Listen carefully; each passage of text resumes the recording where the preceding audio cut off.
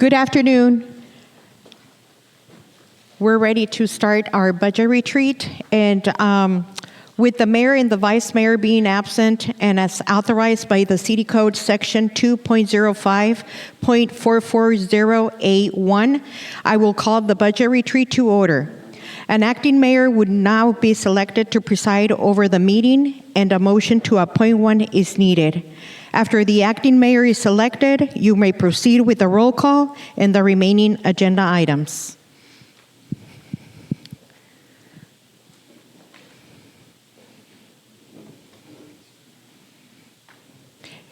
Is there a motion to appoint an acting mayor?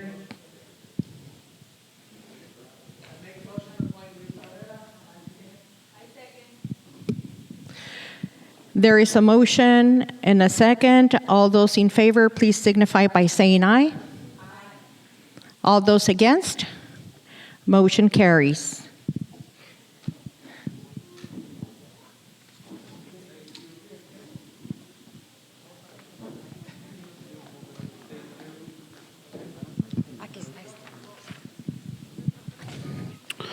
Thank you, everyone, and good evening. Welcome to our budget retreat for fiscal year 26-27. So I see everybody seated. To the public that is here, welcome. People streaming online, thank you for listening to our budget retreat. And council members, thank you for being here today. Sonia, can we get a roll call, please?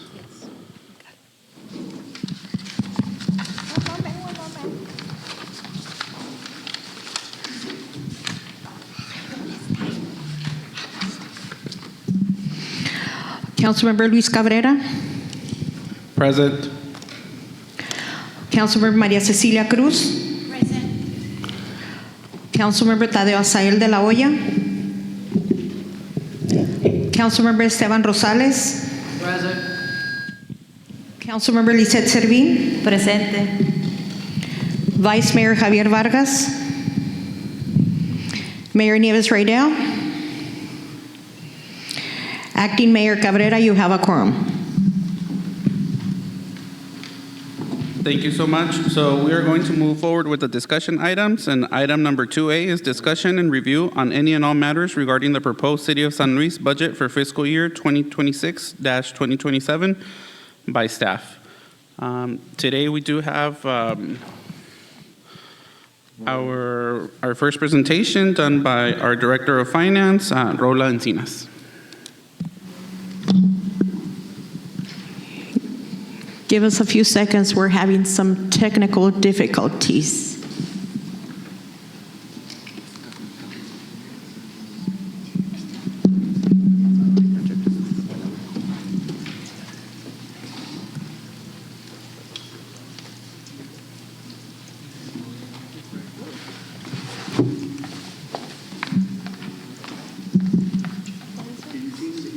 Testing.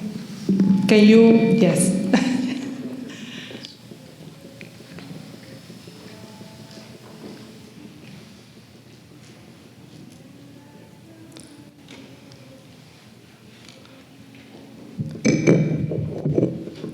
Good afternoon, Acting Mayor, City Council members, City Manager, and team. Thank you all for being here for our fiscal year 27 budget retreat. This retreat is an important opportunity for us to step back, review the city's financial positions, and align priorities as we plan for the upcoming fiscal year and beyond. As the Director of Finance, I'll begin with an overview of our financial outlook, the budget development process, and key considerations to help guide today's discussions.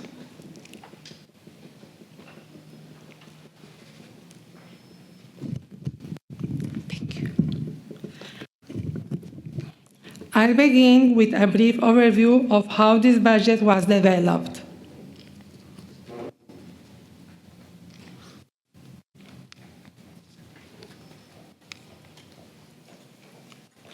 This next. To start off, I will show the full time of our budget development process.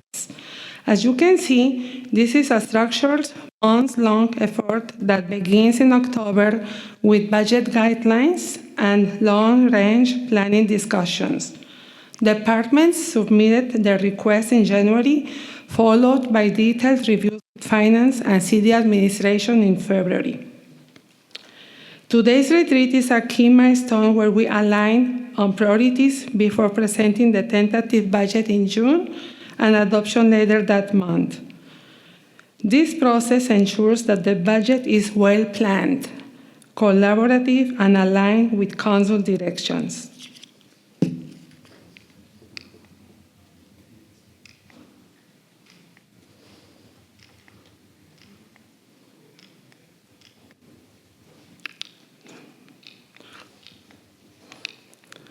It's not working. There you go. For this fiscal year, we took a more detailed and intentional approach to budgeting. Rather than relying primarily on prior year budget with incremental increases, departments were asked to evaluate and justify their expenditures more closely. This approach incorporates elements of zero-based budgeting and helps ensure that resources are aligned with current priorities, not just historical spending. It also strengthens accountability and transparency across all departments. This does not mean we're starting from scratch, but it does mean we are taking a closer, more disciplined look at how resources are allocated.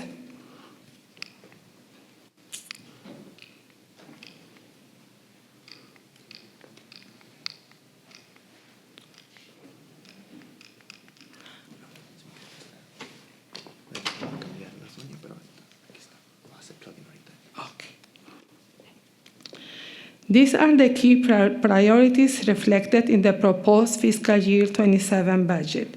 First, maintaining current service levels remains critical as our population continues to grow. We are also focusing on recruiting and retaining employees, which continues to be a challenge across many departments. Infrastructure investment, particularly roads, water, and wastewater, is essential to support ongoing growth. And finally, we continue to prioritize public safety, parks, and economic development to enhance quality of life of our residents.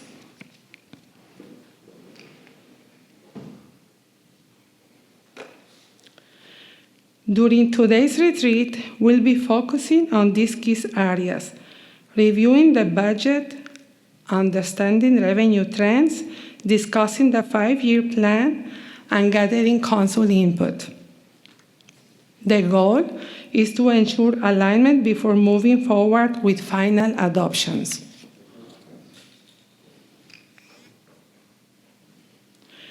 The city continues to benefit from its strategic border location, which supports trade and retail activity. Sales tax remains our largest general fund revenue source. We are seeing continued residential and commercial growth. However, there are also risks we need to be mindful of, particularly sales tax volatility, inflation, and potential changes in state shares revenues. While we are seeing growth, it's important that we remain financially disciplined as we move forward.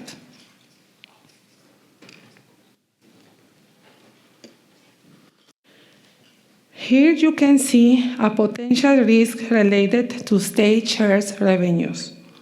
Depending on state tax conformity decisions, the city could see a reduction ranging from approximately $246,000 to over $500,000 annually in future years. While there is no immediate impact for fiscal year 27, this is something we must plan for in our long-term financial strategy. These are preliminary estimates, but they highlight the importance of planning ahead. This presents our sales tax from July to January, comparing last year to this year. Overall, revenues are still strong, but we can see that they go up and down during the year. At the beginning of the year, this year performed a little better.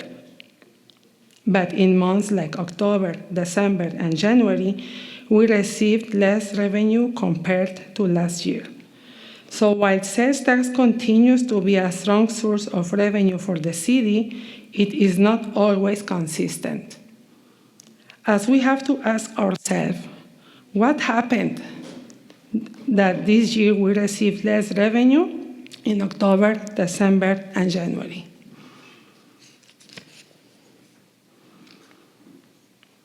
This gives you a breakdown of sales tax by major categories.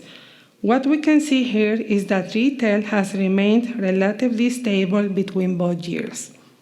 However, contracting shows a noticeable decrease compared to last year, which is one of the main drivers of the overall difference we saw earlier.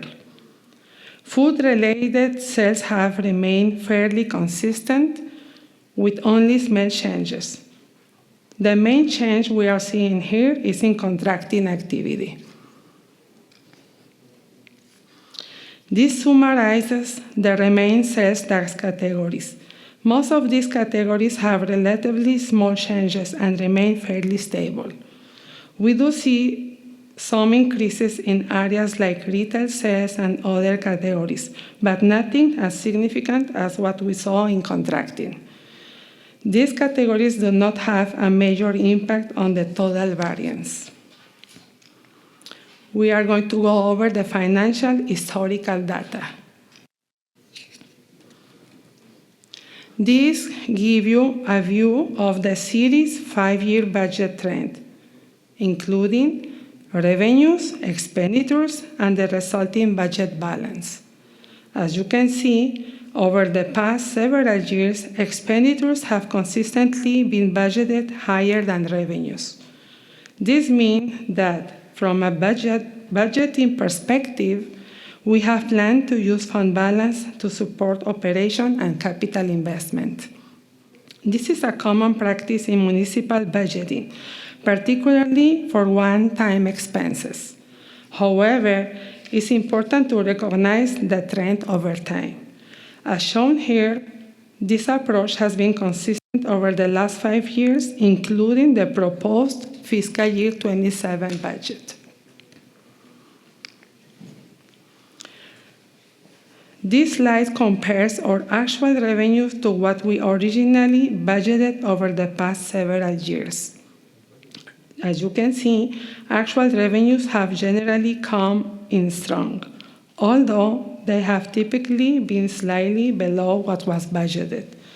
This reflects a conservative approach when we built the budget, which helps us plan carefully and avoid overestimating revenues. Revenues have continued to grow over time, which is a positive trend for the city. Let me walk you through our actual expenditures compared to what was budgeted over the past several years. Actual expenditures have consistently come in below budget. This reflects a conservative approach in planning, where departments are budgeted for their needs, but actual spending is typically lower. However, we can also see that overall expenditures have increased over time, especially as the city continues to grow and invest in services and infrastructure. While we are managing expenditures well, the overall trend is increasing, which is important to consider when we look at long-term financial sustainability.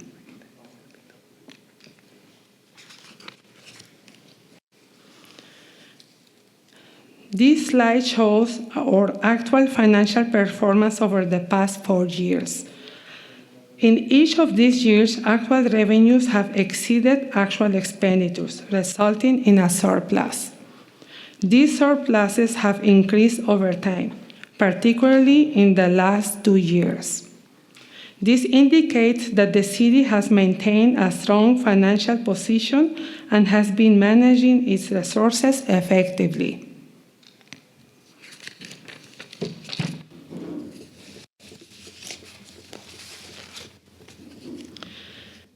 This provides a breakdown of the proposed fiscal year 27 budget by fund.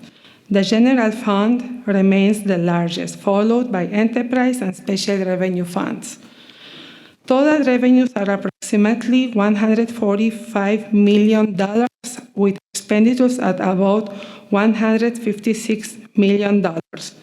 As is common in municipal budgeting, the difference is supported through fund balance.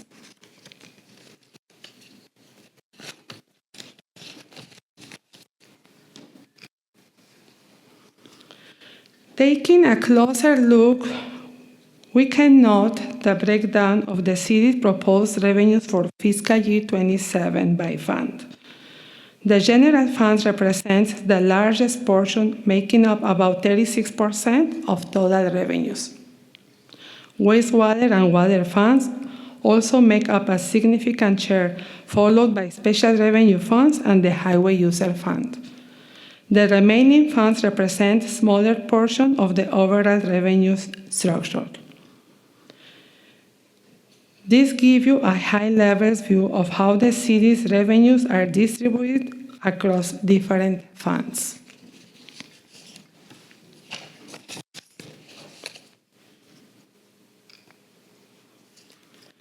To give you more context, we can compare revenues by category between the fiscal year 26 adopted budget and the fiscal year 27 proposed budget.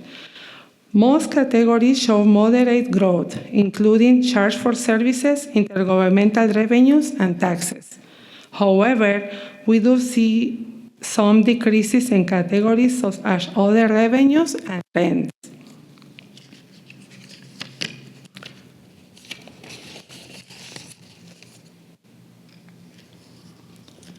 This slide reflects the city's proposed expenditures for fiscal year 27 fund. As you can see, the general fund represents the largest portion, making up about 40% of the total expenditures. Wastewater and water funds also make up a significant share, followed by special revenue funds and highway user funds. The remaining funds represent a smaller portion of the overall budget.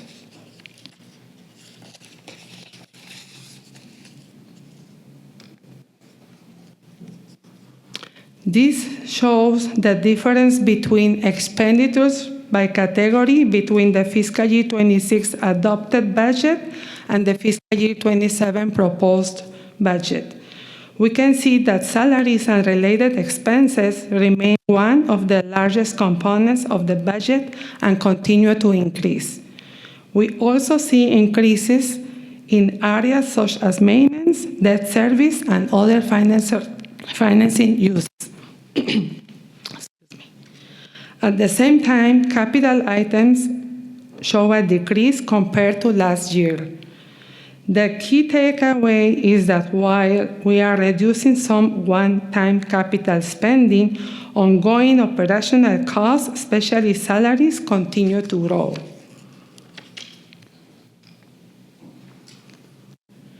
This is where we really see the importance of the home rule options. The state imposes an annual expenditure limitation, which for the city is approximately $68.7 million. Based on our proposed fiscal year 27 budget, we would exceed that limit. Without the home rule option, we would be required to reduce the budget by approximately $8.1 million, which would require significant reduction to city services and operations. The home rule option allows the city to adopt a budget that reflects our current needs and maintains service levels for our residents.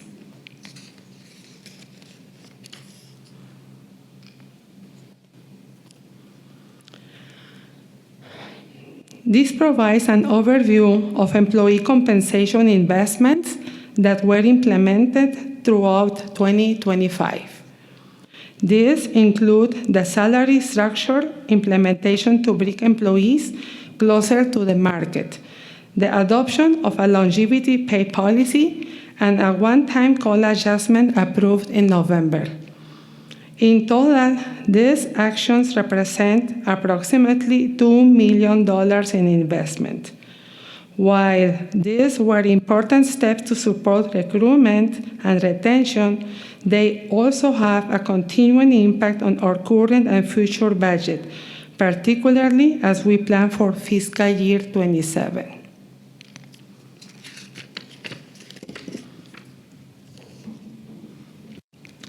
We are presenting two approaches for salary adjustment for fiscal year 27, both based on seniority. Option 1 is a city-wide adjustment, applying a consistent seniority-based increase across all employees, with a total estimate cost of approximately $666,000. Option 2 takes a more targeted approach. The first component applies to civilian employees only, also based on seniority, with an estimate cost of approximately $460,000. The second component applies to public safety employees and includes both seniority-based increases and market salary adjustment, with an estimate cost of approximately $790,000. Combined, option 2 represents a total investment of approximately $1.25 million. All options are designed to support retention and internal equity with different levels of financial impact. The key difference is a city-wide approach under option 1 versus a more targeted investment under option 2, particularly focused on public safety.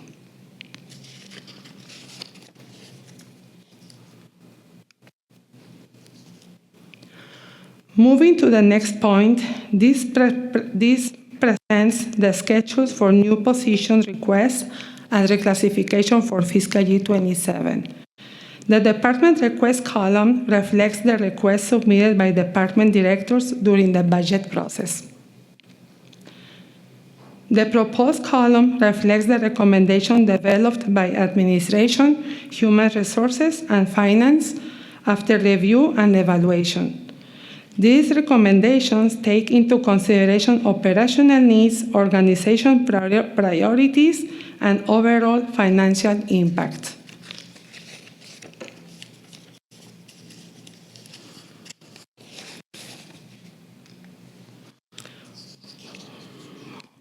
We will see a detail of the general fund and highway user funds, the most critical funds for the city.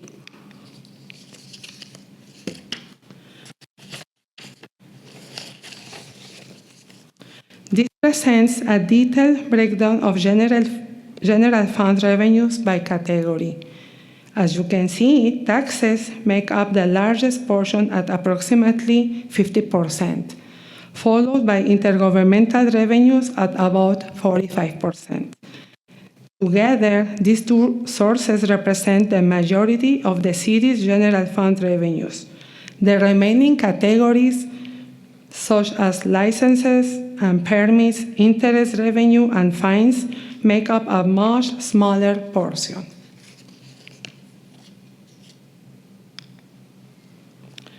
This gives you a closer look of general fund expenditures by category. Salaries and related expenses represent the largest portion, making up about 50% of the general fund. This highlights that personnel costs are the primary driver of our operating budget. The next largest categories include special services and other financing uses, followed by smaller portions such as capital items, maintenance, and supplies. This provides a high-level view of how general fund resources are allocated to support city operations.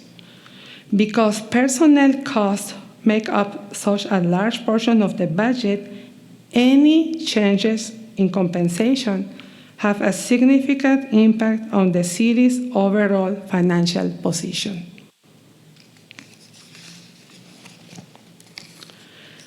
This slide provides an overview of the Highway User Revenue Fund for fiscal year 27, including both revenues and expenditures. On the revenue side, the majority comes from HERB distribution and other financial sources.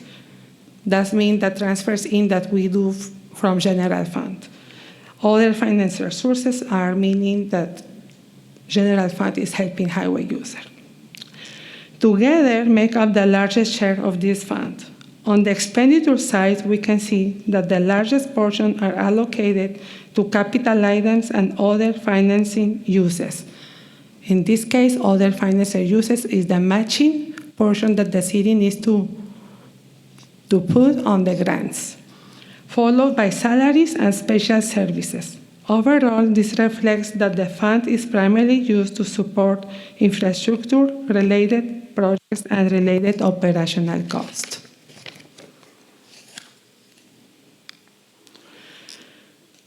We will see the general fund long-range financial plan for 5 years.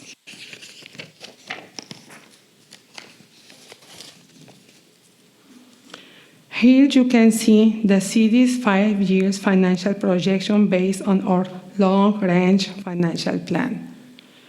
Based on current assumptions, projections indicate that by fiscal year 28-29, the city may not be able to maintain the 6-month operating reserve required by our financial policy. This is not an immediate concern, but it is an important indicator that we need to begin planning ahead to maintain long-term financial stability.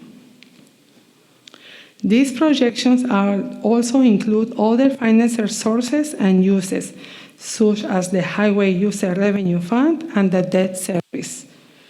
It's also important to note that these projections do not include potential reduction in state shares revenues, which could range from approximately $250,000 to $500,000 annually, beginning in fiscal year 28. This does not indicate an immediate concern, but it does highlight the need to begin planning now to maintain long-term financial stability.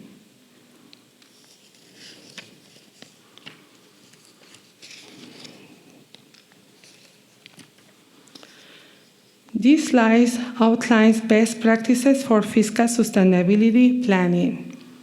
This includes conducting a long-range financial analysis, establishing clear financial goals, and prioritizing spending based on the city's needs and available resources. It also involves identifying potential revenue opportunities, engaging stakeholders in the process, and developing an actionable plan moving forward.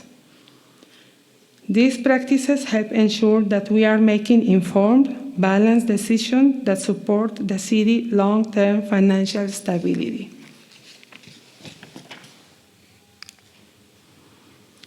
This emphasizes several key points for Council's consideration as we move forward with the fiscal year 27 budget.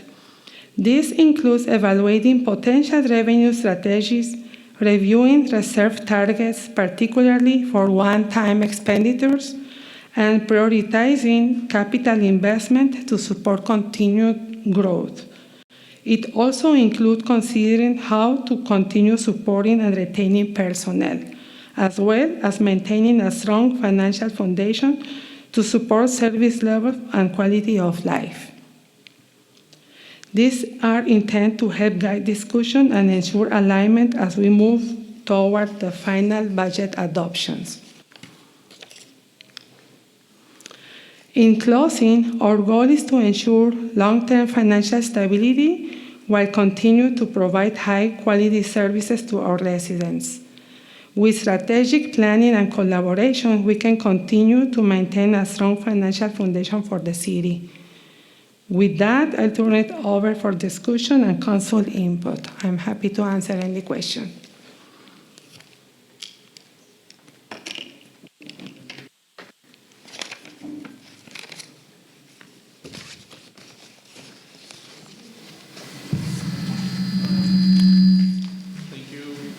Thank you so much, Rola, for the presentation. At this time, I would like to ask council if they have any questions for Rola.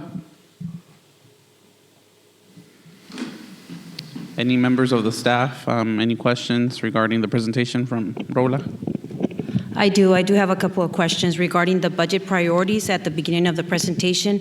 You stated that there were some variances on fiscal year 2026 in October and December. I see that the variance was about 240,000. It was October and December. Can you pinpoint, do you have any idea why that happened during those months? Is it because of the political changes that are going on, or are you able to tell? Those variances, I think it was at the beginning of your presentation. Page 8. Page 8? I was just wondering why those Mayor, variances. council member Servin, the difference when we did our analysis, it was on the contracting. So I'm not sure what's happened, why we did receive less taxes than prior years, but the difference, it was on the contracting. That's constructions. Okay. On that, and I want to congratulate you for the expenditures, for keeping it under budget, and the revenues, they were good, close to budgeted. We were really close to that. There was an annual surplus pretty much throughout the last few years. And on the revenue, where you stated there were other, it was 31% less. What was the other? Why did that change? Why did it go down? Yeah. Consumer serving, other revenues are grants. Grants? And yes, we budgeted more grants last year. I mean, this fiscal year on 26 that we are proposing for fiscal year 27. Okay. Thank you. Yeah, well, you're welcome.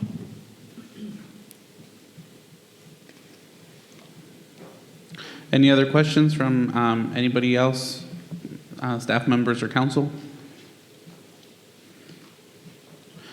I'd just like to make a comment. I really liked that you included the investment we've been doing to retain employees. A $2 million investment for different pays throughout the last 2 years is something I think my council members and my colleagues from the city council, because I know we are facing some uncertainty with different grants, like you mentioned, and other type of funding. Yet we continue to prioritize employee compensation, adjustments, and salaries, bonuses. So know that we are here working for not only the residents, but also for all of you guys here and all of the employees out maintaining the services for us. So thank you for putting that up in the slides and the presentation, Ms. Rola. You're welcome. Thank you, Acting Mayor. If there's no other questions for Rola at this time, I would like to invite Mr. Anthony Arasa. I hope I said that right. And he is our CIP, Capital Improvement Projects Consultant. He will give us a presentation.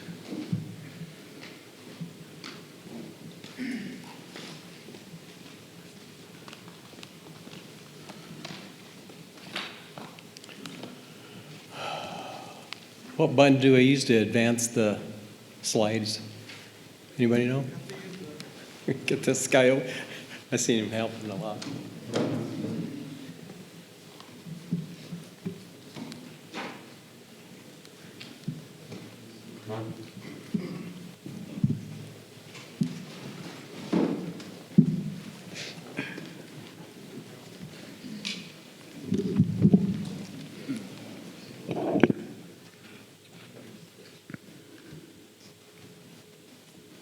Okay, I got straightened out there.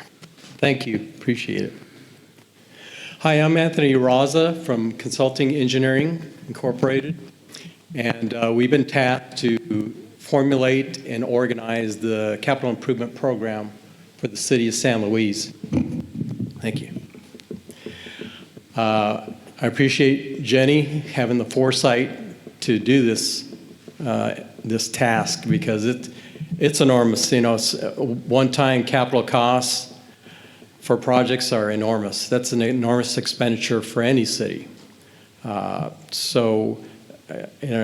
Rolla said on the expenditures for the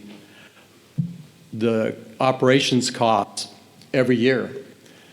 Well, capital projects can last 1 year to 3 or 4 years, and it's the full costing of the project. What I mean by that? Well, that's every phase in a project can start with planning, a master plan, which is capitalized, believe it or not, because it spells out what type of future infrastructure can take place for that type of strategic plan or master plan. Then you go all the way through what we call pre-design, and that's when we hire a consultant to kind of formulate what are we going to build here. Say, Elohia wanted to do a wastewater treatment plant in the east side. So we'll contract a consultant to come up with what are we going to do, how many millions of gallons per day is it going to process, and is it for the future? So he has to work with economic development, planning, and everybody to see what their forecasts are. So what I want to do, I just given you a taste of what a CIP is, but I want to go over what the objectives are going to be for this presentation I'm going to do. First, we're going to review the Arizona Revised Statute requirement for a capital improvement program, and it is a state requirement. Definitions, understanding the CIP world, which is a lot different from the operations world. What are the goals for the CIP process for all the departments, city manager's office, budget office? We're all tied together. CIP calendar, we came up with a CIP calendar to shadow what Rolla's calendar was for the budget and finance group with the departments. So we kind of dovetailed it and made sure, because we have to ensure that the revenues that are coming in, and you saw some of our slides already, capital costs are huge. And so it takes away from the overall capital expenditure and revenue forecasting. So that's got to kind of match, and then the recommendations of how to match it, or to start kind of like I call it a nesting fund, for lack of a better term, that we have in the future. And then it just carries on every year. It just rolls over. So it's a nice little nest egg to have for any city. But you have to evaluate the capital expenditures with the revenues coming in, or possibly future revenues. It depends on what council wants to go ahead and look at. The types of CIP projects in the 5-year, I grouped all of them into basically 4 categories. So they're easier to reference and look at and read. And in the future, I'll show you, I'll have a handout of what the future book will look like. It's a lot different from the reports that you've seen already. So it goes into more detail. Number of projects in the 5-year by those divisions in the 4 categories. So like Elohio, he may have Public Works. There's like a lot of categories in their department. So I broke those down into a nice pie chart. The dollar amount per CIP category in the 5-year program. And then I'm going to wrap it up with the conclusion. So here's an edited excerpt that I got from the Arizona Revised Statutes of what is required for a capital improvement program. Let me see if this little good guy works here. Oh, it does. Here of ARS 49.6.1, that states basically what this lawyer jargon says is basically any town, city has to come up with a 5-year program of their planned infrastructure. And that includes what it is that's going to kind of take care of the new development of the adopted levels, roads, sewer, water, drainage facilities, and that's just a few of them. It could be buildings too as well. The estimated cost, we're in the 5-year program, and then what type of funding source are the cities going to use for those capital projects?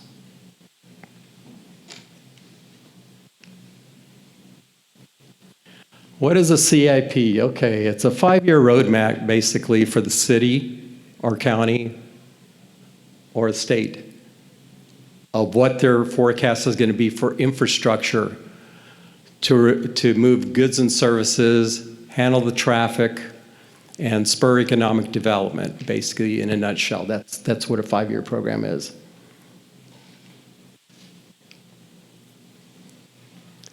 First of all, in the CIP, the asset or the project must be adding to the city's asset inventory system. And Budget and Finance well know what an inventory system is because every time we finish a project, we got to tell them it is done. You could add it to the asset inventory for the city of San Luis. And that helps in the future if cities may want to finance their future projects. Well, some of the companies that sell bonds or sell what type of financial instruments, they'll look at that and see, well, what's your asset inventory system? How much is it worth now? So they ask a lot more questions than that, but that's kind of one of them, is that one. Like I said, projects are long-term in nature to complete and are usually paid over a period of time. And these are, I work with Miguel and Rola on the definitions, so we gave them out to the department heads and go, okay, this is what a capital project is. Think of what you want to add to your 5-year program. So trying to get their mindset out of the operations side. It must have a useful life of 1 year, and the cost of the asset must be at least $15,000. There's exceptions to the $15,000 here. I know there's a lot of computers, maybe CAD work. That's really a lot more than $15,000, but their life doesn't last as long because they're getting changed out all the time by whoever you buy the equipment from, Microsoft, those types of things. So we really don't capitalize the high dollar. I say they're kind of cyclical. You buy a program, and it's usually the software programs that cost a lot too to implement. So we don't count those as a CIP project in the program. Okay, there's another exception too. It's in Elohio's department here. I've seen most of them here. Is typically the capital project, I got to really talk into this thing here. Typically a one-time cost unless it is part of a citywide capital infrastructure replacement program. That's like manhole rehab. You've seen them in the streets, the manholes in the street. Well, Elohio has a program where those have to be rehabbed and up to snuff. So you can have many manholes on one, what I call large arterial street. You can have 8, 10 maybe. So that's a project right there that he has to keep up. Sorry. Street repaving is another kind of replacement program, which we're seeing a lot here in the city. So that's high dollar cost, and some of the time we have to get down all the way to the. You want to help me here? Kind of cuts out. I'm sorry. With repave projects. Oh, there we go. Okay. So with repaving projects, Thank you. Yeah. So with repaving projects, sometimes you have to go all the way down to the dirt to reform the base. And that's basically building a new roadway along with your asphalt on top. So that's why it's a capital program, and that's why it's a citywide replacement program. Water valve replacements, those are replacements of the water valves, obviously. Those have to be worked. Some are old. Some get rusted. Some don't have the right material from days past. So you have to replace with better equipment and materials. This is pretty important. The first year is the capital budget, which gets adopted, which council adopts with the operations budget.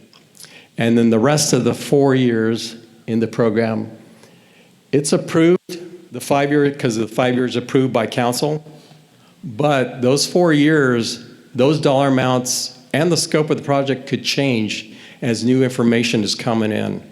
And I'm sure everybody's seen the costs in materials have gone up quite a bit. Now it's starting to tail off, back down. So you kind of have to adjust those costs. If the project is 3 years long, so the third year you go to construction, we have to adjust that cost in the third year to match what the cost is going to be to build it.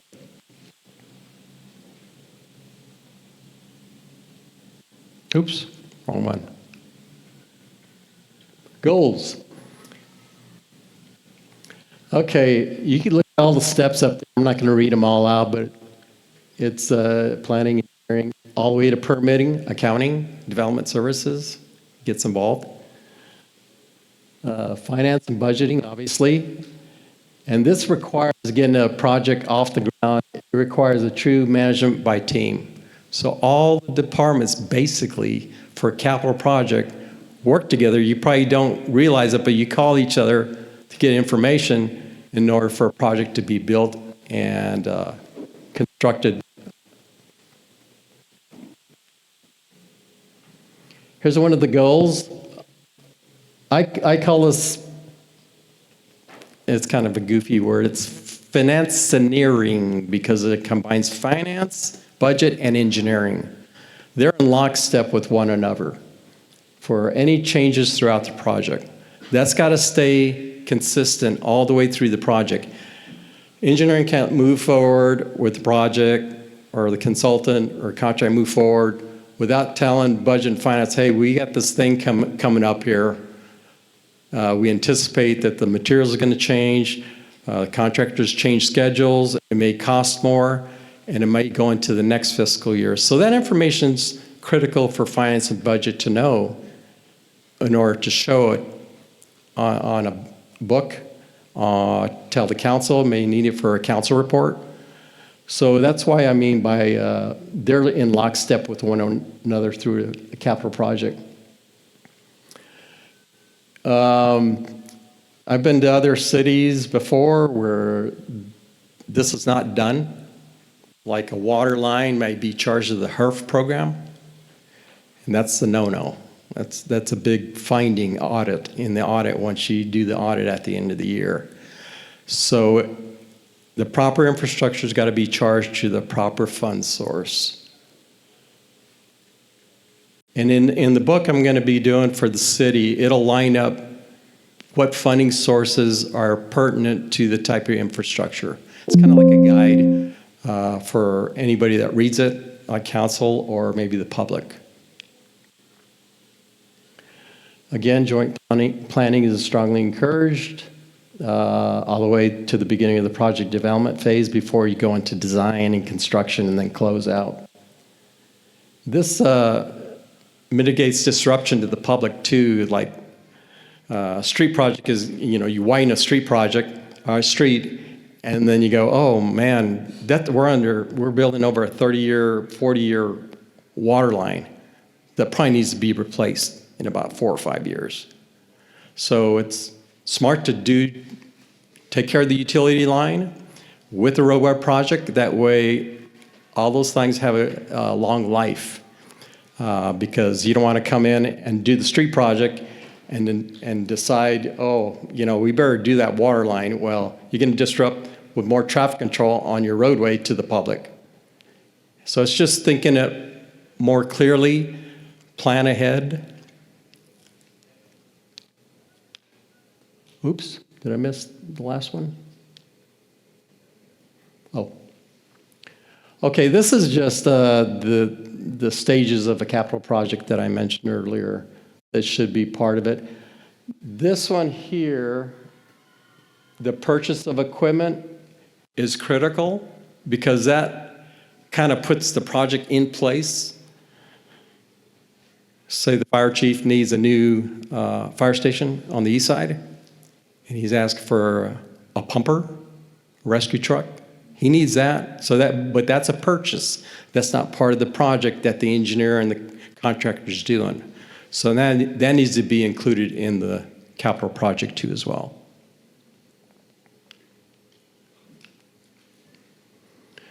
Will the CIP increase operating costs?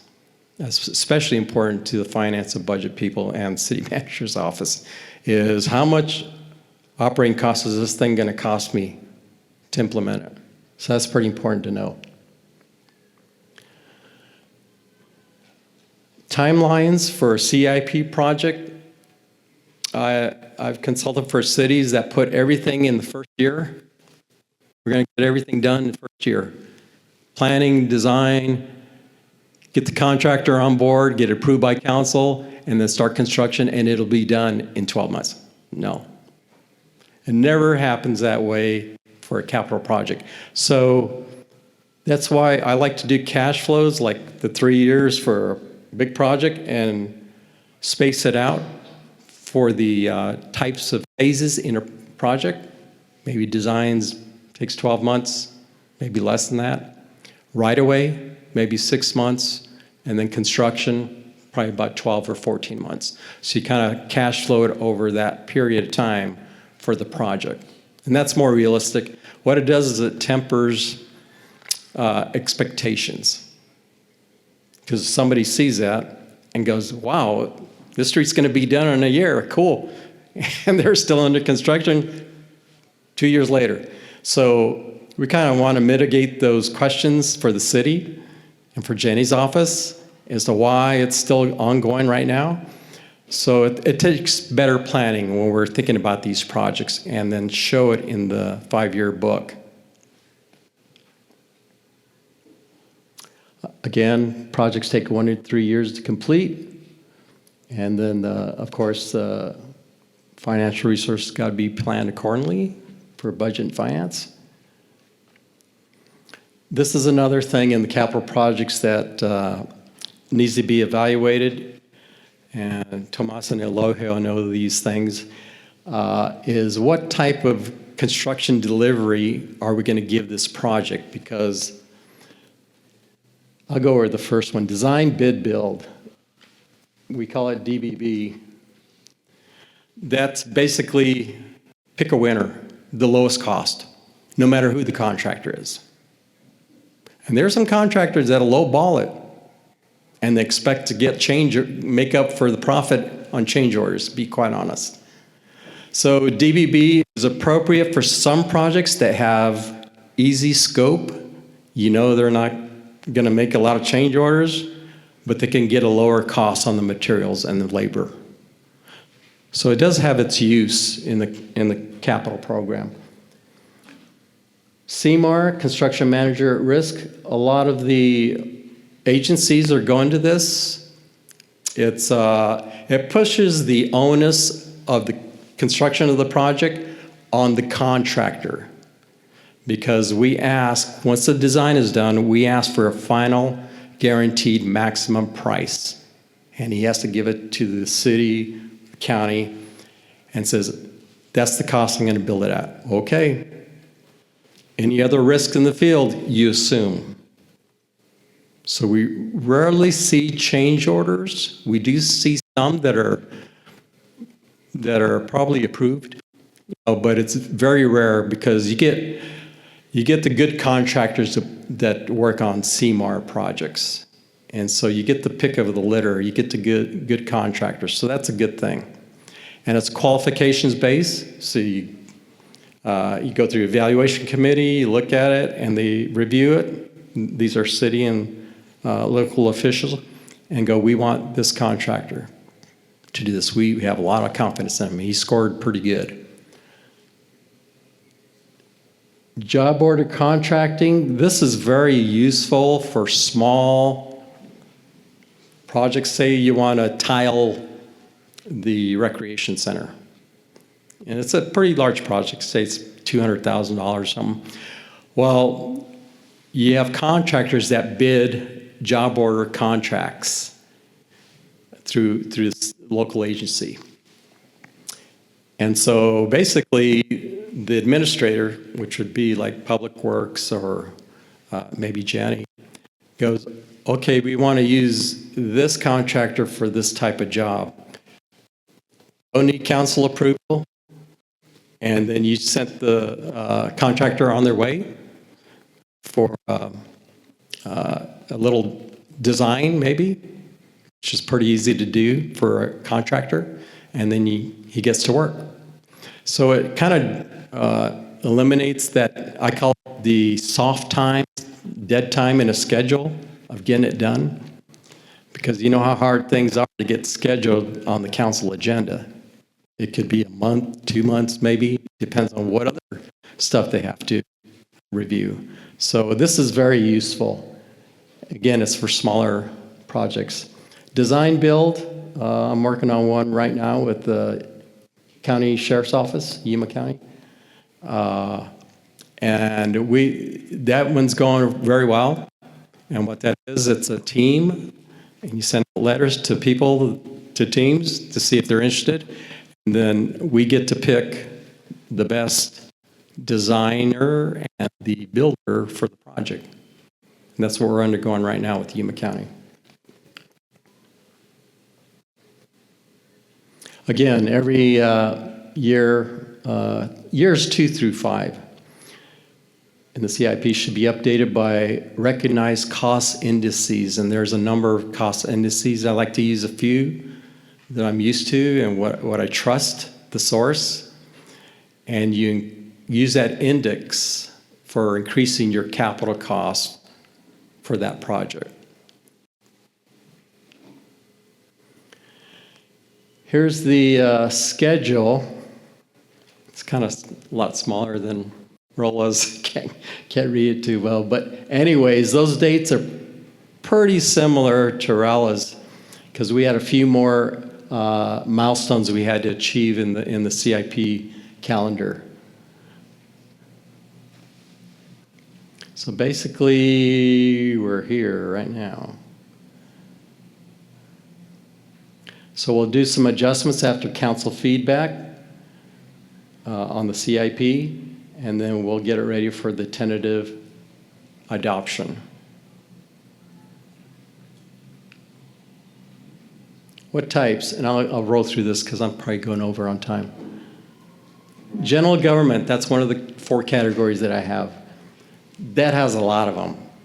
That has buildings, city hall, city court, IT needs, public art, economic development, and general plan updates. And there's some examples down here.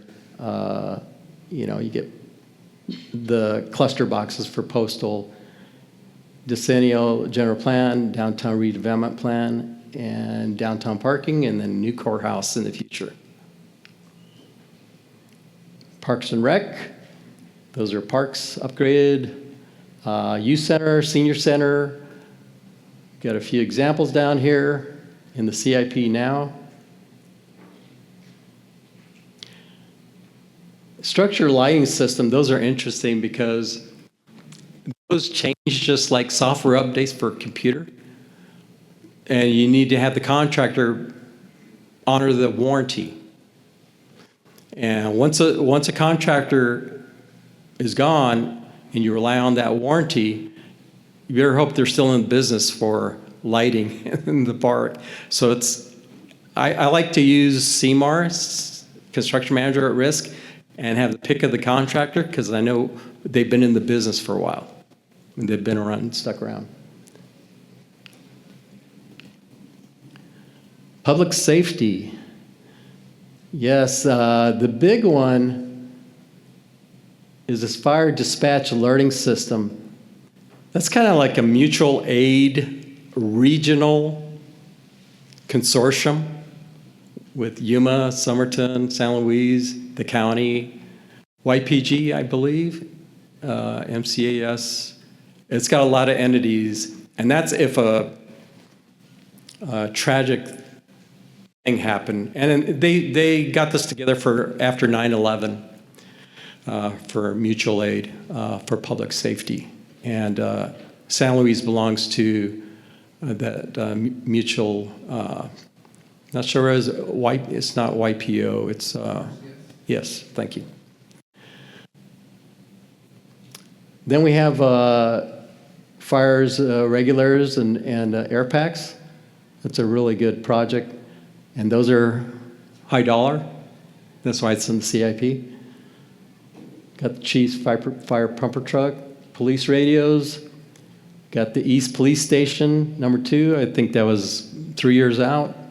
Start 3 years out. Equipment, and then I put it ambulance, although it's a separate division financially here. I just put it as public safety. And this is Elohio. A lot of stuff you have in there, Elohio. Basically, it's anything that happens within the city right away. And that's a lot of stuff going on in the city right away. So, but he also has solid waste. He has the facilities, which are things, remodels and expansions too as well. So a lot of stuff going on there. Here's my park chart for number of projects in the 5-year. General Gov,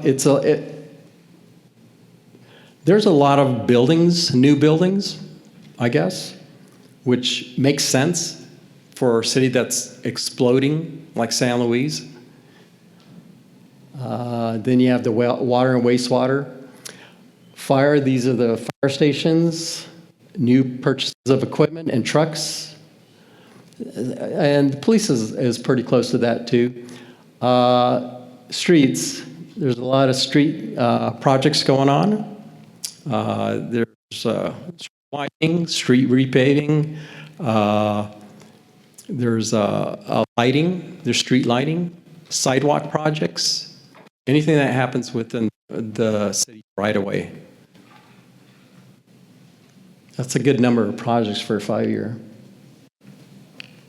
Oh, I'm not sure what happened there. That's supposed to be the dollar amount distributed, but anyways, if I look at the colors kind of associate with each other. General Gov, that had a lot of the general fund money, which Rala indicated in her financial forecast.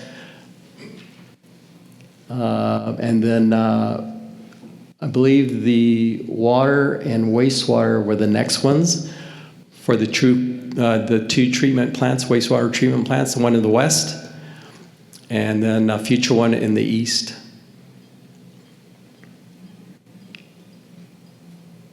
I apologize for that. I'm not sure where the numbers went. But.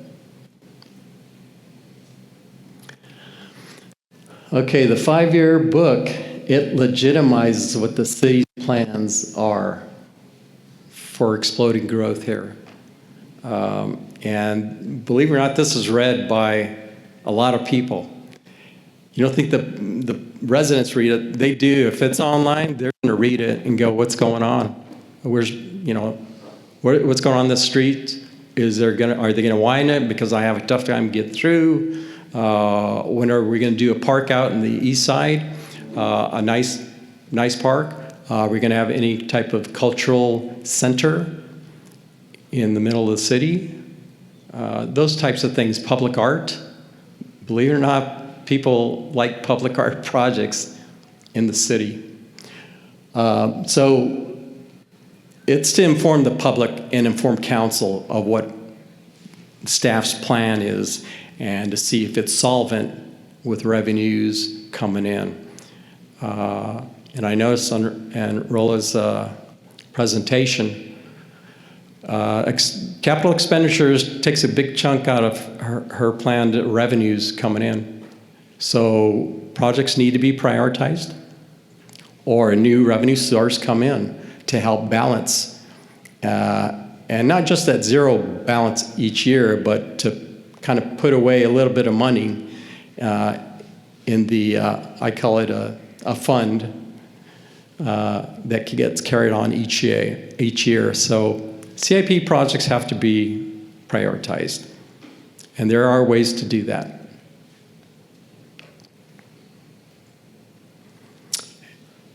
Any questions? And hopefully I have the answers. Anybody, council members, staff? Oh, there's got to be questions on the capital program. It's big dollars. Any questions from council? Any questions from council? Yes. Go ahead. Anybody else? I don't want to be the one asking questions. Like, come on. Well, this is the first time we're doing this, right? I really like the idea because we're trying to educate our community on the importance of property tax. And I think this is a great opportunity for us to put it on paper so that our constituents can see what we're trying to bring in the next 5 years to our community. And this will give us some room for them to buy in on what we're trying to do, because this is critical for the growth of our community. And I think that by doing this, we can also explore other options, maybe showing to the community that this is what is coming, but we need their support on the property tax, and maybe to help us get a big loan that will cover all the projects within those 5 years, and then the property tax will be paying every year for that loan. That's what I was just thinking while you were talking about the 5 year. But I'm thinking too, like the community helping us with the property tax and us knowing that we will be able to complete those projects within the time frame, and we'll be able to pay for the projects too with the property tax coming in. I know this is like a dream, like too big, but I think it's doable, it's possible. It's just getting the message out there and showing to our community what we're trying to do. I know in the past we have tried to bring the property tax to a conversation, but there was nothing to prove to them what we were trying to do, other than there are a lot of needs in our community, but it was not really on paper. And now that if we're able to put it on paper, that's going to help us a lot to show them, so they have a visual of what we're trying to expand or meeting the needs of our community. So I'm really excited about this. I like it. That's a great remark, Councilmember. I really appreciate that, because you hit it on the head. The public needs to know, and the public will get excited by seeing these projects in the 5 year and go, oh, okay. You know, I live out there toward the east valley, the east part of San Luis. I'm going to get a fire station in about 2 or 3 years. Cool. So yeah, when they see the book and projects, that's why we do it. And you mentioned property tax. There's ways to fund capital projects, and they're called general obligation bonds. And the secondary property tax, if a council ever wants to do that, they can initiate a to pay for the secondary. You want me to use it? Okay. Does this work now? Oh, good. I should have had it at the beginning. But anyways, there's a secondary property tax that pays for the bonds over 20-year, 30-year life. And it's maybe 10 or 15, I'm just throwing out there, $10, $15 a year for the resident or something like that to get good capital infrastructure. So that is that financial instrument. And the secondary property tax pays for capital improvements. Yeah. Excellent.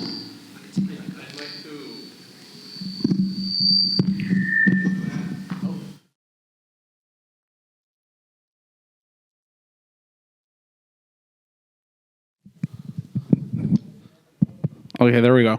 So I'd just like to add to Councilmember Servin's comment and just what you mentioned about bonds.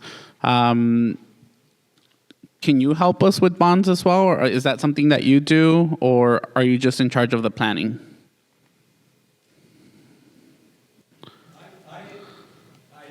You're gonna have to wait for the microphone, sir, because they're broadcasting online. Oh, are they? Yeah. So I've done bond programs for years with other cities.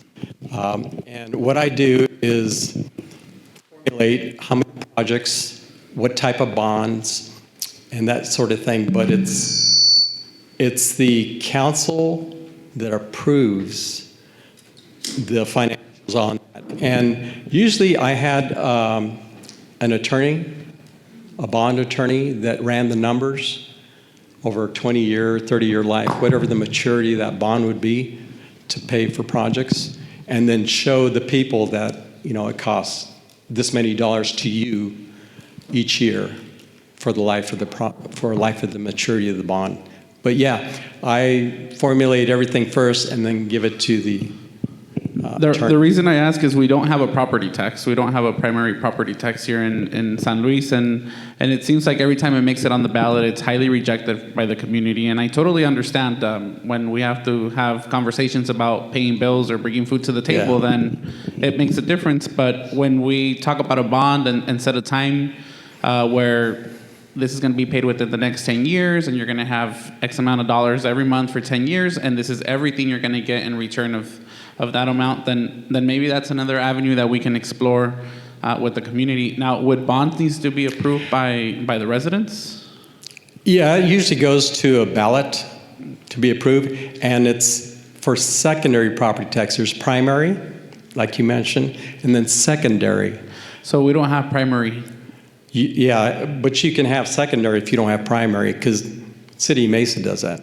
Okay. And I used to work there. So, but yeah, Mesa does not have a primary property tax at all. But I was doing secondary bond projects for them for quite a while. Thank you. And then I just want to mention something that you said at the beginning of your presentation. Projects are supposed to be designed to be completed within, well, we want 1 year, 2 years, but we can go 3, 4, or 5. Currently, our East Community Park, it's been there since 2020, and we haven't really finished it, and it's already 2026. So I know the city manager sent out an email saying, well, this is how we're going to phase it out for the next 5 years. But I said, well, if we phase it out for 5 more years, that means that just that one project took 10 years to come to fruition. So that's another thing that I asked Jenny to explore, and later on when we have the conversation with Parks, to talk about, because I see here in the CIP, Parks is only 8% of the CIP projects that you brought up, yet our community is, I think the median average is for age is like 32, so we're all having children, families continue to grow. There was a gentleman from First Things First in a presentation, and he said, oh, the city of San Luis has the highest birth rate in the state. And I said, wow, that's eye-opening for me, and it should be for all of us, because that means that there's a lot of more kids being born, and we need to invest in areas for them to have fun or quality time with their families. So when I just saw the 8% in your CIP, that to me is like a bummer, right? Because I want kids to be active and to have places to visit and spend time with their family. So I hope the CIP is not a final thing, and we can tweak it to support more the development of parks. Yeah, and no, it isn't, Councilmember. It's not the final. And this is the input we needed today. What the council members think, what would be a priority for you, and the residents. That's exactly what we need. So, I can help Jenny. We kind of put a plan together and look at parks, infrastructure. We know that public works need to get done, though, because that's people moving around to the businesses and moving through your city to spend the tax dollars, the sales tax dollars. So that's important. And then the other ones, of course, public safety. Yeah, it's, San Luis is booming. We're only 40,000 people or something like that. It's going to be a lot more here in 2 or 3 years. And they're going to need city services. So those are important things to talk about in your council study sessions or retreats and formal council meetings, and how we're going to pay for them too.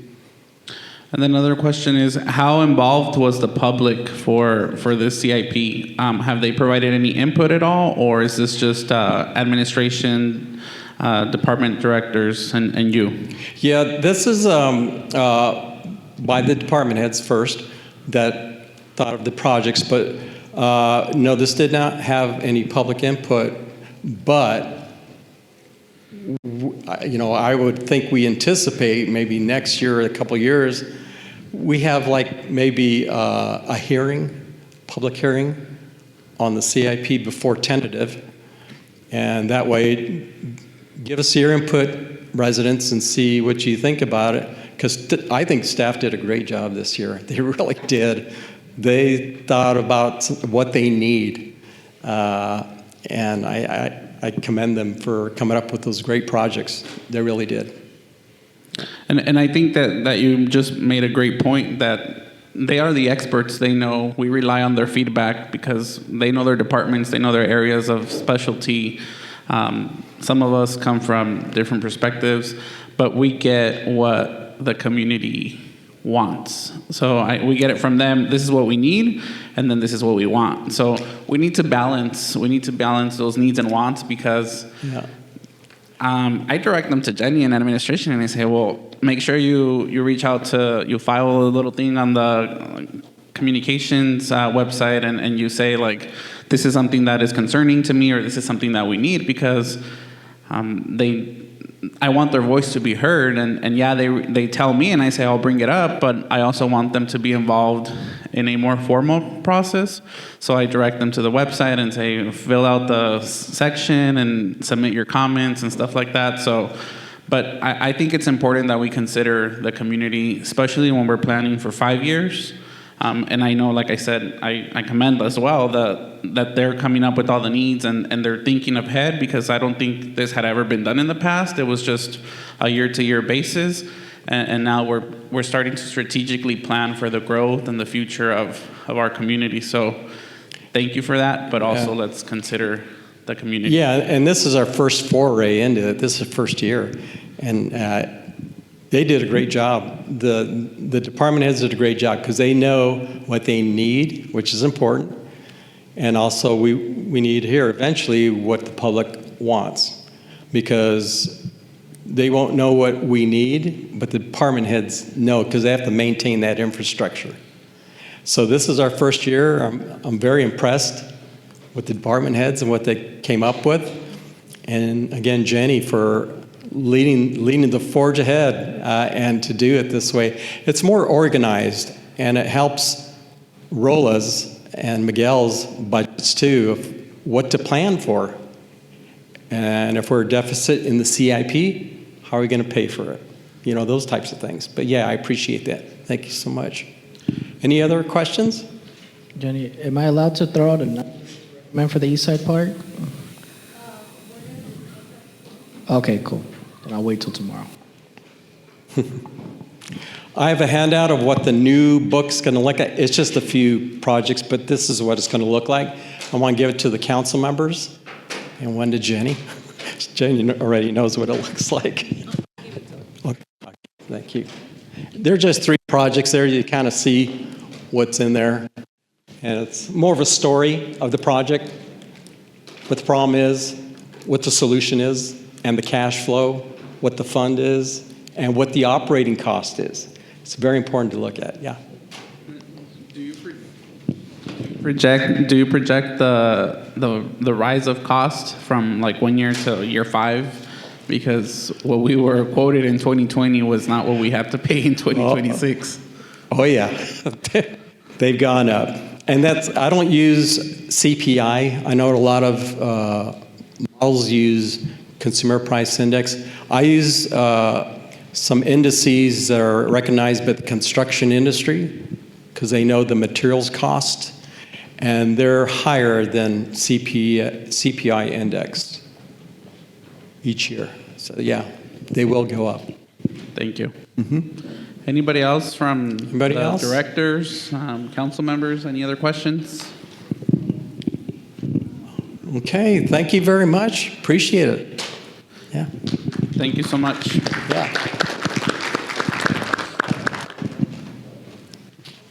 Thanks, bud. Appreciate that. This is for dinner, but should we? Do you want a quick recess so we can serve? Yes. Okay.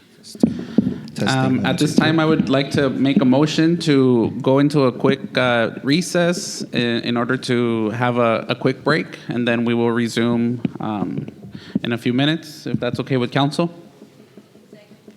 So there's a motion and a second. All those in favor signify by saying aye. Aye. Motion carries. So we'll be back in about 10 minutes. Thank you so much.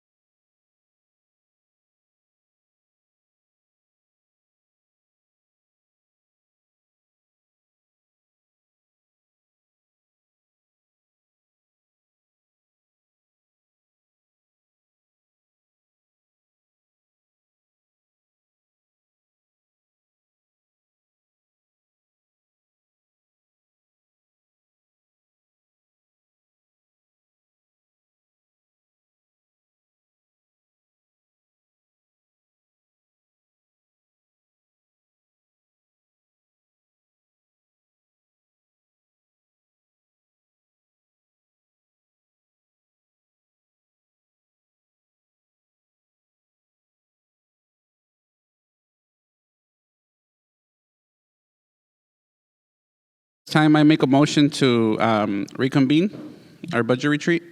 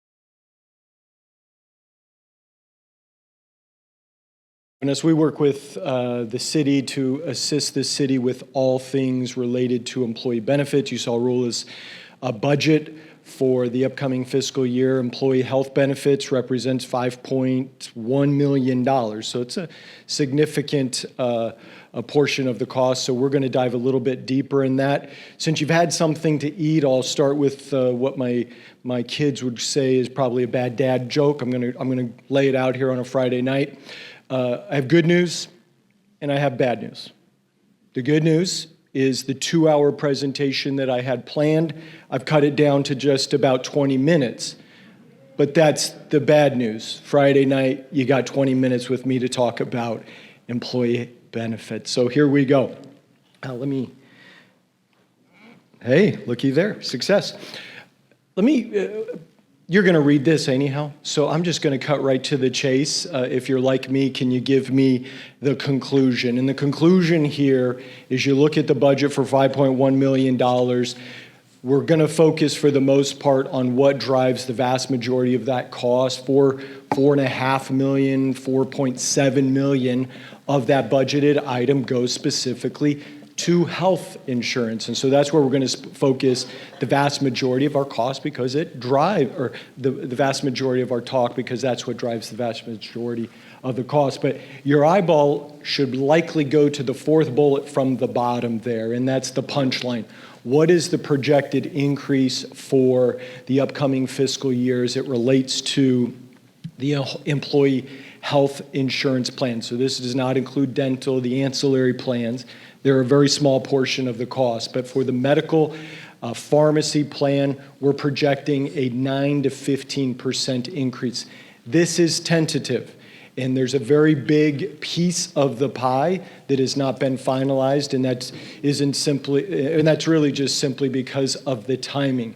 In health insurance, claims, the processing of claims, those folks that underwrite the risk, they want as much claim information as possible. So therefore, they're waiting up until the end of this month to firm up one very important aspect of coverage.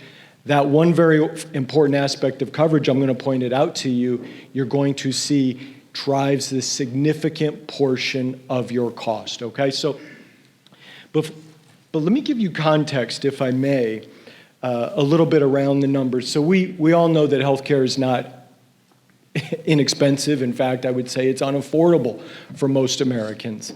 We also know that healthcare is increasing depending upon the geography. Rural areas, healthcare is increasing. It's more quickly. It's generally more expensive than some of the larger municipality urban areas. But across the country, healthcare is increasing in the range of 9 to 12% year over year. So keep that in mind. When you look at a 9 to 15% increase, that's right smack dab in the middle of inflation. But you have a couple of things that have driven the cost of your health plan for the last couple of years. So I'm going to back up a little bit for context. In the fiscal year 24-25, your health plan ran at 117% of budget. So it ran over budget. And it was driven primarily by probably two handfuls, maybe a dozen different employee or dependent family members that drove over 50% of the cost in the health plan. And as a result of that, you faced a very significant increase when you approached the 25-26 plan year.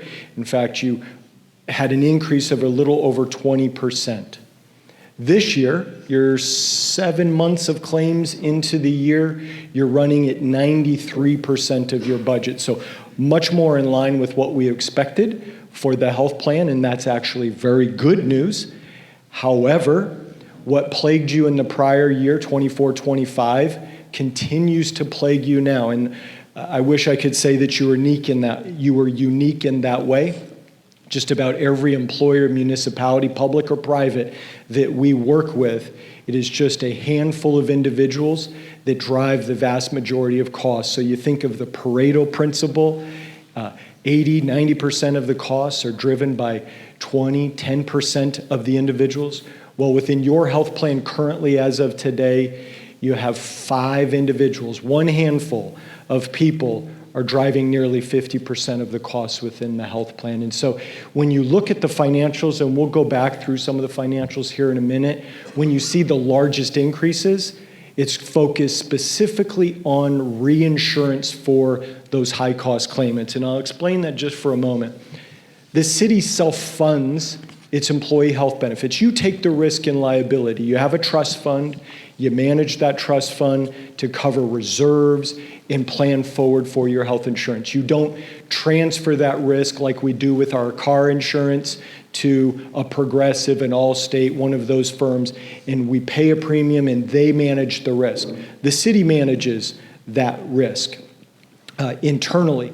However, just about every employer, municipality, unless you're the largest employer in the state, such as the state of Arizona, you still have to go out to the market and buy what we call stop-loss insurance. It's called catastrophic insurance.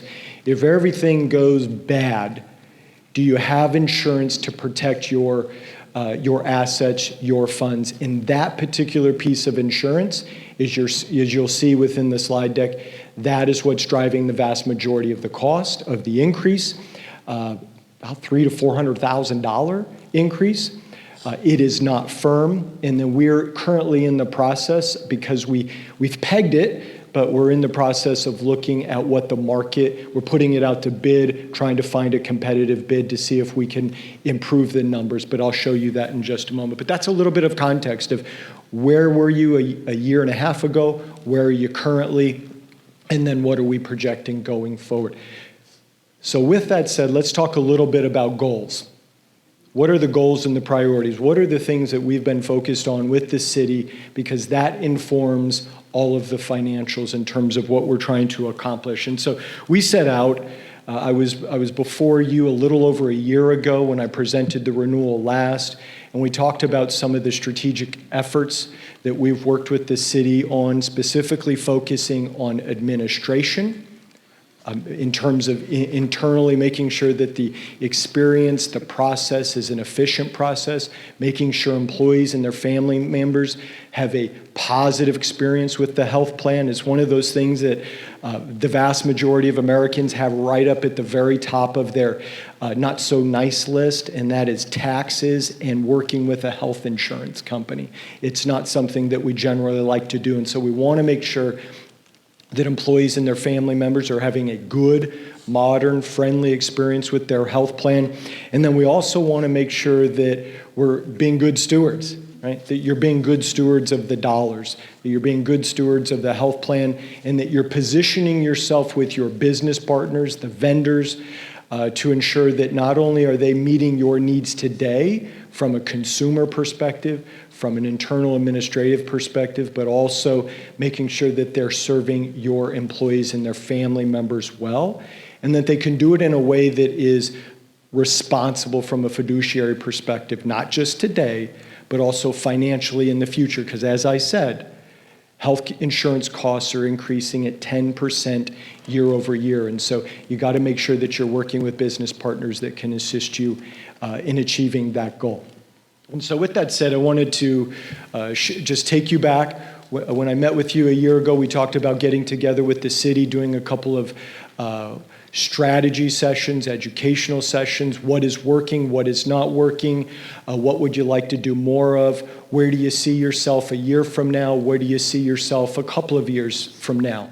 And just like the way you eat an apple, you approach it the same way here. You take it one bite at a time. And so identifying what are the few things that can be accomplished to try to get the city closer to achieving its goals. And so we've done a couple of those things. And so congratulations to the city, put in a couple of what's called a benefit administration system to assist the city reduce paperwork, improve efficiency and accuracy of employee records and the experience for employees. We also sat down and, as I said, had a number of strategy sessions. Based upon the strategy sessions and some of the goals that the city staff had as it relates to the employee benefits plan, we invited in, late last year, as you can read here, we invited in a number of different vendors that we felt confident could meet the city's needs. And then late last year, the first of this year, on behalf of the city, we developed a request for proposal. We developed a scoring tool for the city. We pushed that out to the market. And then just in the last 60 to 90 days, those vendors responded to the proposal. And the city made a recommendation to move the third-party administration and the PPO network to a TPA called 90 Degrees, utilizing the Aetna PPO network for the employee health plan. And so that was a big, big lift. It's something that the city has talked about for a couple of years. And I'd just say congratulations to the city. They had a very solid, objective, thoughtful process to making sure that the vendors that were chosen are going to be able to meet the city's needs. And so, as I said, we're in the middle of the, well, we're not in the middle, we're almost at the goal line. I imagine by the end of the month we'll have firm numbers, but we think it's pegged between a 9 and 15% increase for the medical plan. The dental plan. Trend sitting on dental plans is right around 10%, and so our anticipation, although there's a couple of enhancements that the city requested to the dental plan, we don't think that they're significant cost drivers, but there is, we do project a 10% increase on the dental plan. And then the final note, there is the city in the evaluation process, the costs as we evaluate and finalize the final rates. Those costs are going to be picked up, my understanding, or exploring the opportunity or for the Employee Benefits Trust to cover those costs. So now let's get into the details. I'm going to speed up here because I suspect you're not all that interested in this level of detail, but this is what we do on a day-to-day basis. Our actuaries actually come up with a range.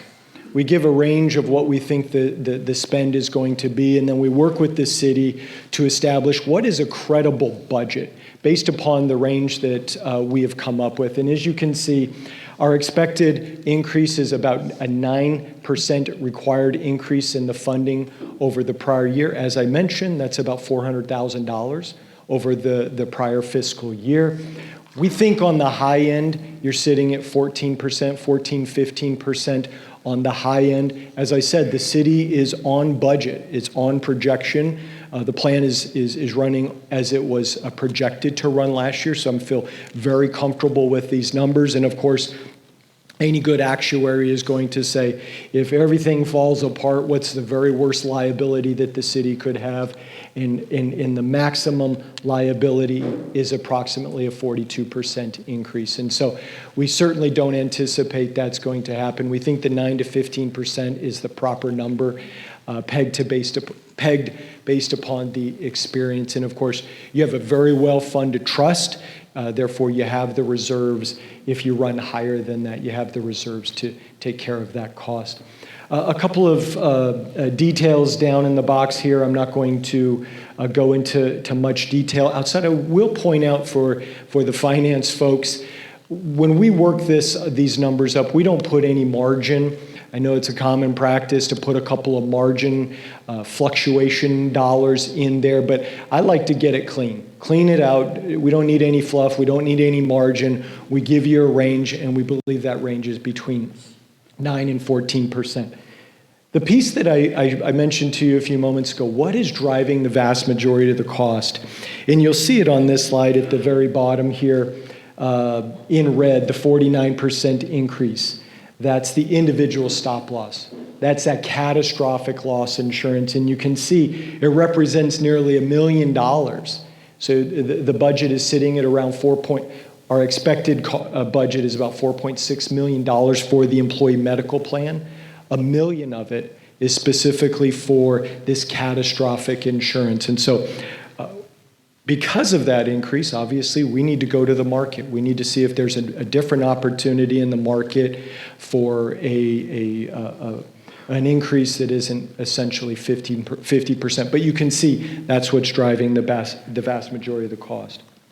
And I'm going to back up just a moment because I wanted to share with you, as I mentioned, you have 4 or 5 folks that are driving the vast majority of the cost for the city. I think they're sitting at around 48% of the cost.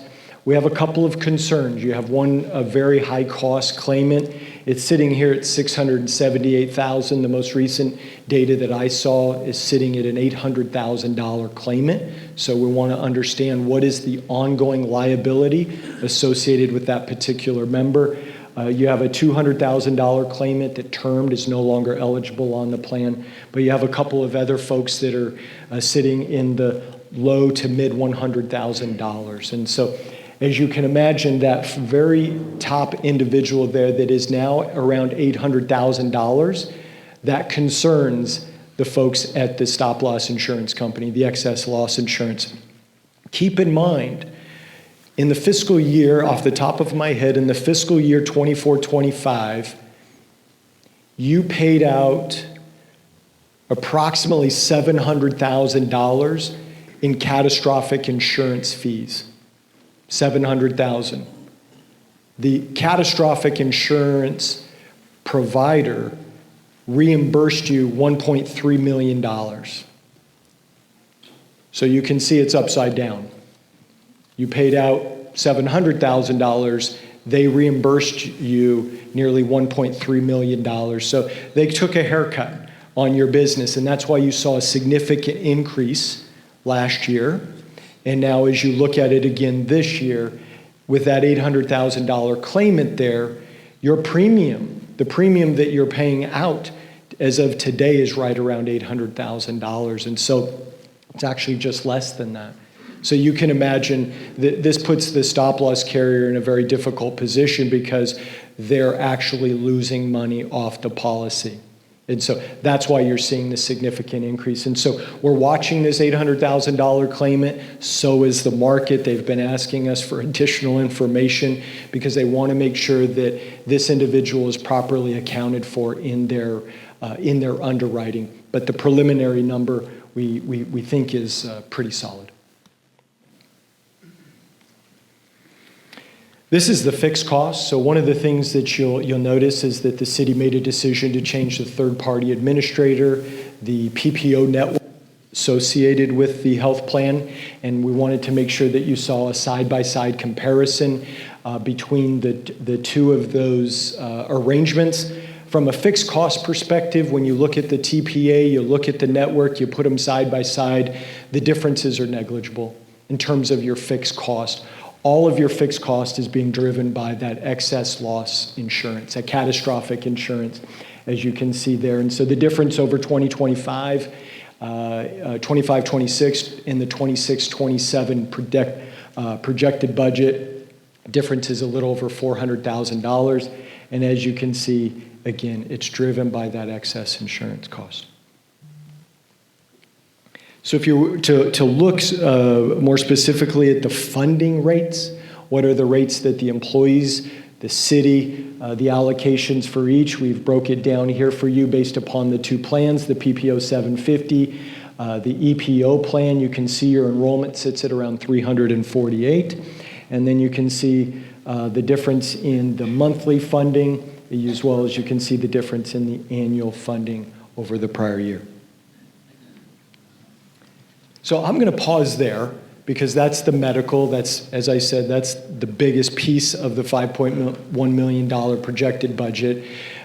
Before I move into the dental, are there any questions about the medical, the pharmacy plan? Center table? No questions? No? Okay. No, all right. You're good. You're really good. No worries, no worries. I figured it's the food. Everybody, you know, the dopamine, yeah, it's just okay. Well, I'll keep on moving. This is the dental plan. As I mentioned here, there's a couple of enhancements to the dental plan. One of the things that we do with the city's very thoughtful in terms of wanting to look around in the market, outside of this market. What are larger employers doing? What are other municipalities doing? Private, public, private? What are they doing from a benefits perspective, and how does the city match up with those benefits? And trying to make sure that the benefits are not a source of complaint, but they're actually something that complements the offering in employment here at the city. And so there's a couple of enhancements here, but again, we don't think that they're material in terms of driving cost. They're actually very low cost. From a total cost perspective. But the increase here that you're seeing of a 10% increase, it's driven specifically by trend. Trend is just a fancy way of saying inflation. Increase in cost in the community, what the providers are charging for their services. So that's the dental plan, and that is the end of the presentation. Any other questions?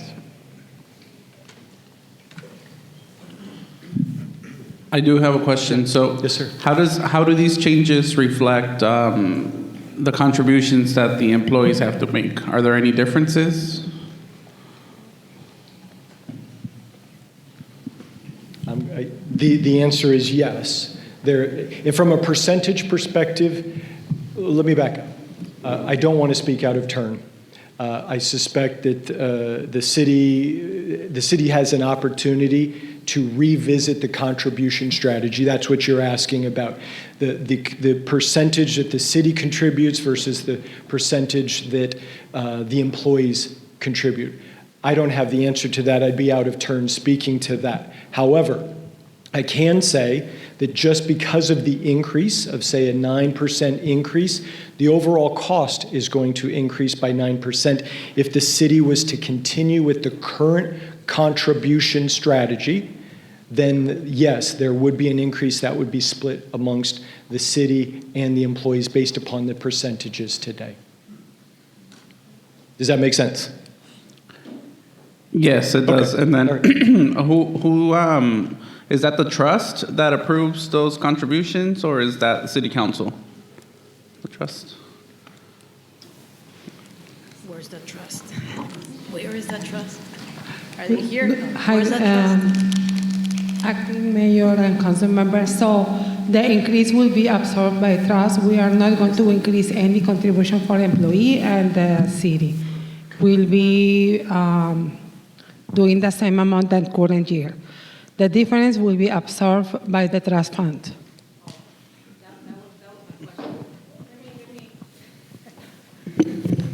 I was about We to. will recommend to the trust that they absorb the cost.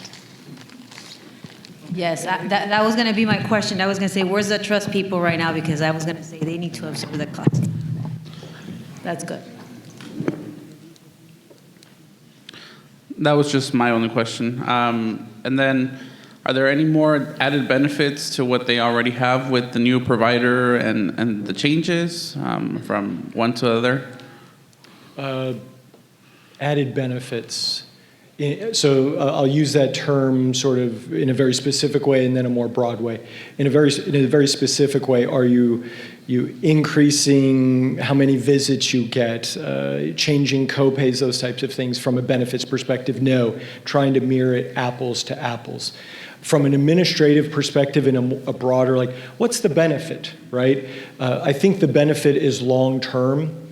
for the city. The administrator that the city has chosen, we believe, is going to be a better partner for the city, give the city the flexibility and the independence to make decisions around how its plan's administered long-term. We believe that's in the best interest of the employees as well as the best interest to the city from a financial perspective.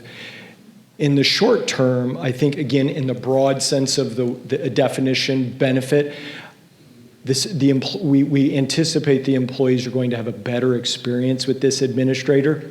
The prior administrator was acquired in the middle of your contract.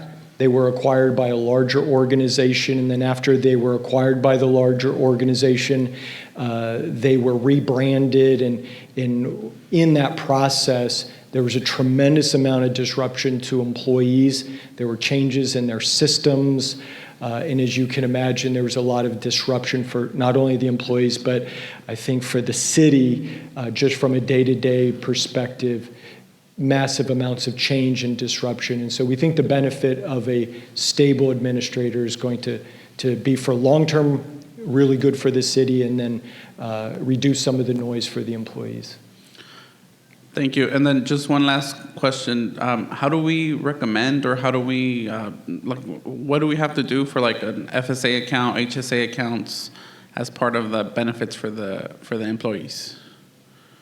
Because to my knowledge, we currently don't have the flexible spending account I think you just made the recommendation. I think that's how.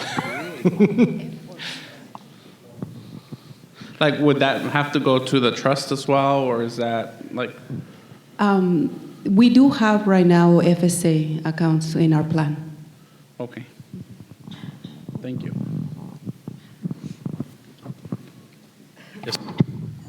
Question, do you have a number, like a percentage?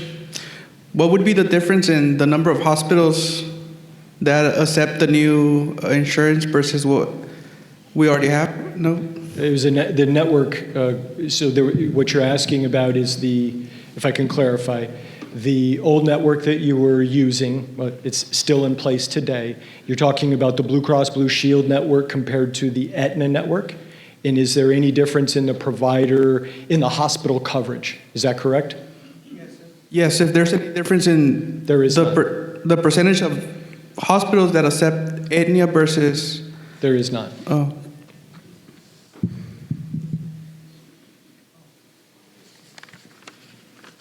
Yeah, we did analysis of that, and it's a 98% match of providers. Where there are differences in providers are generally focused on physical therapists, chiropractors. It's those types of individual providers where there is some variance. Thank you so much. Any other questions for Mr. Dave?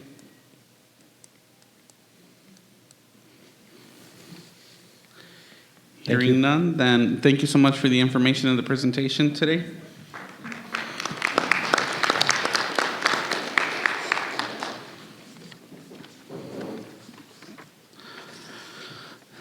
And that is the end of the presentations for tonight's first day of the budget retreat. We will reconvene tomorrow. Acting Mayor, before we proceed with conclusion, we do have a survey that Jose Antonio will be pulling up to the screens. If you guys can please scan the QR code and answer the 4 questions that we have. This will be for everybody. And you can reply more than once. You can.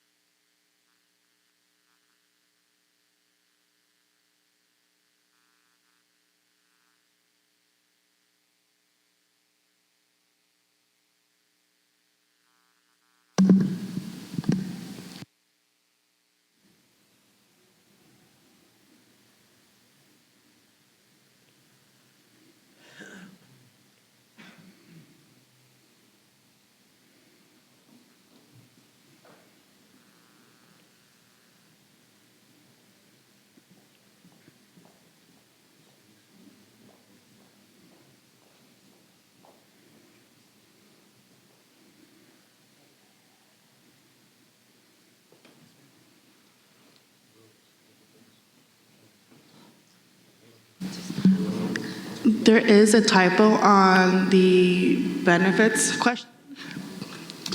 Sorry about that.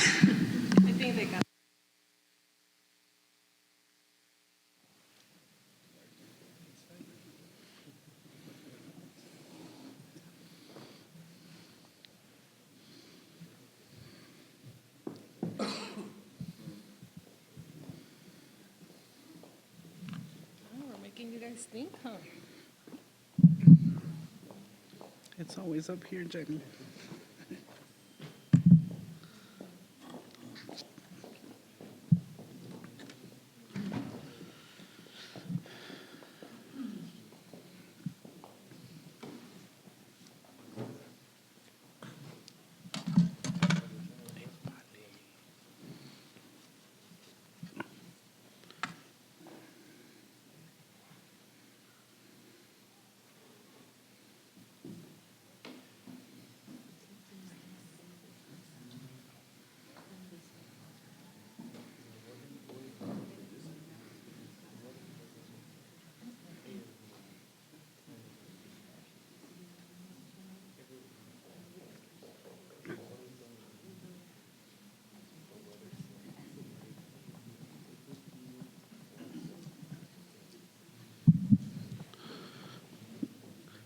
Can we show the responses up there? And it has your signature too.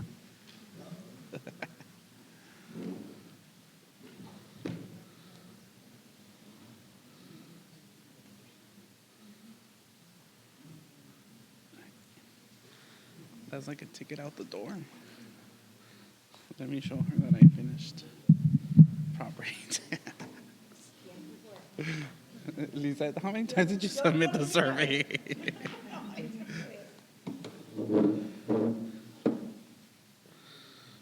Quality of life sales tax. That's a good one.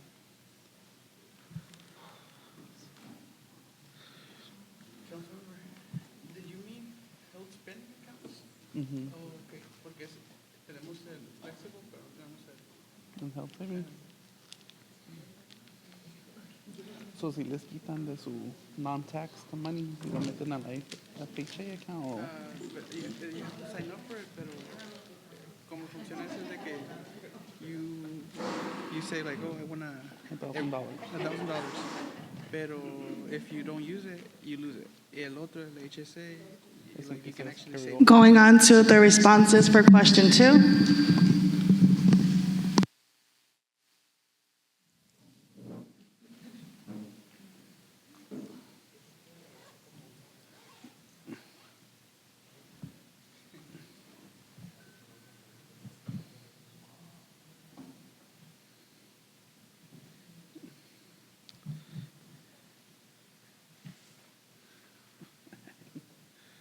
Can't be putting questions.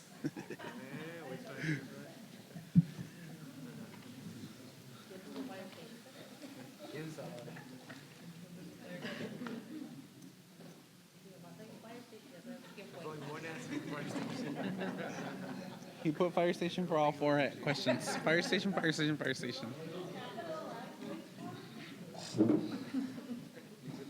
Another fire station, yes, okay. ¿Cuántos fires hay aquí?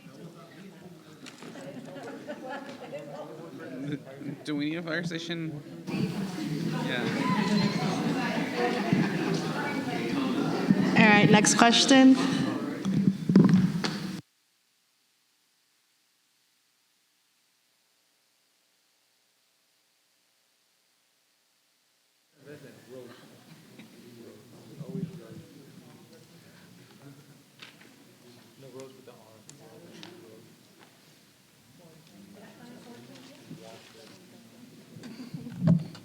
Well, I didn't know you guys get a 457 pat match.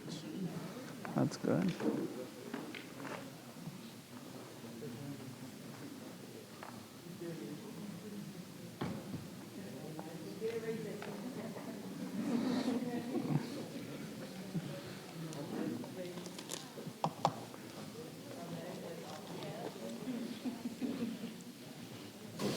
And then last question, the responses are,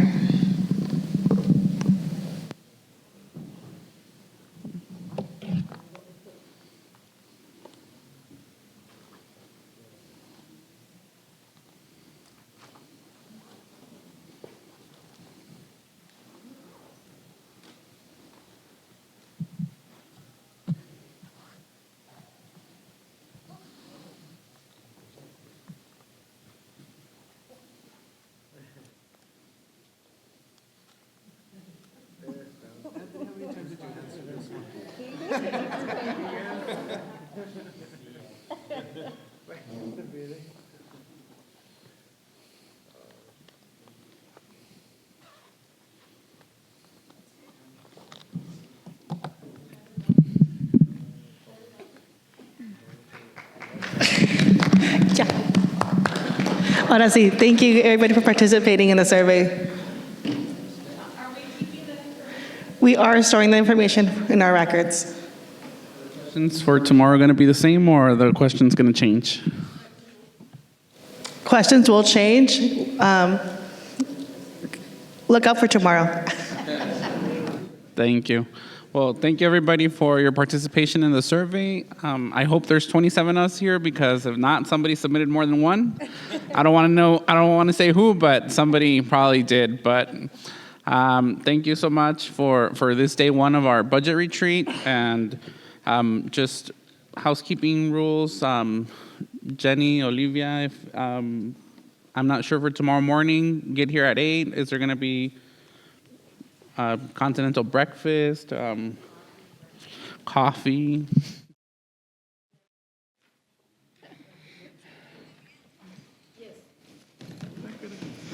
Sí, sí, sí. ¿Te lo acabaste, Francia? Francia took all the energy from that mic. Yes, we'll see everybody tomorrow at 8 a.m. Do not have breakfast at home. Do not stop at Starbucks or any of those breakfast places. Just come straight to us, and we'll have breakfast for you guys so you can be energized for the rest of the day. And just FYI, we're going to have about a 45-minute break because our wonderful fire department will invite us for pancakes as well. So if you're not into burritos, you can go have pancakes at the fire department. All righty? So that's for tomorrow.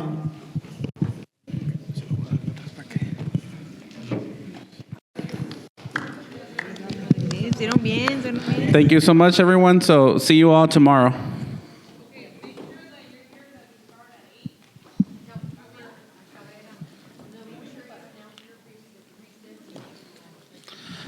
At this time, the City Council will recess until tomorrow morning at 8 a.m. Thank you.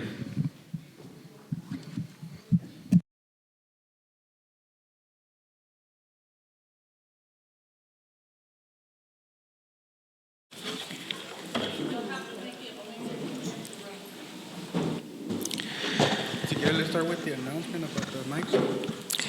Good morning, everyone. We're going to go ahead and get started, but before we do, we have an announcement. Good morning, everybody. Just a reminder, we're going to leave the mics open, but we ask for your support in muting and unmuting. Every microphone has a light indicator indicating in red that they're muted and in green that they're not muted. So when you wish to speak, just please press the mute button to unmute or mute yourself. This will help with the overall feedback and will ensure that the live broadcast has a overall better quality. Thank you.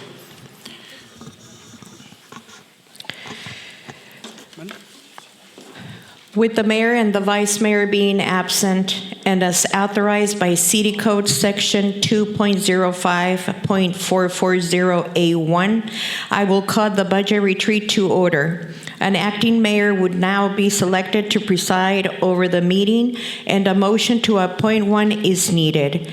After the acting mayor is selected, you may proceed with the roll call and the remaining agenda items. I motion to nominate Councilmember Luis Cabrera to chair the meeting, the budget retreat. There is a motion and a second. All of those in favor, please signify by saying aye. Aye. All those opposed, motion carries. Thank you so much. Thank you so much, everyone. Good morning and welcome to day 2 of our budget retreat. Today we are going to listen from the majority of the department heads, provide their presentation and require our feedback. So make sure you're writing down your questions as they're presenting so we can ask those questions towards the end of the presentation. And I'm going to ask Sonia to do roll call, please. Councilmember Luis Cabrera. Present. Councilmember Maria Cecilia Cruz. Present. Councilmember Tadeo Asael de la Hoya. Councilmember Esteban Rosales. Councilmember Lizette Servin, Presente. Vice Mayor Javier Vargas, Mayor Nieves Rydell, Acting Mayor Cabrera, you have a quorum. Thank you so much, Sonia. We're going to go ahead and move on with item 2C, discussion and review on any and all matters regarding the proposed City of San Luis budget for fiscal year 2026-2027 by staff. And this morning, we are going to have our good morning remarks by our city manager, Jenny Torres. Good morning, everyone. Hope you had a good night's sleep and you're ready to tackle day 2 of our budget retreat. I wanted to go over some of the ground rules for today and kind of lead us to how we're going to proceed with the discussion. First of all, we want to make sure that you listen and you be respectful. No interruptions. If you need to take a call, go outside and take the call. You can stand up, go to the restroom, pick up, grab some additional coffee or snacks. No talking over each other. As Fernando mentioned, those mics are going to be on. So make sure that if you have side conversations, make sure that, you whisper and be respectful towards who's presenting. Remember that we are streaming, so make sure you're in your best behavior. We will disagree, but we want to make sure that we respect each other's decisions, or we respect each other's comments and thoughts. The intent is to have a good conversation and a good day. This is going to be an interactive retreat. So as you can see, we did the setup in terms of roundtables. We are going to have the council rotate every hour. I think Francia is going to make sure that, we tell council, when to rotate. The intent is for you to interact with, all of the departments today. I will be your moderator. Usually, we have an external moderator that is neutral and not biased. We're testing this out, so today I will be your moderator. We will have questionnaires that we did yesterday. I think Francia will let us know when that time is. We'll do the QR code and we'll provide our comments. We will gather that information. We will have breaks. During the breaks, there is one that is 45-minute breaks that will allow the council and the staff to go to the fire department. Please, come back within time. I think I'm going to have either Francia or somebody go with the council and make sure, we push everybody back. During the breaks and during the lunch break, we will have some videos, kind of showing our successes and showing some other projects that are in the pipeline. Our goal is to prioritize the community needs versus our wants. So yesterday, Rola talked about the impacts to the budget, and we understand that we have a lot of community wants and community needs. We understand that the cost of living has increased significantly for everybody. We know that gas prices are up. APS will be raising its fees as well. We know Dave yesterday talked about the healthcare, how that continues to increase 10%. Construction projects are 30% above, so we understand that all the costs for everybody has increased, but also the increase of what the community needs, right? What the council is hearing about what they need. Yesterday, Rola talked about the expenditures and how 50% of a lot of the expenditures in terms of the general fund goes into salaries. That's why the intent of not providing additional positions was our intent to really focus in taking care and retaining the quality staff that we have by increasing some of their salaries. That doesn't mean that they should be doing more, which we do. And the council's expectation is here when the limited resources are down here, so we need to be considerate of the staff. We also talked about HERF. We are subsidizing the HERF funds. That's a lot of the construction using Cesar Chavez, using a lot of the intersection improvements. And we continue to hear from the community that that is one of the biggest issues, is the traffic that we're having. But we need other sources of funding to be able to address those projects. Rola also touched on the $8 million over budget that we have. We are tapping into the reserves. That doesn't mean we should spend our reserves. What we're doing is we're touching into the reserves to balance the budget. We've done it every single year, and what we do is really all the projects don't get completed in time. Maybe because right-of-way wasn't acquired, maybe because we order equipment and it didn't come within time. We also, the positions, sometimes they don't get filled, or we have a turnover. So all that cushion provides us, being able to not tap into the reserve. So, be very critical, and I mentioned that to council in my email, is let's keep it with the budget that we have. We can make changes in projects and positions and everything else you want, but keep it to that. So think about it from a personal perspective. You have your savings account, and you want to buy a Lexus, and you know that you don't have sufficient funding to buy the Lexus, you're not going to tap into your savings to be able to buy the Lexus, because you know that there could be a storm that comes in, and then you might need to tap into your savings to be able to do those repairs. So those are the things that we really want to focus. In terms of the presentations, the staff will be able to present on all the projects. That includes the projects that administration has recommended and the projects that are not recommending. So they'll be able to justify why they rather change a project, and as well as the salaries. Now, you have printed out all your capital projects that we're recommending. You have the positions, you have the reclassifications, you have events. So what we want from council is to really say, you know what, we really want this project, or we need to put in more money into this project, but you know what, we're gonna push this project to next year. So it's give and take, and that's what we want to have the discussion. So today what we want is for you to listen to the staff, make your notes, as mentioned by Councilmember Cabrera, and at the end, when everybody has already presented, we can go and really start looking at the budget, right? Start making those changes. And I think that's why Anthony yesterday presented a draft of the 5-year, because there might be some projects that you might want to push for the next fiscal year. Now, we are going to have some timers. My timers are down there.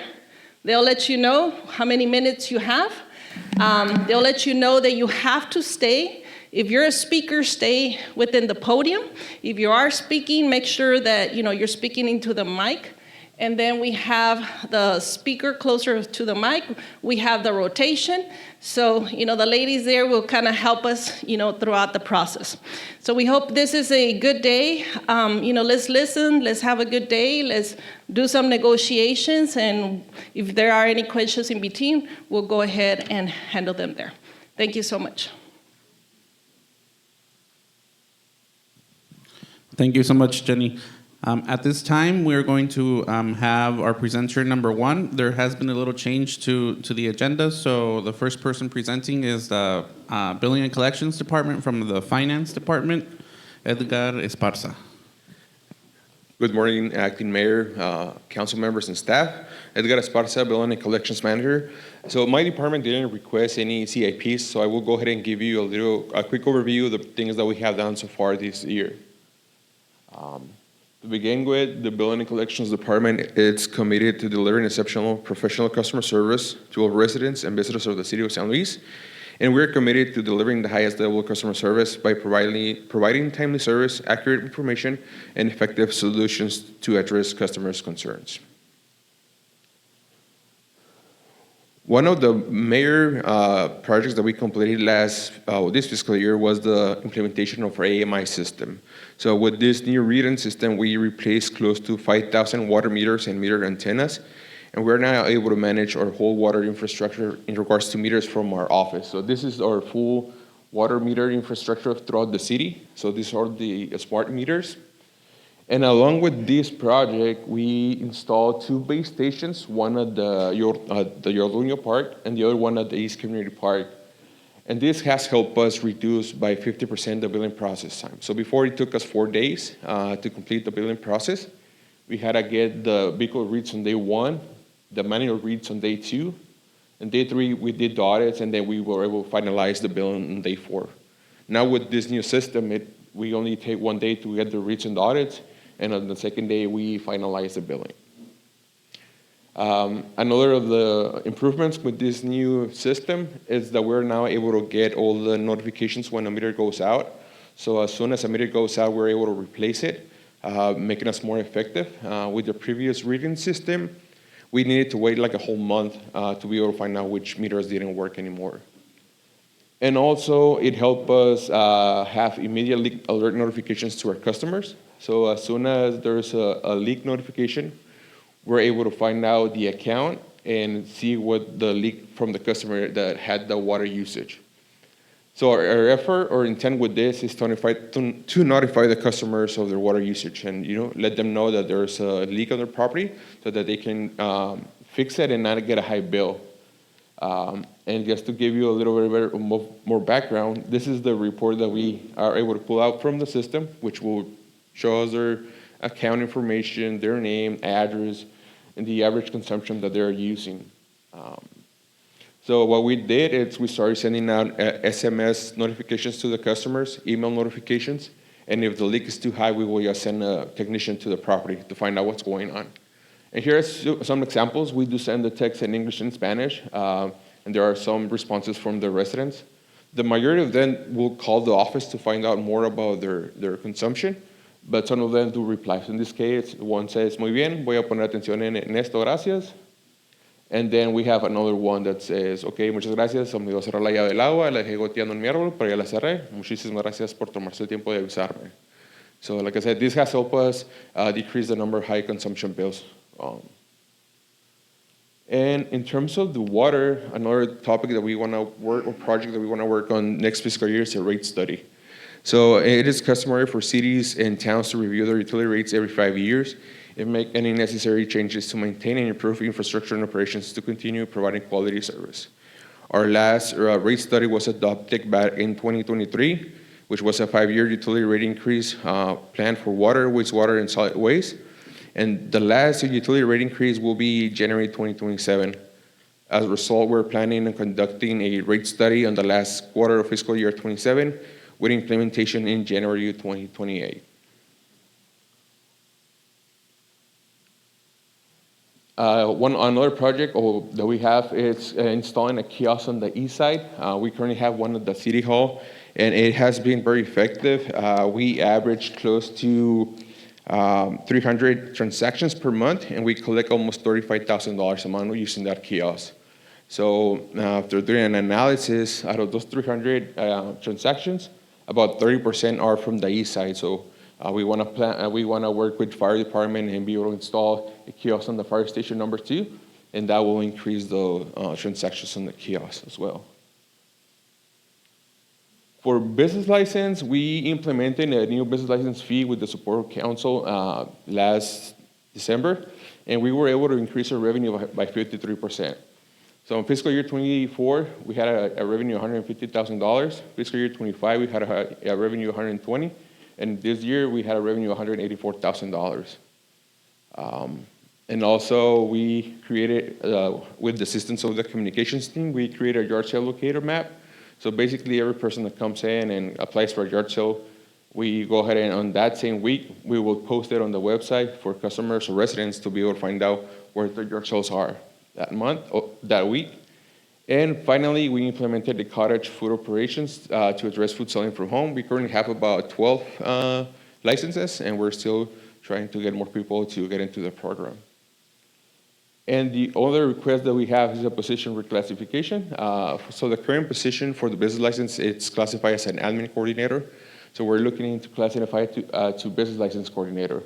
Given that the business license coordinator deals with everything that deals with business license, such as review, receive, process new license application, issue licenses, sales permit, special event permits, performs field audits to check businesses for compliance with license requirements, contact unlicensed businesses and businesses with expired licenses for proper compliance with the license ordinance, maintain accurate, up-to-date records for businesses, including applications, renewals, certifications, and related documents, and process license renewals, prepares and issues notices for delinquent businesses, and processes business license payments as well.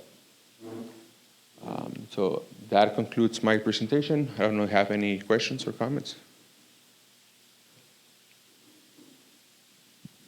Any questions from City Council or staff? I just have a quick question regarding the kiosk. Would you plan to purchase that in this next fiscal year, or? Yes. Yeah, so basically, we don't purchase the hardware. We don't pay for the hardware, but there is a 6-month lead time. So we have requested that. So hopefully, by the beginning of second quarter of next fiscal year, it will be implemented. And that's at no cost to the city? No, we only have to pay for the conduit for the power. So there's no purchase needed for that kiosk. Awesome. And then the other question that I have is, I've seen on social media a lot of people complaining about the utility rates. Before we updated the utility rates in 2023, when was the last time it had been updated? It was, I'm sorry. Yes. Before we updated the utilities in 2023, when was the last time that was updated, those fees? In 2017, that was the last rate increase. Thank you. I would like to make a comment. Acting Mayor Cabrera. Yes, go ahead. Thank you for that presentation, Edgar. Very nicely done. On the kiosk collected for $35,000, that's correct? Yes. Okay, great job. That's something that will also help with traffic, going into City Hall. So I really appreciate that. It's making it easier for the residents on the east side. So thank you. Yeah, you're welcome. Anybody else? Yes. I just want to make a comment. I'm impressed. I'm really happy with the work that you're doing, and I really appreciate that you have the vision and keep looking forward as to providing, expanding our services, especially on the east of San Luis. So I just want to say thank you for that. And on the yard sale locator, I think I've heard about that one before, but do we do much publicity when it comes to that? I know we have it and it's on our website, but have we? Because I haven't seen any on social media or other than that you just stated right now on the website. So fortunately, no, we just put it on the website, but we can definitely work with the communications team on making it more accessible and promote it more on social media. Okay, thank you. Quick question. For the business licensing, how much was it that we went up by? 53%? 53%. But what was the dollar amount? I just want to see that. It's about $64,000. 64? Okay, cool. Thank you. Any other questions from staff or council members? No other questions? Then thank you so much, Mr. Esparza, for the presentation. Thank you. We will continue with the second presenter of the day, and this is Public Works Administration, Fleet Services, Water, Wastewater, Solid Waste Facilities, Right-of-Way Code Enforcement, Eulogio Vera, Director of Public Works, Jorge Perez, Assistant Director of Public Works, Manuel Hernandez, Assistant Director of Public Works.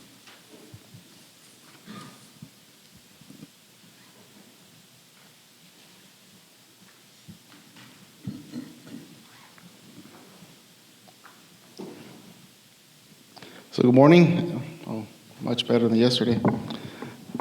So I'll be presenting Public Works along with Manny today. Jorge couldn't make it.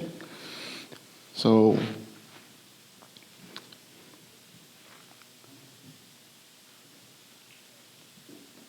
as you listened to Mr. Anthony Arasa yesterday with CEI, many of the CIP projects originated in Public Works, either infrastructure in the right-of-way, water, wastewater, or facilities, or even some vehicles. So we do have.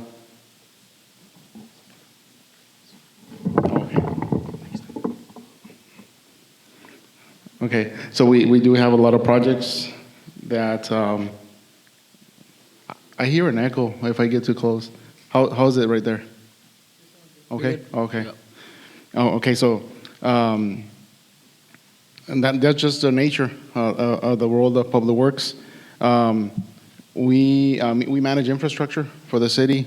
We make sure it's functional. We mainly focus on providing a good quality of life for our residents or help. And that's mainly by either us managing the infrastructure themselves or helping other departments, whether with their infrastructure, such as vehicles for PD or buildings for other city departments. Really, and all this can only be done with teamwork, and that's within the department as well as with other departments. And that's through communication, giving up projects, prioritizing, all that is all part of what we do, and trying to get a list of all these projects that we come up with.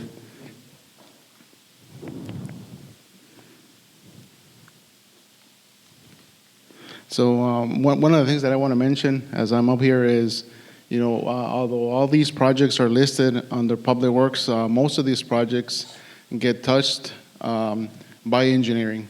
And he'll be coming, or the department will be coming after us, but they are involved in the project process from the development, planning, design, construction, inspection.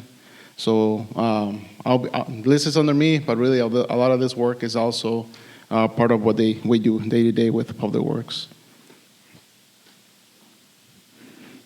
One of the also things that I also want to mention, based on Anthony's presentation yesterday, is how we prioritize projects. So this is a list of projects that we think is priority for the city, whether approved or not. They are important projects that will need to get done, whether now or next year or the following year, but they are not really optional. Eventually they have to get completed. The way we prioritize, not just projects, but even our operations, we always focus on safety and compliance. So if it's a safety issue, we try to address it ASAP. We try to move funds around to make it work. And then compliance, we go off of state and federal mandates, especially for water, wastewater, even some operations for our solid waste. So there's really no not being compliant with those requirements. So that's number one for our priority. Number two is asset management. We try to maintain the condition of the assets so they stay functional, so we don't have catastrophic failures and have to reinvest from scratch. And then number three is level of service. We try to provide a reasonable level of service to our community, to other departments, mainly so that they can also provide a good service to the community. And that's also all with the guidance of council, right? Council decides where we focus, we listen, but through admin, where do we focus our funds and our efforts. And then number four, it's mainly aesthetics, wants, and most of the time, none of those projects make it through, but that's sort of the last thing that we focused on, just mainly because of lack of funding. Okay, so now to the slides. So we have Public Works Administration, Highway Users, Fleet Services, Solid Waste, Wastewater Division, Water Division, Facilities, Engineering, Admin Support. So our admin ladies help with the admin for engineering. We're just shy of 100 positions in Public Works. So for highway users, I'll go off with a list.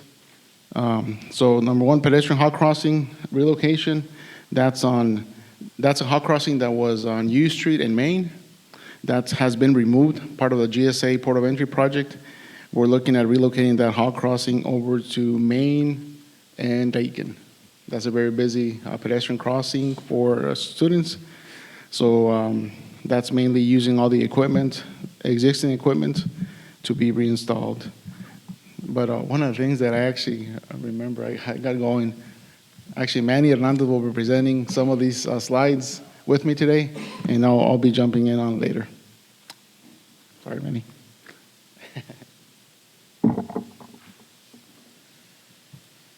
Good morning, team. Good morning, council members, staff, and members of the public listening in or watching in.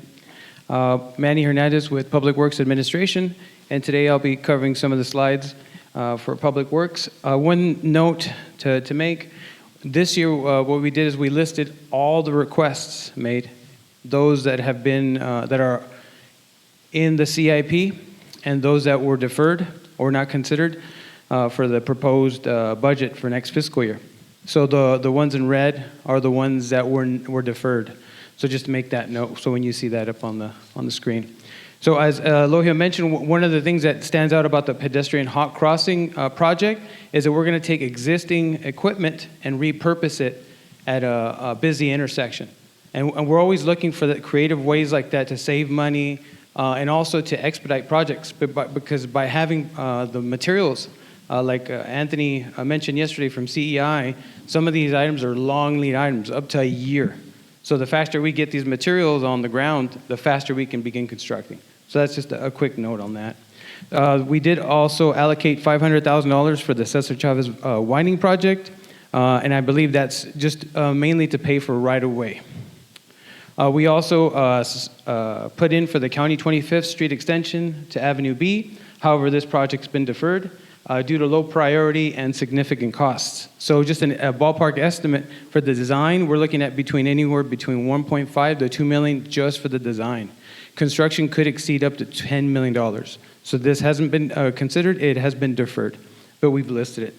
Lakin subsidence issue is a road improvement construction project, and if you're heading down on Main Street towards Lakin, right before you get to Lakin, there's a dip in the road, and this project will address that. We've discovered via analysis by our engineering consultant that there is broken stormwater infrastructure underneath, so we're going to take care of that this fiscal year. There will be some carryover for the next fiscal year, which is what the $150,000 represents, and we're already out to bid. We'll be in construction within about a month and a half.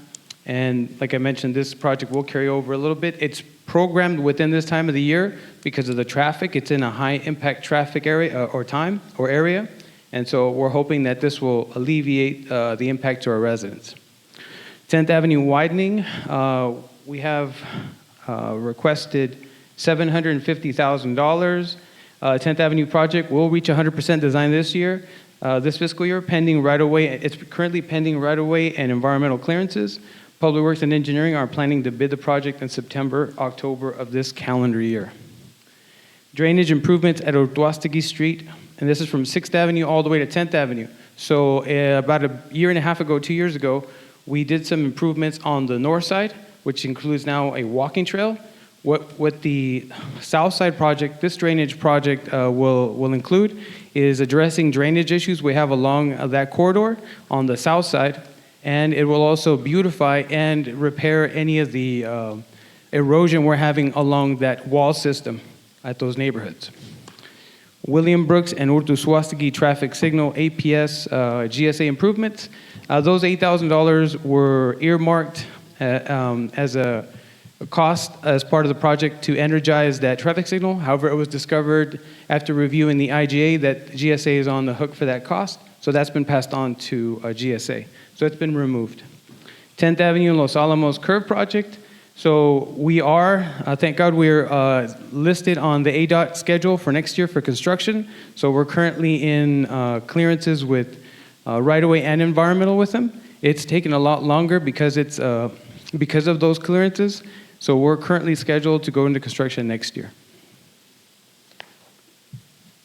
Continuing on with our clicker. My apologies. All right, continuing on. 6th Avenue extension north from Union Street to County 22nd Street. Let's see what we have. The request completes the final design of the 6th Avenue extension from Union Street to County 22nd. This will include possibly culverts and a bridge crossings to improve safety and connectivity. Project is partially funded by developer contributions, design scheduled to be completed by end of fiscal year 27. We have funding earmarked in the CIP for next fiscal year. There isn't any in the fiscal year 28, but in the following years there is for construction, but this is still in the works with the design team. There's some variables that they're working through. The design for the bridges, so it's a little more complicated than other roadway projects. Union Street and 4th Avenue intersection and traffic signal improvements. So we're currently at 60% design. will have 100% design by the end of the fiscal year. Includes a roadway widening, drainage improvements, sidewalks, lighting, and the reuse of existing, hopefully reuse of existing traffic signal equipment. And hopefully this will expedite the procurement and construction. We also requested $100,000 to continue on right-of-way beautification and streetlight projects. So this will just complement the previous projects, such as the U Street on the north side, beautification projects, street lighting such as County 22nd, County 24, 10th Avenue and 6th Avenue in recent years that we've completed. Avenue F street widening design. So Avenue F, request advances Avenue F widening from Cesar Chavez Boulevard to San Luis Lane, including final design, right-of-way acquisition, and construction. The project is nearing final design with coordination ongoing for right-of-way and agency approvals with Yuma County and Arizona State Land Department. A note that we want to make here is that it's possible that we may be able to go into construction in fiscal year 27 if council, city admin request that. So that's possible, and the reason for only adding $200,000 this coming fiscal year is because we were only expecting to go into right-of-way clearances or right-of-way acquisition and environmental clearances. However, we're currently in the Cesar Chavez Boulevard widening project, and it's appearing that we may be able to go into construction next fiscal year. So that's something we'll discuss with our finance team, and if council wants to chime in on that and provide some guidance. 4th Avenue Public Works entrance and paving improvement, we requested some funding just to complete the improvements at the Public Works entrance right off of 4th Avenue across from the apartment complex. This was deferred, but the request would complete the Public Works entrance, including paving, signage, the parking lot for vendors and visitors, and would complement recent wall and gate improvements. This request, like I mentioned, was deferred. Avenue B shoulder, ADOT construction match. This project will be removed from the CIP because fortunately we received the invoice for the construction match. That'll be paid this fiscal year, so it won't be needed next fiscal year. Reoccurring pavement preservation. This is considered a non-capital, however it's listed in our CIP. This is just reoccurring maintenance of our roadways and keeping them in good condition. So as Anthony yesterday with CEI mentioned, if we don't take care of them, we have to possibly reconstruct them, and we don't want to get to that point. We also requested bike lane citywide, as directed by council, to continue looking for opportunities to install bike lanes. This project was deferred, but we just wanted to make you guys aware that it was requested. Moving on to solid waste.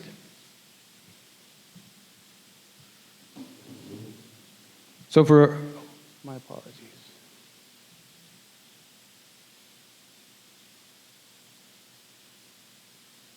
All right. So for solid waste, once again, we're listing our request. Both of our requests for reclassifications were deferred. However, we just wanted to bring it up to you and make you aware, because our requests are needs that we've identified as a department. So we're making you aware of them. So Public Works requested reclassification of our crew leader supervisor at the solid waste department. Okay. Solid waste division. The reclassification of the crew leader supervisor to solid waste maintenance supervisor to better align with operational responsibilities, remain competitive, and support succession planning. Current classification may limit our ability to retain and recruit qualified staff. So that's what we're looking at long term.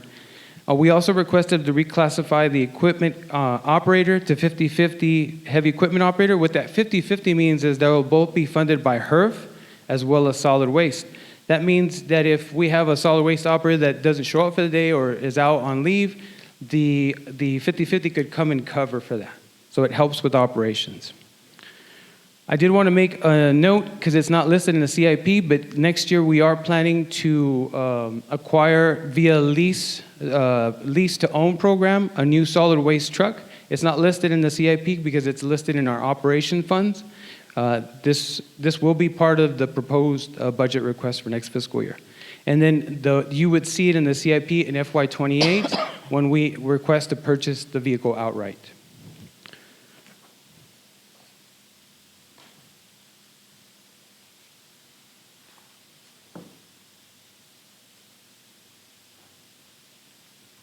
Fleet services. So for fleet services, we requested the reclassification of our lead mechanic and heavy equipment mechanics. Currently, in fleet services, we only have mechanics. So the problem comes in when we want to hire, it's very difficult at our price point to hire a mechanic, but if we have lead mechanic, if we have a structure, we could more easily fill those roles. So Public Works requested the review of our lead mechanic and heavy equipment mechanic positions for potential reclassification to remain competitive and support succession planning.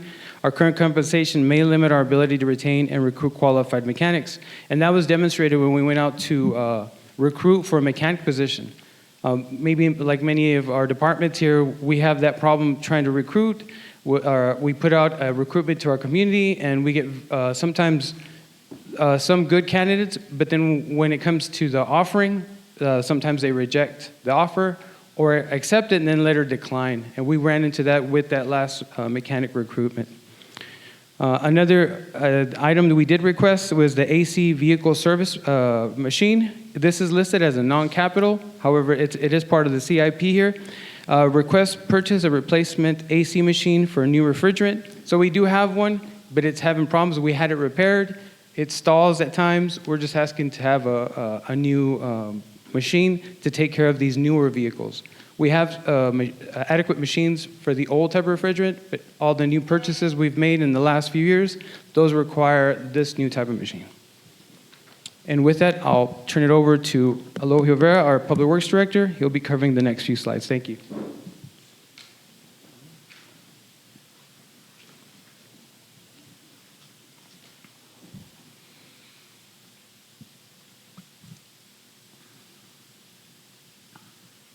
So I'll continue with presenting on water.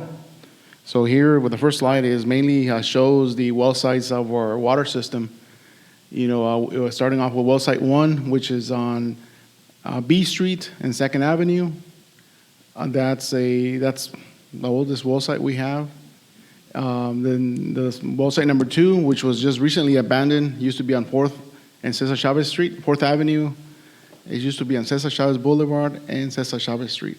And then it went all the way to 4th Avenue. Well site 3, which is an avenue, which is on B Street and 6th Avenue. Well site 4, which is on 8th Avenue and Cesar Chavez. Well site 5, which is on 10th Avenue, just north of U Street. Well site 6, which used to be well site 7, now is well site 6, which is out at Avenue F&1/2 and Janet Napolitano. And then our new well site 7, which is on our public works yard, which used to be well site 5. So ADEQ changed those well sites recently when we added a new well to our system. So that's just for reference. Many times people ask where this infrastructure is. So we have that map available. In case anybody wants it, we'll share it. So for our water operations and projects request, we requested a 2026 vehicle service truck. It was deferred for hopefully for next year, but that's mainly to accommodate for old and aging fleet. We got approved a 2026 service truck with crane, and that's replacing a 2011 service truck that we have. The next item is a hydro excavating truck. It got deferred. That vehicle, we don't have one. We've never had one in water. We constantly request wastewater's assistance for this, and many times they can't help us with it. It's not easy to rent one. Usually we have to hire out through a contractor to get assistance. That's why the Water Division believes having one on within our fleet would help significantly for our operations. Hopefully it can be approved in the future. We got a forklift request, and it's continuing, and that's because we have a forklift that was purchased by highway users at least probably 14, 15 years ago. And it's constantly in either somebody else is using it or it's at the shop, so definitely a need for that one. Next project is the ADWR, Assured Water Supply Update. That's a study that we have been working on. Our engineering department is leading that project and working with a consultant, but it's really focusing on retaining or maintaining that designation with Arizona Department of Water Resources, saying that we have enough water for the next 100 years for development. And that really, many people don't know, but who are not in development, but what it does, developers don't have to get permission from ADWR for every single development. Otherwise, they would have to be submitting every single time and waiting for that clearance. Having this designation helps a lot for any developer, commercial or residential, but that means the city has enough water to serve the growth that we're seeing. Next project, Wellsite 7, Operations Building Expansion. That's an ongoing project. It was in this year's fiscal budget. We went out to bid. We have a contractor on board. They're waiting for the building to arrive because it was a pre-purchase building by the city. And they're going to be actually boots on the grounds next month. And this is a continuation to finish that project next fiscal year. The next project is a new water main loop, San Luis Lane and Avenue D. We have $220,000. That's mainly, or it's only for materials for the project. This would be completed in-house with our staff. This is a project that's really purely for compliance. We're having issues with water quality. We're borderline on a water quality test. This additional looping would help better circulation in that area, better pressures. So this is one of those things that there's really no option of not doing it. You know, it'll have to happen, or we're going to be out of compliance with ADEQ eventually. Hopefully, we won't have to go there. So that's there. Next project is Wellsite 3. That's an electrical upgrade and some civil or some repiping of the existing infrastructure. So we're looking at doing some early procurement.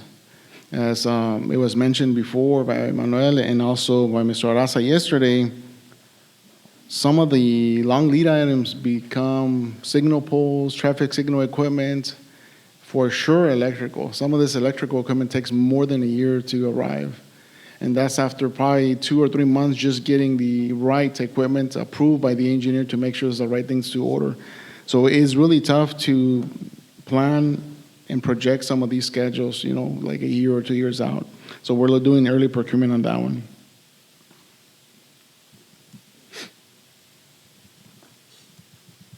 Continuing with water. So Wellsite 4, storage tank and pressure tanks.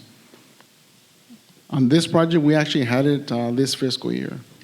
We weren't able to deliver it mainly because we don't think some of the roof things that need to be installed or upgraded, they won't be in time, and we couldn't be without water during the summer, so we had to push it out to next year, and that's also rehabbing the pressure tanks. And this tank, this storage tank at Wellsite 4 along with Wellsite 3, we actually rehabbed those about 10 years ago. So that's sort of what we have to do every 10 to 15 years. We have to recoat our water storage tanks. Wellsite 6 electrical and booster pump station continuation. That's a project that we have in this fiscal year. We're working through the design, finalizing. We're going to be going out to bid with early procurement. But this project is one of those that we're probably going to have to wait close to a year for our electrical. Water valve replacement program, $100,000. That's similar to what we do with pavement preservation and as well as wastewater with manhole rehab. It's just part of our maintenance program, trying to upkeep with our infrastructure. Most these are valves that are old in the old neighborhoods that don't close properly or don't close at all. So this is trying to replace some of those valves, some in-house and some through a contractor. Water storage tank number 6, 1 million gallon steel tank. Demo. So we have $100,000 here for demo. That's a storage tank that is at well site 6, that's out of service. It is a new roof. So we need to demo, or we're looking at possibly removing the roof and evaluating whether we can actually still keep it with a new roof, or it's just an entire demo. We can't do that now because we can't go in there until we remove the roof. It's considered unsafe. So we can't do that evaluation. Next project, well site 5, well number 9, rehab. So that's rehabbing one of the wells at well site 5. What happens over time with our wells, production starts to diminish. And when we see that, we have to do rehabilitation. And there's, so that's what has happened at this well site. We did the other well in this well site this last year. So we need to do the other one next year.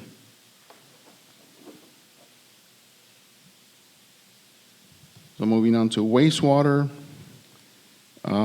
First project is a new backhoe. It was deferred for next year. They, I believe, have the oldest backhoe in Public Works. So that was the reason we wanted to replace it, just for reliability purposes. And now, one of the things that we're seeing across the board in Public Works, with all the growth in the east part of town, sometimes you have the backhoe in East San Luis and you need one in West, so it's always tough to keep up and make sure to plan properly. Next project, a dump truck, which was deferred. So that, hopefully we can get approved next year, but this is mainly a smaller dump truck than what we have now, mainly to be able to work through inside our neighborhoods with more ease for our operators. High school lift station, genset, 80,000. We were supposed to get it started this year, and we were requesting it next year. But what we're doing is we're actually switching that project, and we have discussed it with admin and finance.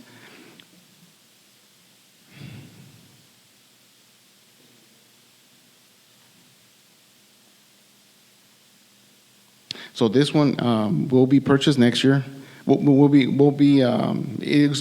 It's not gonna. We're not gonna get it in time this year. So we're gonna purchase next year, and we swap the funding for a project that we had next year, which was a wall, and we're gonna be switching those projects, and we're in agreement with finance and admin just because of the delivery time.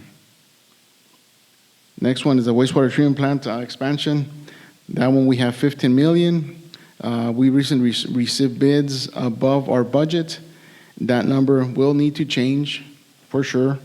And we're looking at options to see if we can keep that project moving, but that number might be in the $20 million range versus the 15 million for next fiscal year.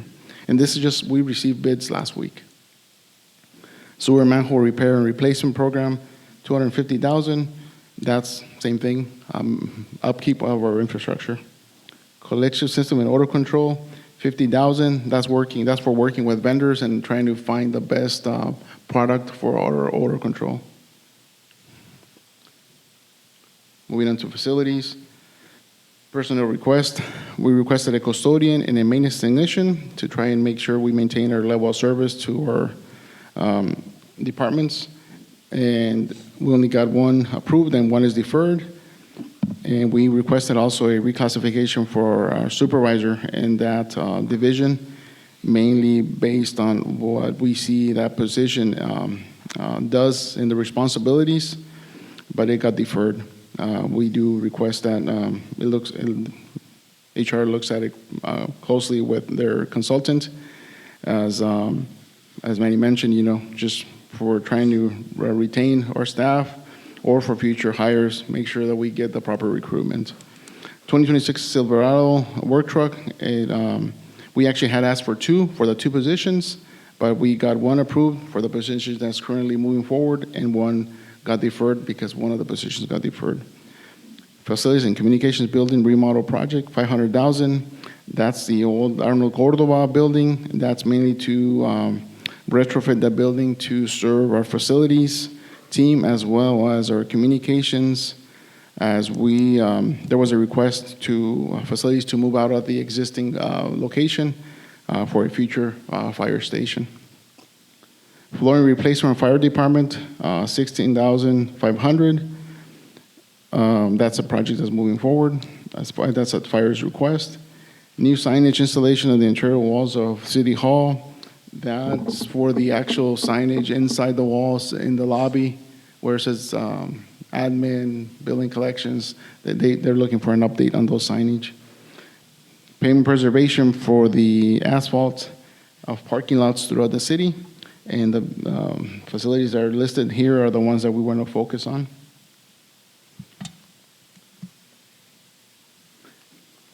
And then roof repair at Cultural Center, 62,000.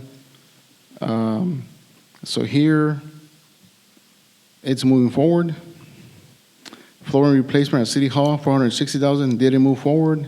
That's the project that I think eventually is going to have to happen. Eventually, when we have budget, seems like that keeps coming back every year. City Hall roof repair, 200,000. On that one, I want to make a note. We do have roof repair for the police station that is moving forward. So before this presentation, but after the presentation was submitted, we did get additional information from a consultant saying that if they were to prioritize, they thought City Hall roof repair should be prioritized before the police department roof. However, they both are prioritized to be done within a year. So with that said, I think going the route we're going is still a good option. Both need to be repaired. Flooring replacement for police department, it was deferred, 137,000. Roof restoration at San Luis Municipal Court, that's moving forward. Parks, Recreation, Admin Building, restrooms, they got 2 approved out of the 4 that they requested. Remodel of restrooms at Senior Center, they got approved. They have 4, 2 of them are being remodeled. Flooring replacement at Senior Center, moving forward. Police Department roof repairs, 150,000, moving forward. That's the one that I mentioned that it could be swapped with the City Hall roof. Refrigeration units for city buildings, 90,000. That's more of a contingency. We never know which ones are going to go out, and we need to make sure we have funding to make those repairs as needed. So with that, I conclude the presentation. Just one thing that I want to note, just quick note, some of these projects could be accomplished this year. If there was the option or the possibility to do them, they're small, comes to mind like the court roof repair. So depending if it helps for the budget or budgeting, that's an option, and we could look at that closely with finance and admin. Any questions?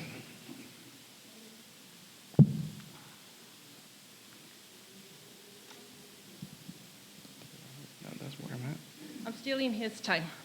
But one of the projects that is not included there that I still want to mention is that we are making some remodeling to the senior center that is currently under design, and that would be about 100,000. That is not included in the budget, but should be. Thank you.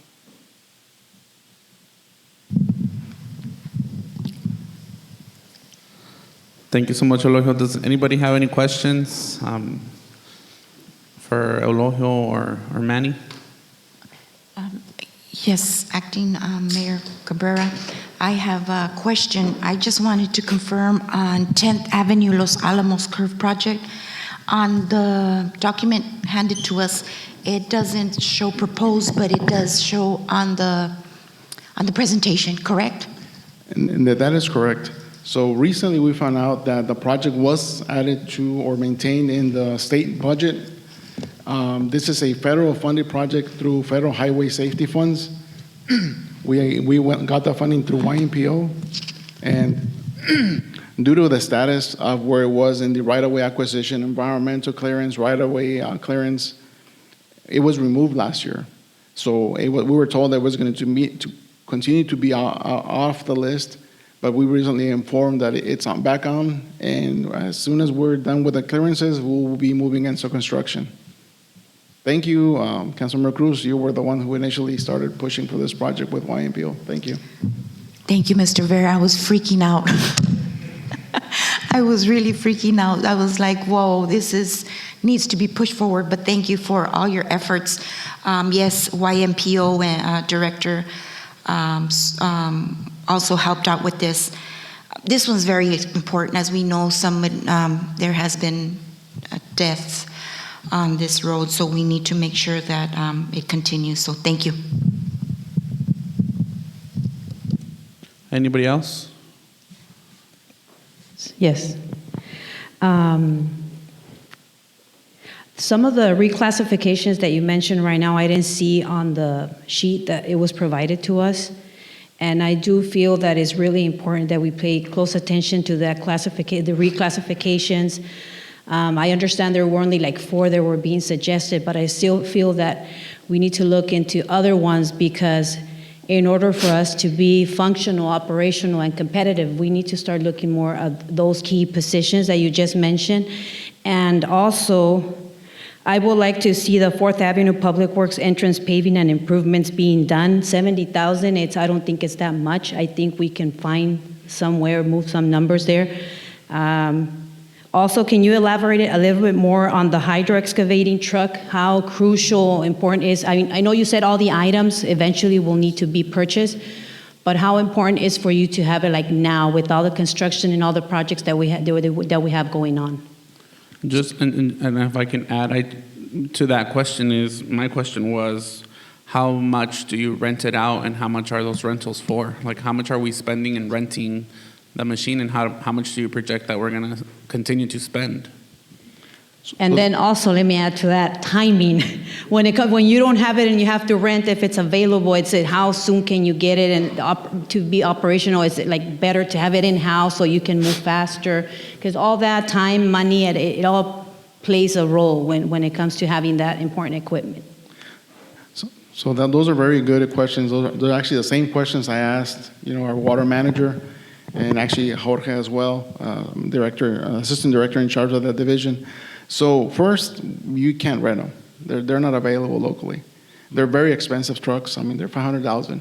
So they're not available. So what we have to do, we actually have to hire a contractor to do it. They won't just lend us the equipment or rent it out. So they have to fit it in their schedule. Most of the times, for example, our water guys, when we use their wastewater equipment, it's mainly to find utilities as they are excavating, that they see the marks, but they can't find it, and it's either electrical or fiber, which is really delicate, that you can actually hit it with your backhoe as you're excavating, or even some of our own infrastructure that we are not sure where it is, old maps, old installations. So timing is very critical. Currently, the way we do it is we borrow it from wastewater. We have to take additional measures because you don't mix usually water and wastewater. So we keep our own set of attachments that go with the truck for our use in water. So it is time consuming. It's not always available. Sometimes you might go a month without using it. Sometimes, for example, when we were doing all the water and sewer work on Cesar Chavez for getting prepped for the actual roadway, I mean, it was used, I wouldn't say every day, but I'm sure every week for a couple of days it was being used. And then the other thing else is also it provides a little bit of backup, because even if the wastewater truck was available, it breaks, there's different things, and it's just not an option.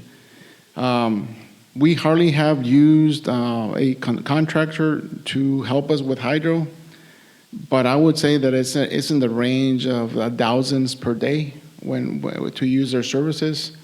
I would say probably in the maybe at 2,000 a day. And the reason we don't use them much is because usually they can't just react and drop what they're doing to come and help us. So for the most part, it's scheduling.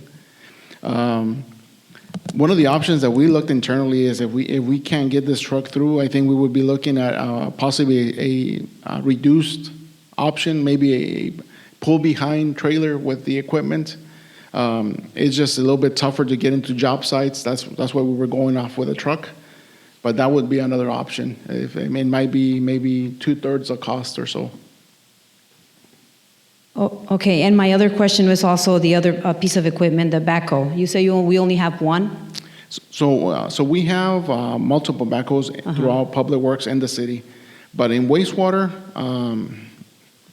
the one that we have, it's actually, the backhoe is for wastewater. So that's the oldest that we have in Public Works, the one that they have. So this was really not replacing because the other one's still operational, but having a redundancy within the division. I'm not sure how old it is, to be honest, at this point, but it'll be at least, I would say at least 10 years old, that one that we currently have. Okay, thank you for answering all my questions. Any other questions? And then just when I saw the picture of the gentleman picking up the trash from the division of waste, do we currently, if any resident wants their trash collect like big items, do you guys go out to the residents and pick up that, or how does that work? Yes, we offer the special pickup service, and they call our office or billing and collections, and they schedule a special pickup. We usually go to the house or residence, look at it, provide a quote, and then they decide if they move forward or not. And it's based on a minimum charge, and then if it's a lot, then it will be by weight and by time that's spent by our staff. Most of the time, I would say 95% of the time is always the minimum charge. I remember top of my head, but I think it's in the less than 100, like 80, I think 80 in the 80 ballpark.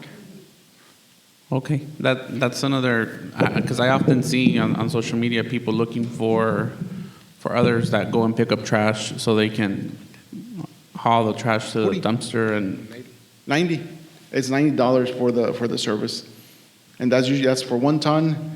And then if it exceeds that, then we have to look at additional charges. But like I said, most of the time it's usually within that. And then my other question is regarding Union Street. We have a little over $2 million, $2.1 million for Union Street. Do we already have the material, or that is to purchase the street lights and all that stuff? So on Union, on that one, we have that project on the YMPO tip. Out of that out of the over $2 million that we have for the project, we're getting a little bit over $900,000 from SCDBG funds through YMPO, and the remainder will go through need to be provided by the city for construction. What we're trying to use is existing equipment that we have, and it's only for the poles and mast arms. We still need to purchase a controller. We still need to purchase all the signing on the actual lights, but that alone still saves a lot of time in waiting for equipment to arrive. And then the other thing that I want to mention on that one, it actually goes all the way to McCain on the improvements. So we also will be winding that half street on Union between McCain and 4th Avenue. And the reason I ask is, like Councilmember Servin said, I also think that if we're putting, I believe it says 1.6 million plus the changes. I mean, I don't know where the money's coming from, but if we're not going to have the material in time to finalize the project next year because we haven't ordered it yet, should we be proactive and instead move money and then just face that project out for 2 years and know that we'll fund it within the following year instead of just allocating the whole big lump sum of money there? Yes, and on that one, I don't think that would be the issue. We have had a consultant look at the equipment that we have, and it's suitable for the project, so we do have it. We keep a spare controller with Yuma County. In case somebody hits it, we always need to have equipment to back up so that we can get the signal back and running. So we do have the equipment. We don't expect delayed on equipment for this one. We've been planning it for some time now. Okay, thank you. Any other questions? Yes, Elohio, just going back to the positions, they were not listed on the, I don't know if it's for you or for Adela, the positions that you mentioned on your presentation, the reclassifications. I just wanted to see in terms of hourly rate or grade paid. I couldn't see here if it was a significant change to reclassify those positions or not, because they're not on the, I don't see them here on the sheet. Do you know why they're not there? So no. So the reason we didn't include it is, go ahead. Those positions were submitted after the deadline for the process, but we're still looking into them because they may merit an in-grade progression and not necessarily a reclassification. Okay, thank you. I just wanted to see the numbers because I couldn't see them here. So I'll look forward looking into that. Thank you. Any other questions? If not, thank you so much, Eulogio, and Manny as well for presenting. Great stuff. A lot of money, so Thank you. thank you. Our next presenter is our engineering department, and this is Tomas Sanchez, our city engineer.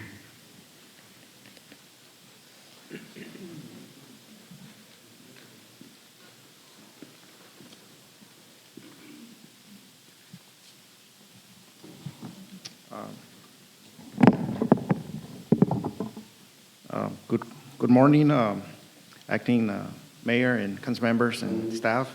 Tomas Sanchez, city engineer. And before I start, I want to talk about a little bit of my department. This department started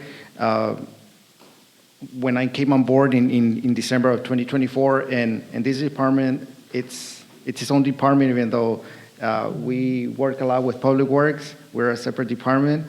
Right now it's comprised of myself, the city engineer, project manager, project coordinator, and a senior technician.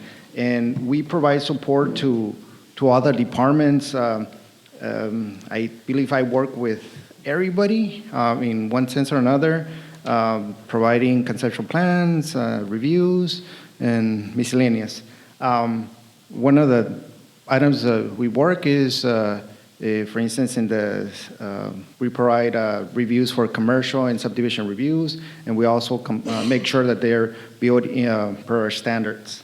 From the engineering perspective, we help CIP projects from the design. We coordinate with the consultants, make sure we review the consultants' work, and we help Public Works and other departments make sure these projects get completed.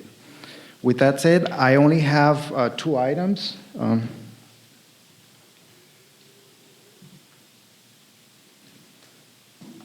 And I can speak on, I'll talk about them at the same time, which is the water master plan and the wastewater master plan. Currently, the city does not have a master plan for either the water or the wastewater. They have been done localized studies or by developer driven, but the city really needs both.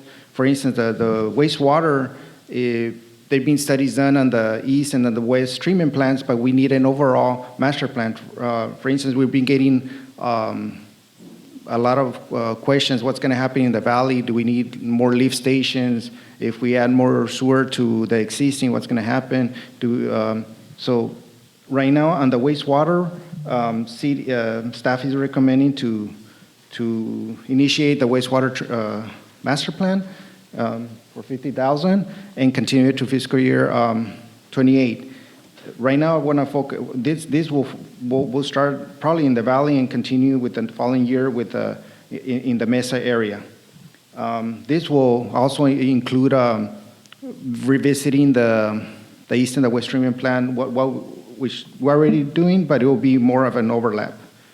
Going to the water master plan, and this is almost a continuation of the work that our consultant is doing on the ADWR, which on that one, like Eulogio mentioned earlier, is to make sure that the city has water for the next 100 years. Well, the water master plan is going to be taking into account what do we need? Do we need more well sites? Do we need to upgrade water lines?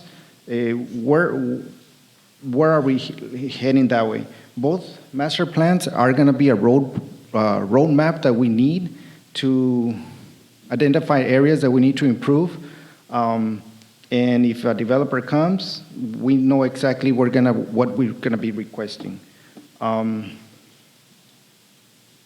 Pretty much that completes my presentation. I only have two items. Thank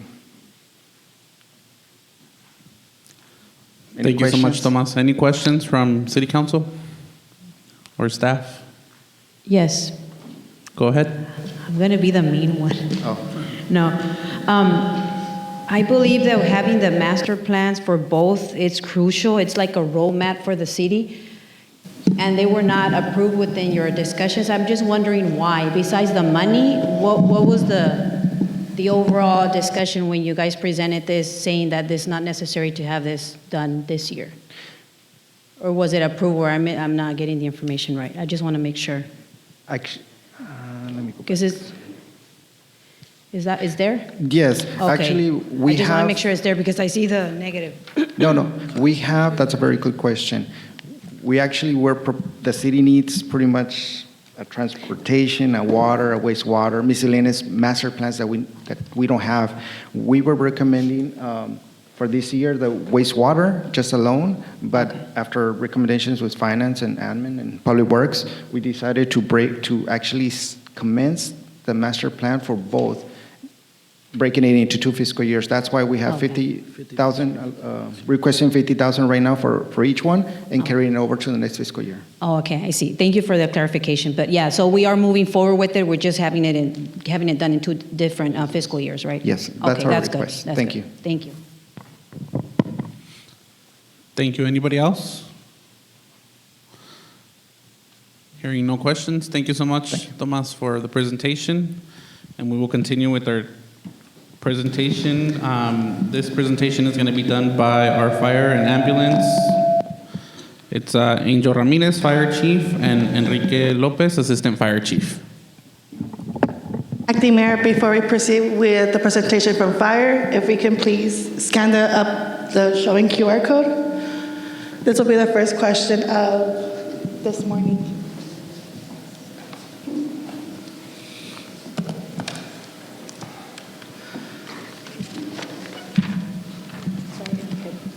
Sorry. There we go.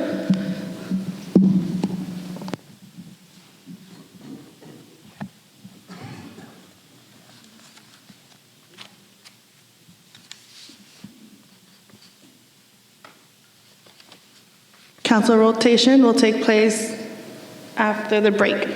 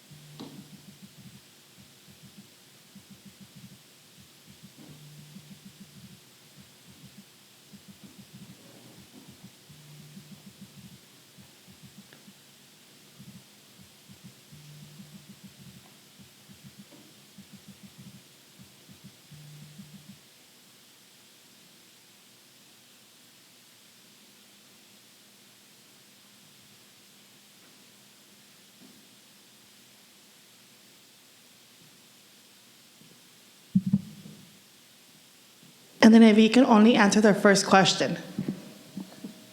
Not all of them. The rest will be following the presentations. Sorry about that.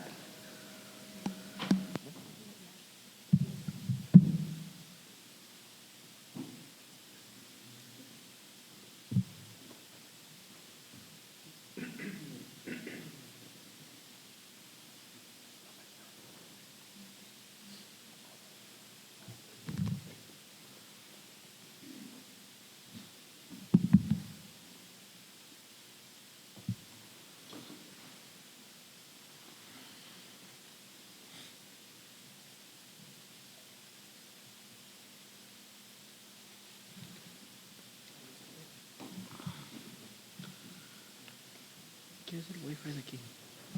¿El Wi-Fi es este? Sí. You gave us a hard question for the first one.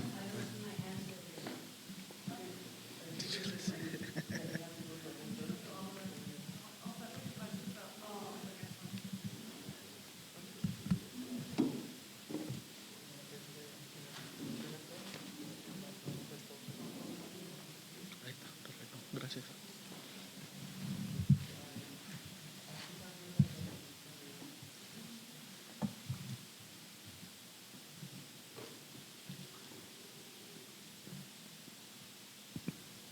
So go ahead and submit the other ones blank, so your first answer appears up there. And then once Ms. Francia uploads the next questions, we'll be able to answer them as well. So if you just hit continue, continue, continue, then your first response will show up.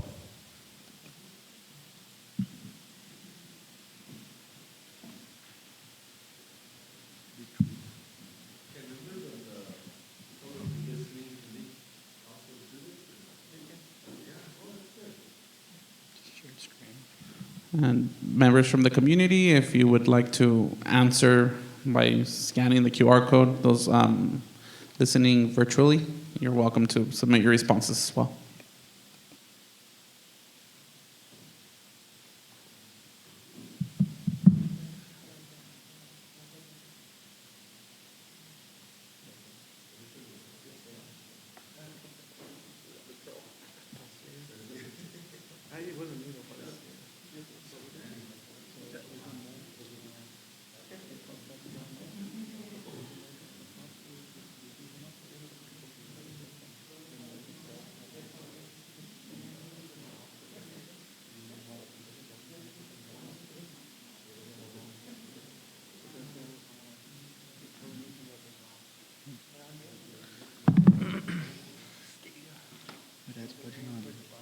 My dad's watching online. Dijo que te mandas luego. Oh, dice, dile, chiquitito.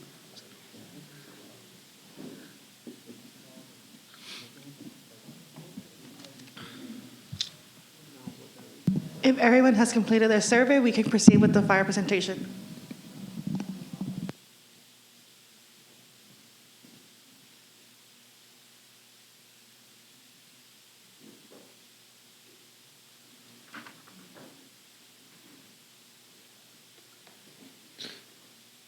Good morning, Acting Mayor, members of the council, and esteemed colleagues. I'm Angel Ramirez. I'm the fire chief for the city of San Luis.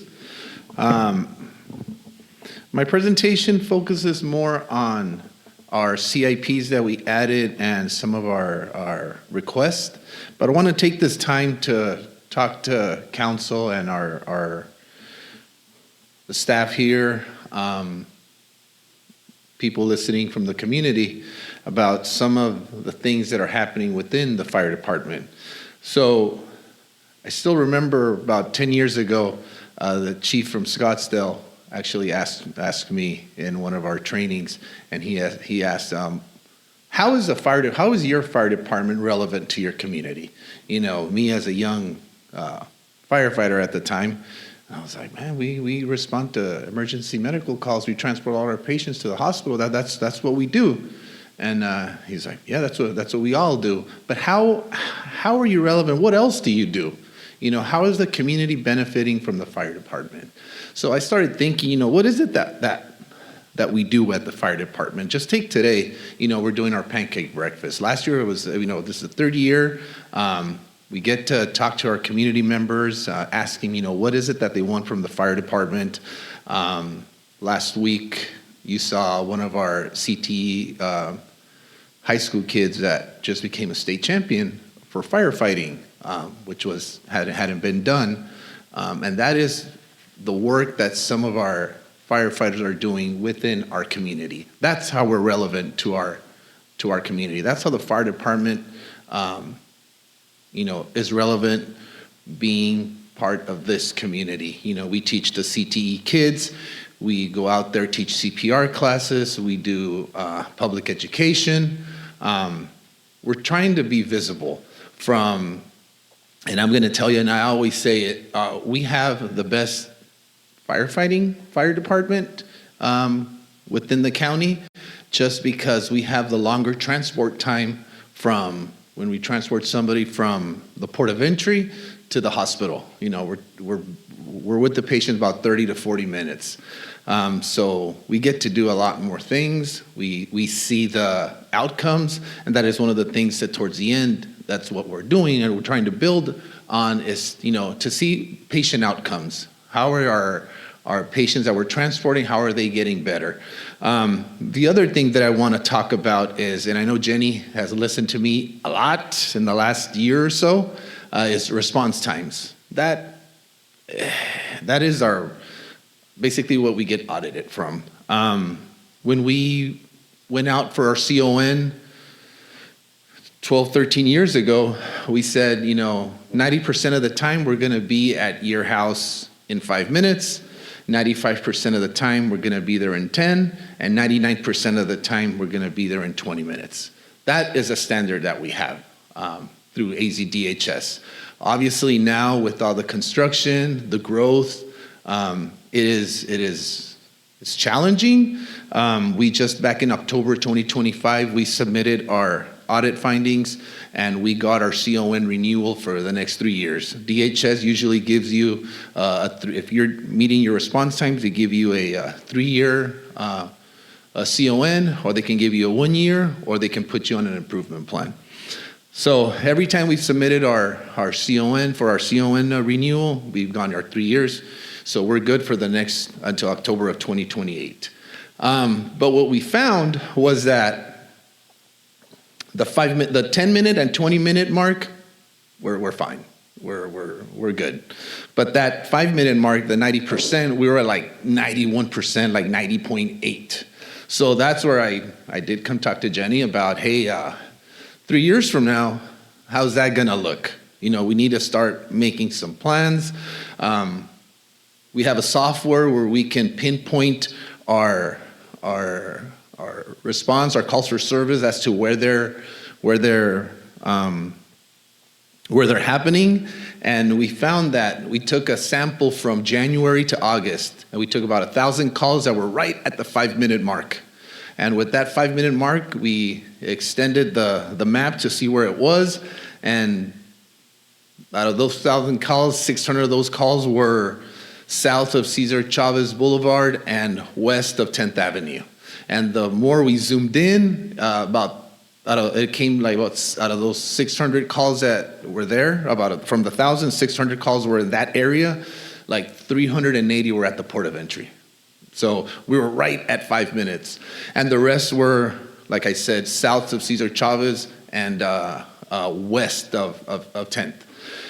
So I started thinking, you know, I came and talked to Jenny, and I told her, Jenny, we have to figure something out as to we have to be somewhere on the south side of Cesar Chavez, because I knew that the construction of Cesar Chavez Boulevard was coming, the port of entry was under construction, and sometimes when if you guys are going to Mexico or in the downtown area, if you see one of our ambulance trying to get into the port, they're stuck right there on Archibald or Main Street trying to go in. And our on-scene time, obviously our response time elongates. So we had to do something. Yesterday, while Anthony was here, we were talking about how the fire department's changing. You know, listening to Elohio and Public Works, lead times, vehicles are so expensive. You know, Anthony asked me, how much is a fire truck right now? Fire truck is about $1.5 million. So everybody's changing. I did tell him 80% of our calls for service are medical calls. And it's funny because you look at we're the San Luis Fire Department. You go up to the valley, they've added the medical part to it, right? You look, your Avondale Fire Medical, Tempe Fire Medical, Mesa Fire Medical. The only one that doesn't change is Phoenix Fire. But that's something we need to look at, because there's some of the questions that people ask, well, why are we sending a fire truck to an EMS call? There's benefits to that. Obviously, if you look in the city of San Luis, if you see a red truck, there's a paramedic on there. It's an ALS, and that's unheard of. But every single vehicle, from my vehicle, Chief Lopez's vehicle, to any red vehicle, there's a paramedic on there. So we provide the highest level of care for our residents. And looking at some of the presentations, some of the goals, or almost a lot of our goals, are kind of the same as maintaining services, retaining personnel, but providing the same level of care. That's what we're trying to do, because it's getting very expensive to continue providing the same level of care that we're providing, right? So I started to think, some of our, we purchased the fire truck back in like 3 years ago. We still haven't gotten it delivered. When we purchased it, they said, oh, it's going to be there 48 to 52 months. We just got from the vendor estimated time of delivery, November 2027. And we purchased it 3 years ago. So those are some of the lead times. For ambulances, if we purchase one now, you're looking at 16 to 24 months from time of purchase to delivery. So when I get into my presentation, we are asking for an ambulance. I'll talk a little bit more about that. But, some of our call volume last year for EMS call, or for just calls for service, we had 5,200 calls for service, up about 2% from the prior year. We have our, I say aging apparatus, but our equipment's really, it's still good.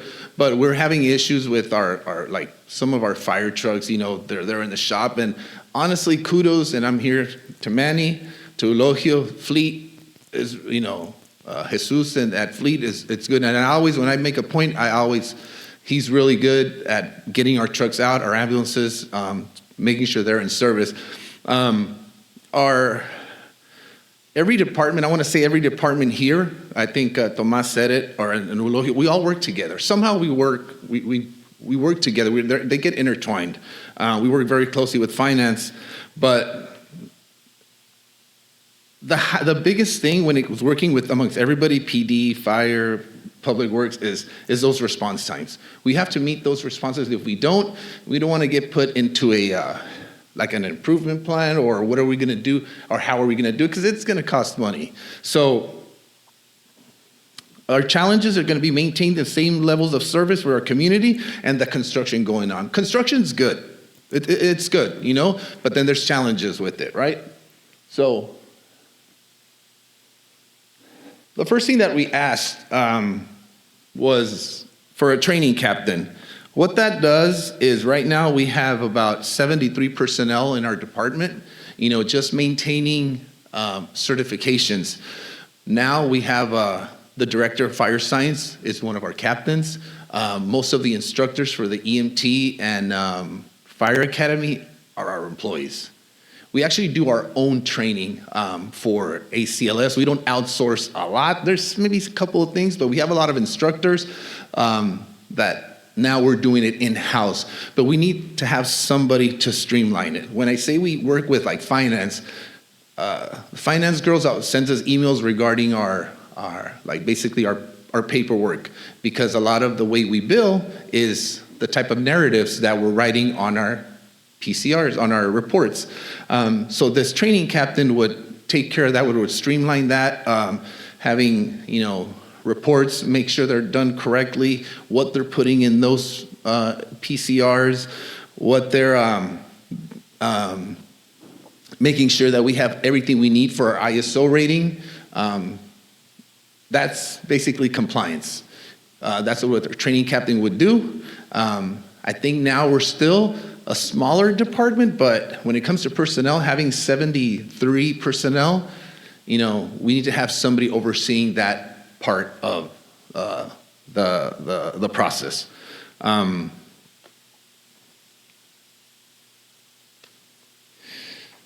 When I started back in 2004, almost 22 years ago, we had 6 employees per crew. We could have 1 person off a day. Now this is 2026, and we still can only have 1 personnel off. We did a survey amongst our personnel of what is it that we want, or what is it that we need, how can we help the fire department, and equipment, we were good, the stuff that we have. But a lot of the things they were saying is, now we have 20 personnel on duty, but we can only have 1 guy or 1 personnel off. So if somebody has a vacation for that day and somebody else decides to call in sick, we have mandatory overtime. So somebody has to stay because we have short of personnel. So while adding these 3 firefighters would give us that flexibility to have somebody off at Station 1 and somebody off at Station 2. And again, it goes back that the department's growing. We need to have that flexibility to have 2 people off. Like I said, I started in 2004, and we still are we can only have one firefighter off. And that's how it's going to improve, the coverage around the city. Sometimes when we have somebody stay 72 hours, they're tired. If they're on an ambulance, a prior council member actually told me one time, and he said, every time I go to Yuma, I see an ambulance heading to the hospital. And then when I'm coming back, I see another ambulance coming back. Our ambulances are always going and coming. So, having those medics or EMTs getting the rest, being able to stay, going home, not have to stay mandatory, that would be beneficial.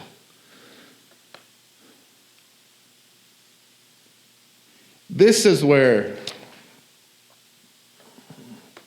the fire department is changing. Yesterday when I was talking to Anthony about this, we call it a fire rescue truck, but it's more of a rapid response vehicle. So we started this probably 10 years ago or so, where we use a pickup truck to respond to the port of entry or respond to the DOC. Why? Because that would decrease our response times because they're easier to navigate, correct? But now other departments, actually the city of Yuma went to this. They bought a rapid response truck. Other departments in the valley are doing it now because, like I said, if we're here purchasing a fire truck every 5 to 6 years and we're spending $1.5, $1.6 million, this truck is basically, we're buying a pickup truck, a F-150 or, they're now about 80,000 plus we put everything we need. They're talking about $100,000 trucks. When you look at it, you're like, oh, $100,000, yeah, it is a lot. But if we are using these vehicles instead of buying $1.5, $1.6 million fire trucks, it's easier to replace a pickup truck or a rapid response truck than a fire truck. A lot of people are doing this because a lot of the wear and tear those trucks use. Again, we're still right now we have the personnel and we have the equipment to use a rapid response truck and also have the fire truck available. Some departments are doing it where they intertwine, where they get a fire call, they jump from the pickup truck to the fire truck.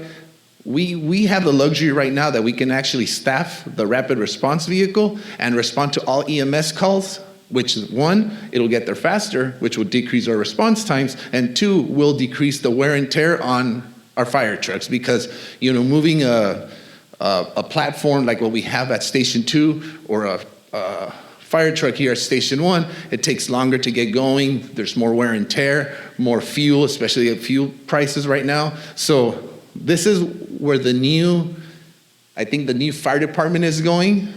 A lot of people you're going to start seeing going into EMS calls with pickup trucks and an ambulance than a big fire truck, which kind of goes with what some of the people are saying, well, why are you sending a fire truck? I need an ambulance, but this is where it's going. And like it says, the benefits are faster, more effective. And again, but it has the same capabilities.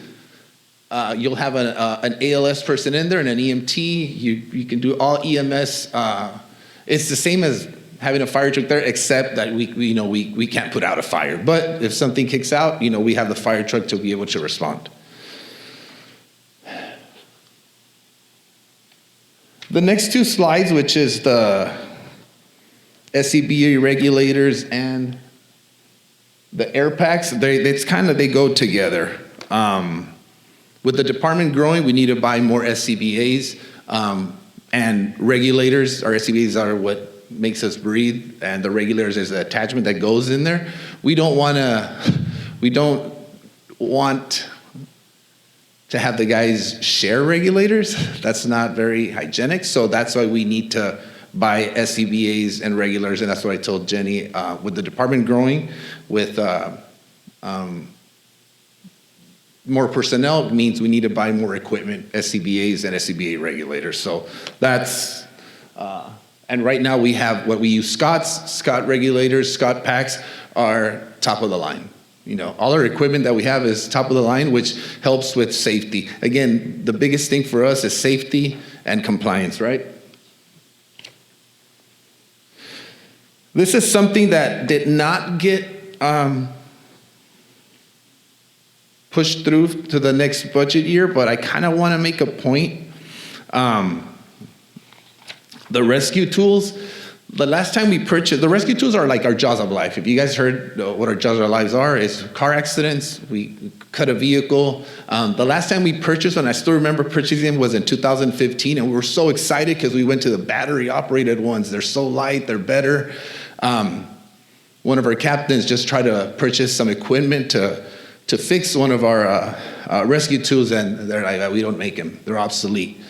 And when we asked, well, what's happening with them? And they've changed. If you look at vehicles now, we have hybrid vehicles, we have electric vehicles, so they use different types of rescue tools that we have to use.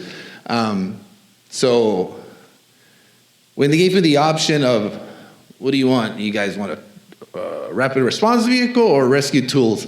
Well, right now I think we said, well, rapid response vehicle, but looking at, after we decided on that and we talked to the vendor, having 2015 11-year-old extrication tools, I think either this year or next year we should be able to purchase some of these, because we do, with the changes of vehicles, like I said, electric, hybrid, we need some new rescue tools. So like the benefits from it are that they're faster, they're lightweight. The ones we have at the time, we're like, man, this is nice. They're lightweight, one person can use them.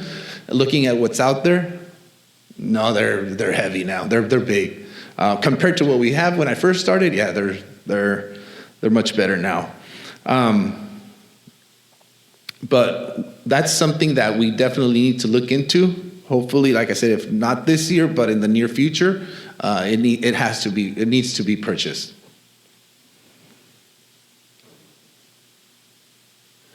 This is something that I'm going to talk a little bit about, and also IT.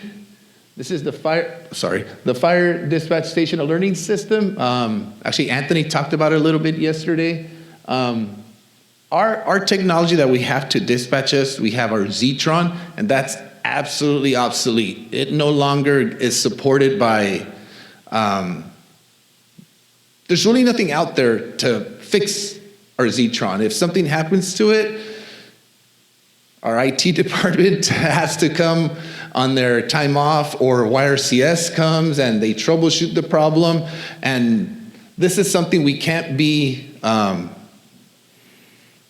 we have to move forward, and it is in the proposed budget for next year.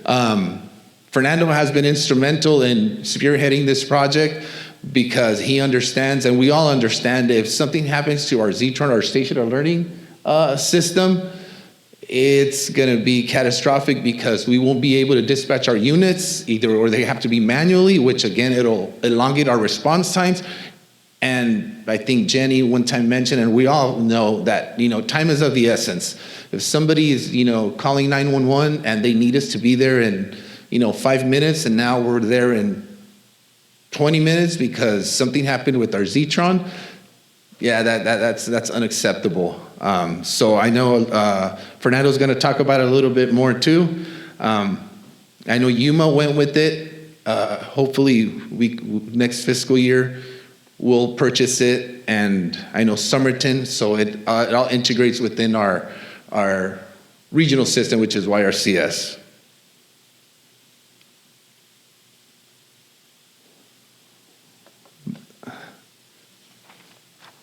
This one, which is our Fire Station 3 upgrades. Remember when I talked about how I asked Jenny that we needed to be somewhere on the south side of Cesar Chavez and on the west side of 10th Avenue. We brainstormed and we came up with the idea of, since the old fire station, which was the old facilities building, was already a fire station, maybe that would be the best place to put a station. And what I'm gonna tell you, council, and it's not a temporary, it's gonna be a fire station, which that'll, with the 360 calls that were to the port that we looked into, that will reduce our response times from the right at 5 minutes, because it's going to be closer to respond from, C Street and 2nd Avenue to the port of entry. So that, we're asking for, I think it's $150,000 to retrofit it back to being a fire station. So that is something that if we need to look into is how we're going to maintain those response times to the port or to that area that's on the west of 10th and south of Cesar Chavez Boulevard. Because 3 years from now, when we go for our audit and we submit our response times and we're not meeting that 90%, they might look into it and say, like, well, you guys need to do something. And we want to be proactive. That's the word. We want to be proactive, not reactive.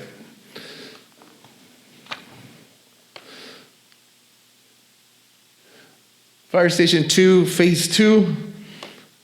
I know this is a very expensive project. Every year I put it in and it gets pushed. The longer it gets pushed, the more expensive it is. When we built Fire Station 2 on the east side, we said it was going to be done in phases. Phase 1 was going to be the fire station, and then we put a barn to house our trucks. The Phase 2 was going to be the bay, which we can continue pushing it, but eventually we have to build it. We have a $1.6 million platform out there that sits about 6 feet out from the bay, and with the elements, in the summer, 115 degrees hitting the platform, we need to keep that truck for at least 20 years.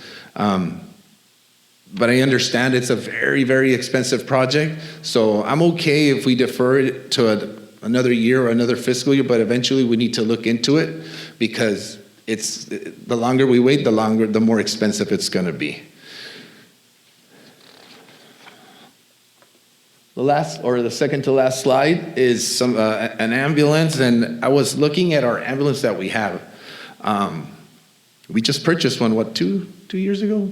2 years ago, and I'm like, okay, maybe it's time to purchase one. So I went to see how many miles our newest ambulance that we have. 98,000. 98,000 miles. That's our newest ambulance. And like I said at the beginning of my presentation, right now, talking to the vendor, what's the lead time? If we purchase one in July, 16 to 24 months. You're looking at almost 2 years. 2 years to get an ambulance. So our newest ambulance in 2 years, maybe he's going to have 180,000 miles. So, if we're trying to provide the best service to our community, we need to have the best equipment too. So that is something that we put in there. I know they're very expensive. Everything's expensive. When it comes to vehicles, I think we're looking at almost 350,000. I think Anthony said he quoted one at 400, and I told him, man, that might be a little bit much, but I think it's about $350,000 for an ambulance. But I was shocked too when I saw that our newest ambulance had 98,000 miles. So, we do put in a lot of miles. They go to the hospital. One thing I want to say is that the city of San Luis operates 4 ambulances a day. If you look at city of Yuma, which is a bigger department, they only have 5 ambulances that they run a day. We have 4 that we staff because we want to capture 99% of our calls that we go through our 911 system. We're trying to capture 99% of our calls for service, but even there, we still have Somerton that comes down for mutual aid. But when we call another agency to come in because our ambulances are at the hospital, they might not be providing the same level of care. I don't know, but I can say with us, every customer that calls 911, or I'm not say customer, every resident that calls 911 because they need to get transported to the hospital, they're going to get the highest level of care. They're going to get an ALS personnel on that rig, and they're going to get the highest level of care that we can provide. I got 5 minutes, so. What we're going to strive here in the fire department is try to decrease our response times and always increase firefighter safety. That's the main priority, making sure that every firefighter gets to go home. If they come home to work, they get to go home. Something that we started to look into is patient outcomes. We want to see what we're doing. If somebody has a heart attack, what did we do? What treatments worked? What didn't work? So working with our medical director, Dr. Franco, we're seeing that. And right now, San Luis is at the forefront because some of the protocols that we are using, it's only been in Arizona. We're only doing them here in the city of San Luis to see if they're working. And right now, we're seeing that some of those outcomes are good. And we want to have a stronger and safer community. I think yesterday somebody said, I think Mr. Councilman Cabrera said, out on the east side, like most of the young personnel are like 32, 33. We want to continue to having those personnel, those people here in the city that wants to stay in the city because we are providing the best services to them. And with that, I'll entertain any questions, comments, or concerns. Any questions from council? Thank you, Chief, for the presentation. It was great. A lot of things that we need to get and work on for you guys. My only question is, how many new hires have we had in the last 2 years? It's funny because we were just talking. Because I know I don't know if HR can help me with that, but we just hired 3, 6. I'm going to say at least 10. Oh, that's why he has my back. 10. But it's funny because we walk around and we see a lot of new faces, a lot of young faces. We're pushing a lot from our CTE class. A lot of the San Luis. We've had some kids apply from the San Luis High School that are coming into our department. So. No, and that's great because I know a lot of people who. I know at least 3 guys that came into our department through that training area, and everyone loves our department, how good you guys are at training everyone, and everyone wants to come to San Luis, even people from Yuma, so you guys are doing a great job. Thank you. Thank you. That is kudos also I want to set on that is kudos to our personnel, like our captains. They're very motivated to teaching. They like to teach. That's something that we strive to making sure that our personnel is training, and the kids that are coming in from the high school, that they're motivated, they get to do the same trainings that we're doing. Just look at the result from the gentleman that was a state champion. That was really, really great to hear. Anybody else? Yes, Acting Mayor Cabrera. Thank you, Chief. My question is, I know that you said there's 4 ambulances running a day compared to the city of Yuma, 5 ambulances a day. And I know we get a lot of calls from Mexico transporting our residents. My question is, I know, are those our residents, like City of San Luis residents, or could they be, it's just very vague? Could you help me understand? Well, 35% of our calls for service are to the port. We don't ask for, I couldn't tell you, we don't ask for where they live, or we get most of our, what they call the MRN numbers from the hospital. So yeah, I wouldn't able to tell you if they're residents from the city of San Luis or if they're living in Mexico. But like I can tell you that 35% of our calls for service are to the port. Now, why we have 4 ambulances is that our transport time from let's just take the port to the hospital to back, it's about an hour and 45 minutes to 2 hours. You take the city of Yuma, they're about a 10-minute transport time. They get back into service. We don't. Like I said, we take about an hour. On a good day, maybe an hour 30, but usually 145 to 2 hours. And not that I'm questioning if it's a person from Mexico. I know you guys provide an excellent service and don't care about legal residents. That's not my question. I just want to clear that up. I just wanted to know if maybe the person from Yuma was in Mexico and then you had to pick up a person that was a resident. It's because that's our population difference from Yuma and San Luis is very different. So that's a lot of stress on you guys, as far as the running time and nonstop. So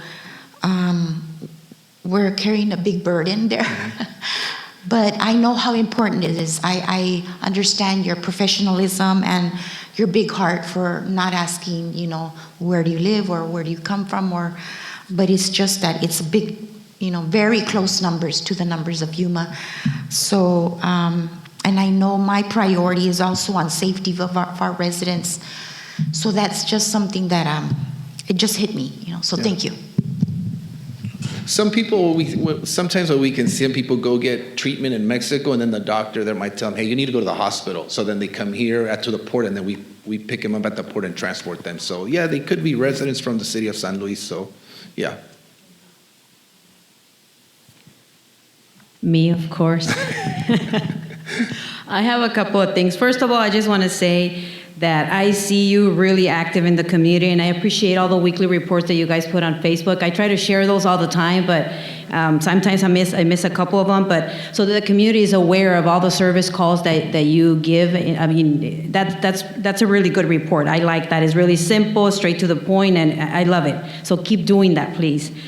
Also, you mentioned you have a 73 personnel, but you're requesting 3 firefighters to meet the staff, to meet the ambulance and fire staff, right? But you also are requesting the fire station 3 with 5 and 7. Is that additional employees that you will need, or No. it's already contemplated? Everything is already added to the formula? Yeah. Oh, okay. So when I talked to Jenny back in August, we just need a building. We have the personnel and the equipment. All we needed was a building, but no, we have the personnel to upstaff Fire Station 3, and we have the equipment.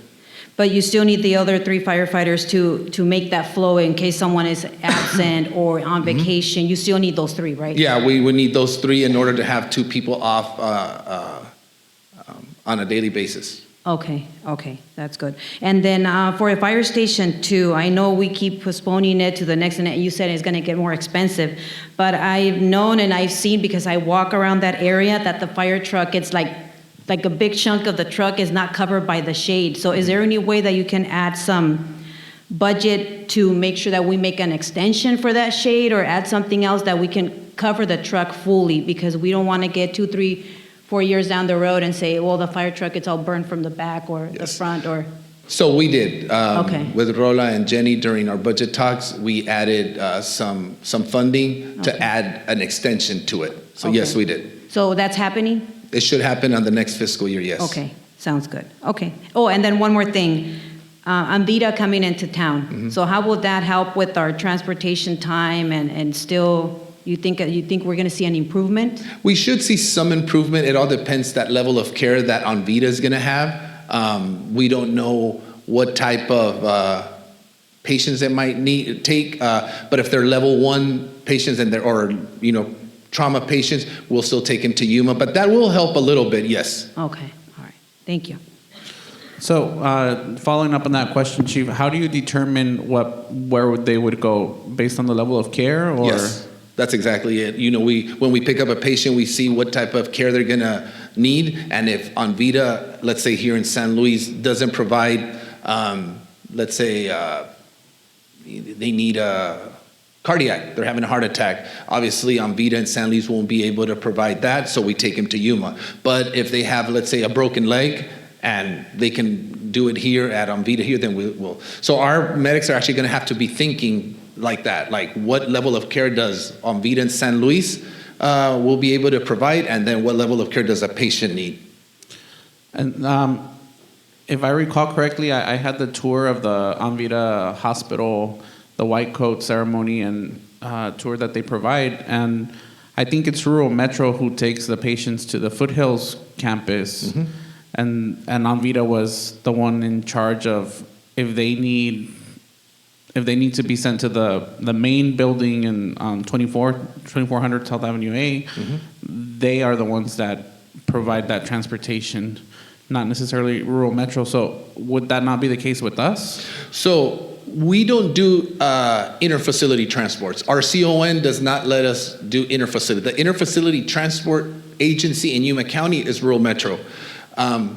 Anvita just applied for a CON to do interfacility transport. So they're trying to get an ambulance so they can transport their patients from, let's say, Foothills campus to main campus.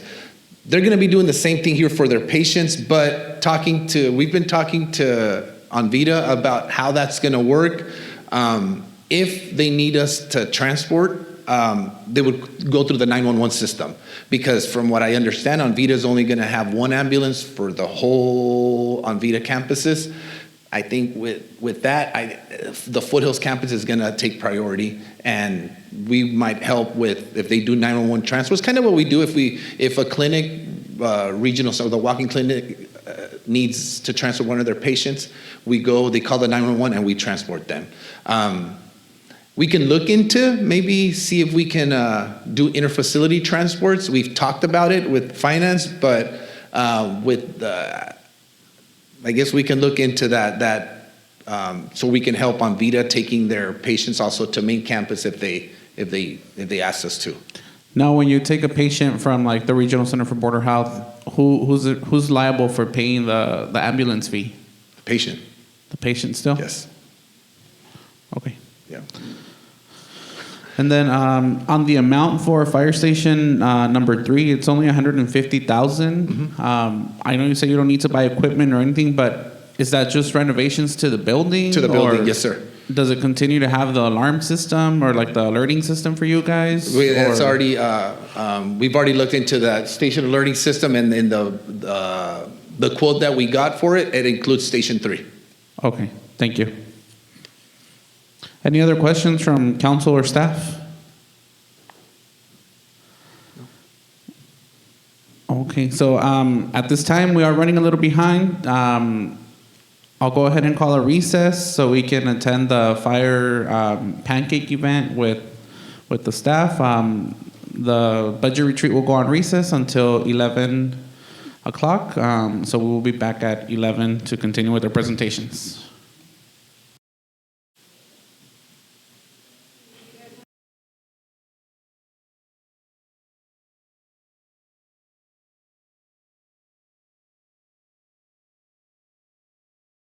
We will be back at 10:45. Oh, no, it's good.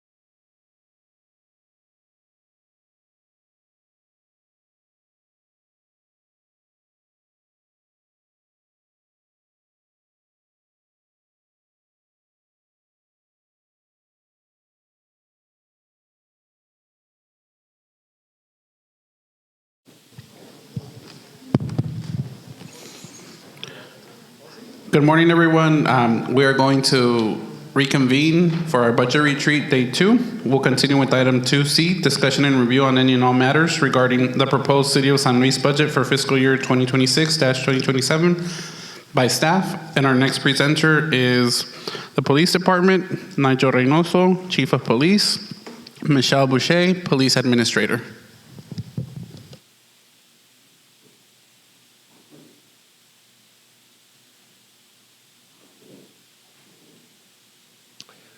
Well, good morning. Nigel Reynoso, Chief of Police for the Police Department. Thank you. All right. So I'm going to go ahead and go through the budget for the Police Department. Real quick, some demographics, and I'm going to make a correction as I'm talking to, but currently 2026, approximately 38,000 in population. We know that it's more than that. The average annually is 5.5 million people come across the port. Just some statistics nationwide or national. In an average, you need roughly about 65 officers based on the size of our population. We currently have a staffing of 43 sworn and 30 civilians. So before moving forward, I must outline the current status of the police department and acknowledge that, as the rest of the directors have mentioned, and I know there's going to be others coming after me, we understand the city's financial situation, as has been presented and continue to be, as it's going to be continued to be done. But it will be irresponsible for me not to tell you the status of the police department. In no way do I intend to undermine the importance of the service, the needs, and hard work of the rest of the departments in the city that the city provides. However, San Luis is the safest city, as it has been mentioned, in Arizona, and in part due to the community lifestyle, which I humbly and gratefully thank them for that. But more importantly, the hard work, commitment, and dedication that each member of the San Luis Police Department performs. As mentioned, the San Luis currently has 73 employees, 43 certified police officers, and 30 civilians. We serve a community of over 38,809. That's not including visitors and daily commuters. The department operates 24/7, 365 days a year. The primary force is concentrated in the patrol division. We currently have 4 squads, 2 squads during the day, 2 squads during the night shift. They work an average of 10 to 14 hours per shift, depending on the day of the week. The minimum staffing per shift, which has been working understaffed, is 1 sergeant, 3 officers, 2 dispatchers. The rest of the personnel are support staff ranging from motor officers, canine officers, detectives, community outreach, hiring, quality assurance, and other administrative services such as records, evidence, and property, and dispatch. Our 911 dispatch center supports both the police and fire. Calls for service, including emergency medical services. As a public safety answering point, our center operates a 911 system that provides critical aid instructions and coordinated responses to both emergency and non-emergency calls for service. Additionally, the center facilitates assistance to the general public and coordinates mutual aid with our partner agencies, including cross-border collaboration with Mexican authorities. It should be noted that we have maintained the same staffing level for the past 20 years. I came aboard on 2000. Shoot, I forgot when I came aboard. But I've been with the agency 20 years, right? So that's roughly when. 1995, I'm sorry, 2005. Since then, a Walmart has opened. We have 17 educational facilities and 4 medical facilities. A total of, this is just on the east side, 2,898 households. That's not including those currently under development and soon 2 hospitals. We have continued to work with the district, the Gadsden and Yuma, to provide 3 SROs for whom the appropriate district reimburses a significant portion of their salary. Currently, San Luis PD is operating with 3 squads, with 1 sergeant and 2 officers, and a squad at its minimum, which is 1 sergeant and 3 officers, which means we have to pull resources from other areas, which deplete and delays other duties and requires us to reassess our services, to reassess our service priorities. Calls for service have increased with demand rising across the city. The department is asked to be everywhere all the time. Staff are asked to do many other things out of the norm and to respond to address duties normally handled by other departments. Personnel still need to make time to train in order to remain sharp, act quickly, stay up to date, and remain safe, professional, calm, and composed. Staff must attend court, including trials, hearings, and grand juries. They still get sick, and for their well-being, they still need time to reset. During the last 2 years, we have hired 20 police officers. This is in the last 2 years. 20 police officers still have less than 2 years of service, and half are still in training. 8 of the 20 have left due to salary deficiencies. So that's 8 out of the 20. Deficiencies and lack of a pay scale. We have hired 9 communication officers, 3 of whom have been with us less than 1 year, and we're still and are still in training, but we have lost a total of 6. Their reason, too much work combined with the schedule and stress, and not enough to offset the pay. Knowing that public safety is generally not a pathway to becoming rich, personnel still needs a home to sleep in, food to eat, transportation, bills to pay, while being asked to do more with less, work long shifts, maintain a great attitude, and make minimal to no mistakes. Personnel are being stretched to their limits, and many have reached their limits, forcing them to look for opportunities elsewhere, not because they want to, but more out of necessity. We currently have 11 positions for police officers and 3 for communications officers open.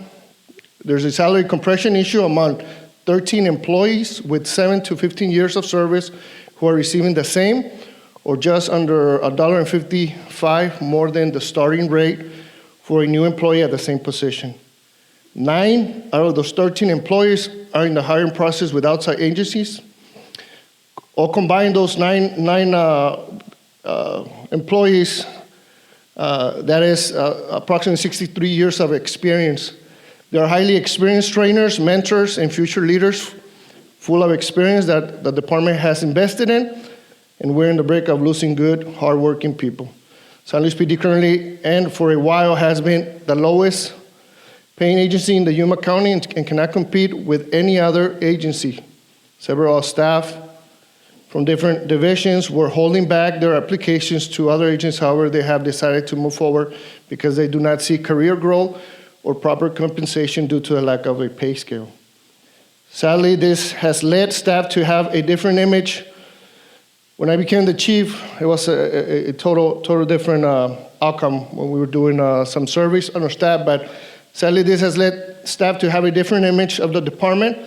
San Luis PD was recognized for its family-like environment, high-quality equipment, and decent pay. Now everyone in the county knows that and talks about how we are short-staffed, and new officers are easily influenced to move elsewhere, which demoralizes everyone, given the San Luis PD is at the bottom of the county salary list. San Luis PD is again being seen and used as a stepping stone into law enforcement path rather than as a career agency. Approximately it takes $10,000 during the first 2 years to train and equip an officer, and depending on the duties and the specialty, between $2,500 and $5,000 every year after that. We're training personnel to lose to other agencies because we're not competitive. The city continues to grow, service costs continue to increase, police response times are beginning to increase, and service are being carefully triaged because we must prioritize based on the call for service. Staff has been told that this was the profession we chose. We do it because we want, and we should be accustomed to it, which I agree. It is a profession we chose, what we love to do, and what we are passionate about. But not everyone can, not everyone is willing, and not everyone is qualified to do what we do. And unfortunately, for some passion for the profession does not pay for the bills. Yet even with understaffing and more personnel still leaving, San Luis PD has continued to thrive through service and engagement with the community. Requests continue to come in for officers to serve other duties as needed, or staff remains resilient and perseveres in finding funding to continue to participate in support of community events and needs. We remain good partners with other departments, generating new ideas to help serve the community and maintain community involvement. Even though morale might be low, officers still participate in every event, city or external. Whenever requested, the department continues to propose and develop new ideas to increase revenue and incentivize staff. I pray that and remain optimistic that our current situation will not go unattended, as we are on the verge of staffing crisis that will result in delayed response times and eventually a heightened risk to community safety. Right, so for that reason, and before I go to the next slide after this is our statistical data based on the calls for service. Some of the things that I'm requesting is obviously we want our employees to be looked into their current salary adjustments. You know, that and primarily in those particular employees with 7 to 15 years. Again, if we lose those people, we're losing a lot of experience. We're losing a lot of our current trainers. I'm also asking for the evaluation of our, based on the responsibilities and change of duties for transit enforcement officers, animal control officers, and our classification to change from police communication officers to 911 dispatch. And also the position for accreditation and compliance coordinator, and we're requesting a new position for administrative coordinator. All this was deferred, and I know HR will go through some of the options that we have. So we're excited to hear that. Some of the capital projects being proposed, radio replacement. So this is a 3-year project, $150K per year. Currently, the radios that we have, they have reached their lifetime, so they're no longer being serviced. Once they go down, we have to replace them. They are no longer being repaired. The next capital project being proposed, the Upson upgrades and renewals. We're at the end of our 5-year contract.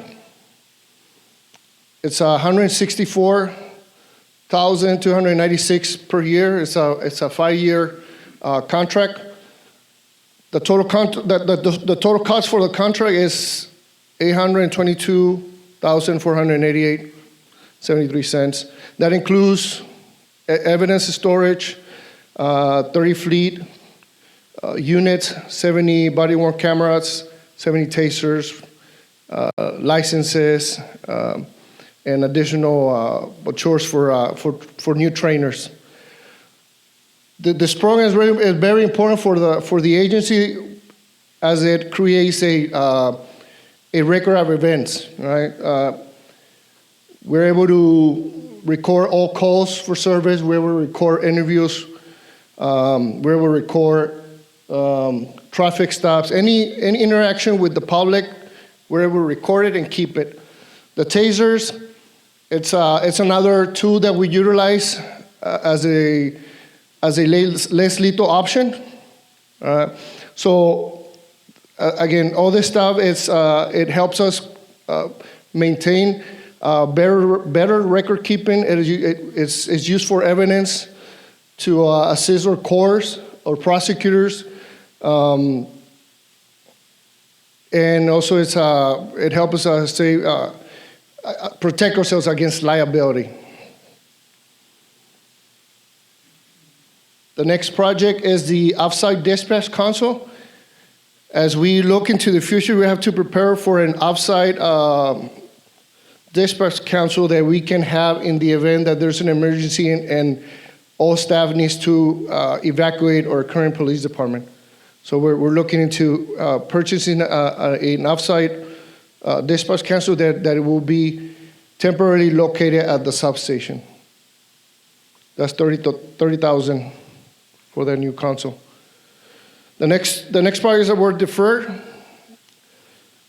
we have already outgrown our storage capacity for the department. We have a lot of equipment that we have in different areas throughout the city, so we're trying to consolidate those items and have it more accessible, better protection. So that's something we're trying to get. So those are some containers and a canopy for those purposes.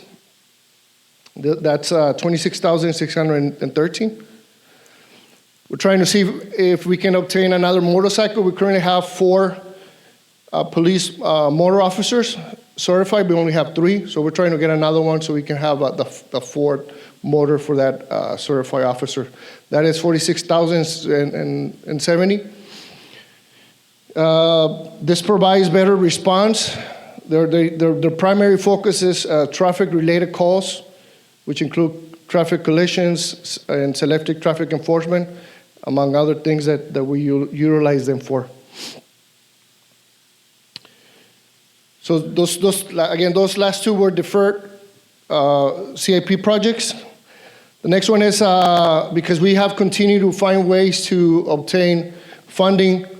Right now we're in a good place as far as equipment because of our continuous work trying to get funds. But we did get approved for a grant through the local border support through Arizona DPS, which awarded us $511,383. That's going to allow us to purchase additional vehicles, e-bikes, a base drone and first responder, and it will help us replace or plate carriers for all our officers. The next one also through a grant. This one was obtained in FY24. We still have some funding left that we're going to be using before July 1st, 2027. And what we have left is $236,095, which is to complete the tower. Well, not to complete, but move it forward. We're finalizing the cameras in the city, and we're using some of the funding that is left to outfit some of the equipment that we have, some vehicles. All right. With that, does anybody have any questions?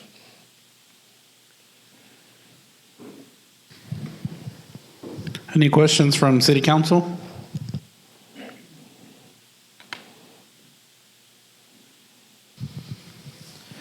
Hey there, Chief. How many new officers have we received in the last couple of years? So in the last 2 years, we have hired 20 officers. 20? 20. However, out of those 28 have left. Do we know where they went? Yuma, Sheriff? So we want to share them. I mean, it's all over. So the last one went to Peoria. Before that, to the YPD. Before that, one to the SO. I'm trying to recall. DPS. One to Cocopa. One to HSI, or Homeland Security Investigations. And I know I'm missing somebody. And I know among those, one was a retired. Okay. And then We pay for their training, right, when they come to us? How We long do- is it that they're staying with us after they get that training? What's their Say- contract? Can you repeat that question? Sorry. When we pay for officers' trainings, how long are they supposed to stay here with us? If I'm not mistaken, I think the last contract, is it 2 years? 2 years, correct. Yes, 2 years. If we pay for, that's if we pay for the academy, Okay. correct? If we pay for the academy, it's 2 years. If not, if it's a lateral from another agency, which we haven't been able to get Yeah. for a while, I mean, they pretty much can leave whenever they want. And typically, how much is the academy? The academy, it's a little bit over $4,000. Okay, thank you. And I think it might be 5,000 right now. Michelle? Okay, 5,000. Thank you. Any other questions? Thank you, Chief. I'm just taking some notes here, and it says here, 8 left due to pay, and then we are the lowest, or the San Luis PD is the lowest paid in the county. How are we supposed to attract officers with experience with that pay scale? That's a very difficult position that the city is in. Morale is low. This is something that is not good. When morale is low and those that are committed to serve and protect, this is very saddening to me. You know, 65 officers is what we need. We're at 43, but yet on the positive side, we are the safest city in Arizona. So with that said, I want to thank you and your department for that excellent award. You know, it's something that not everybody has gotten. I believe we are you are the only ones that have that title. So thank you. But I just really wanted to stress that how are we supposed to compete? So we need to consider that raising that pay scale. And just to comment on that, Council Member, so historically, San Luis has always been catching up to other agencies. In the past, there have been incidents when we are somewhere in the middle as compared to the other agencies. However, this last year and a half, I want to say the last year and a half, we are the lowest. So we're always catching up. We're always trying to catch up because we never catch up. But we're always trying to catch up. But this year it was different. We're actually the lowest.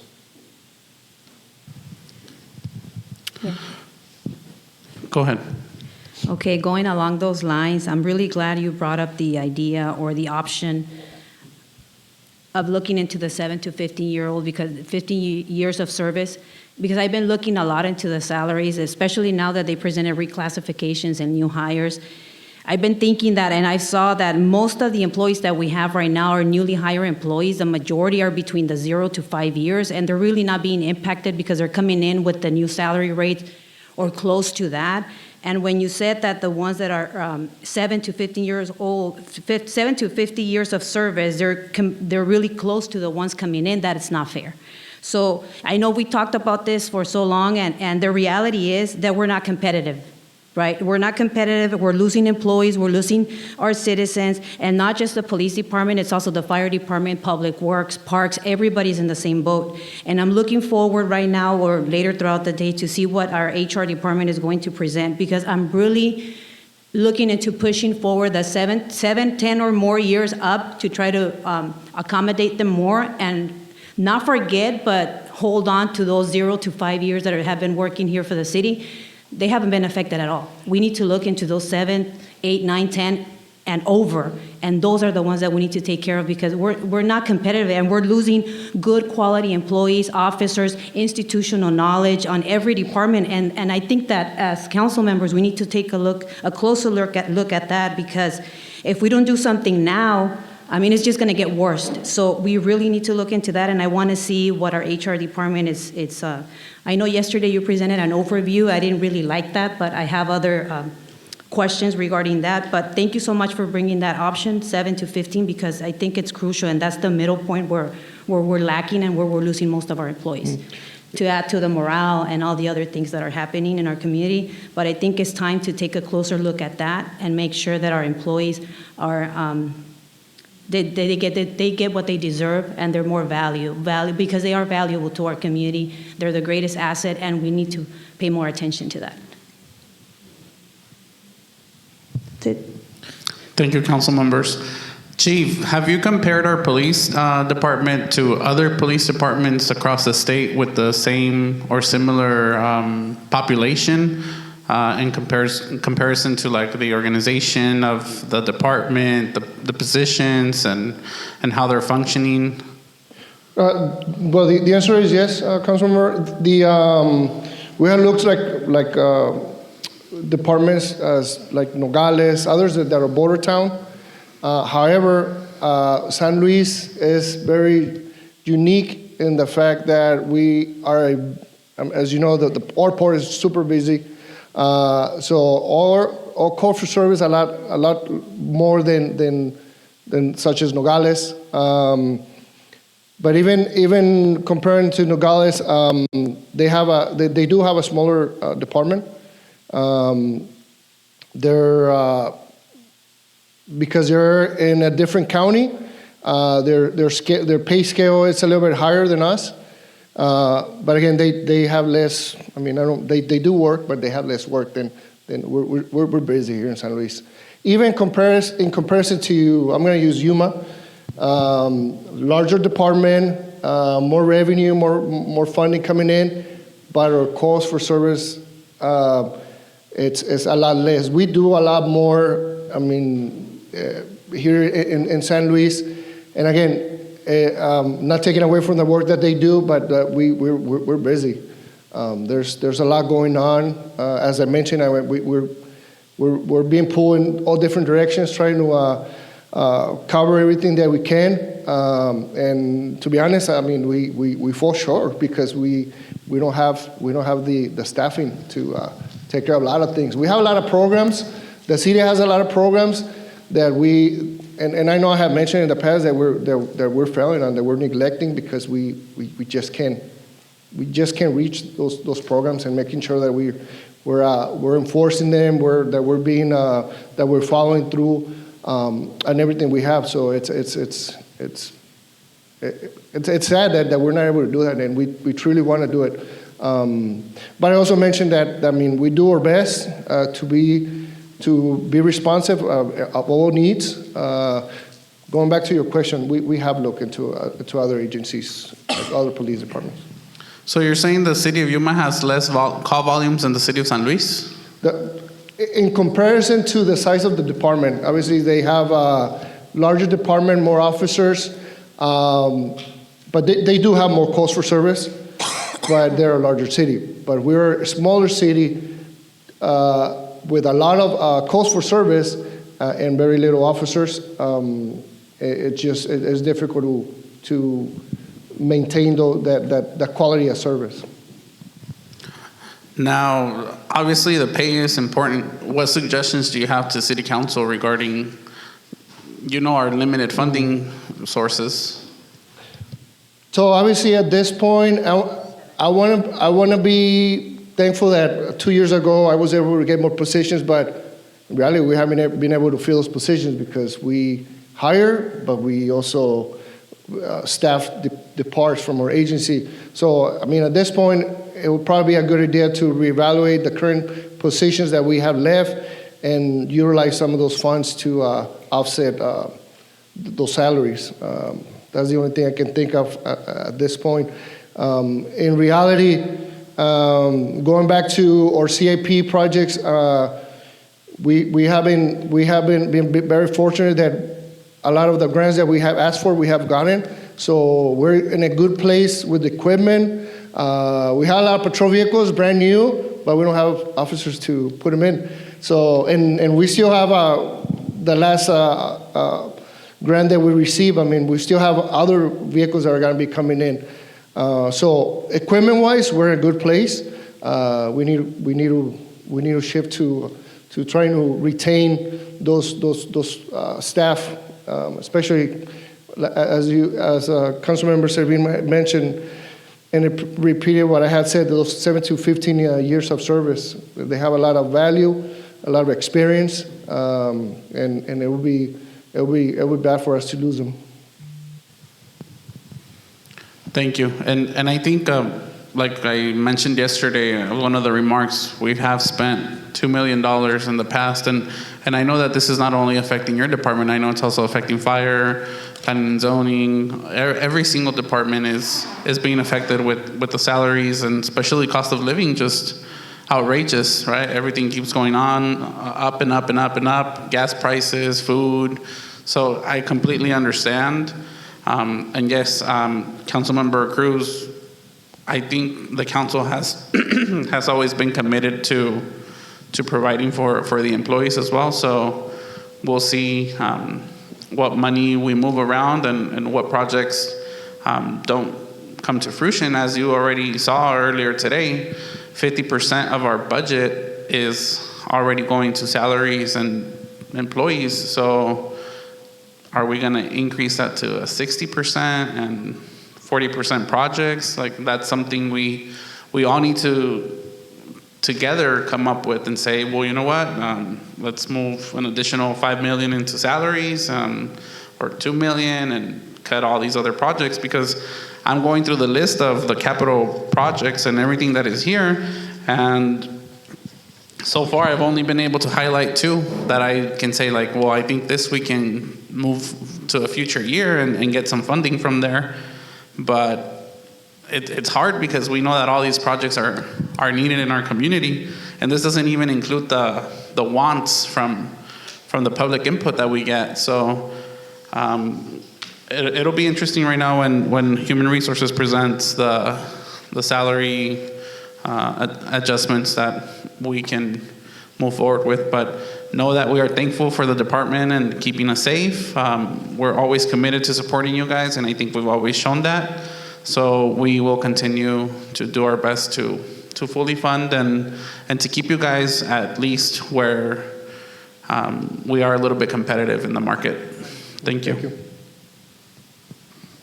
Any other questions from? No, I don't have a question. I just want to highlight for the people in the public who are listening in. Like we said, you guys are doing a great job. Even though we have the lack of manpower, I just want to point out that we're #1 over Surprise, Oro Valley, Queen Creek, Saguarita, Buckeye, Gilbert, Marina, Prescott, and Maricopa. That's very impressive. So for those who are listening and don't appreciate you guys, they should, even though we're lacking some things, but for sure we'll try anything to make sure you guys get the manpower you guys get in the future. Thank you.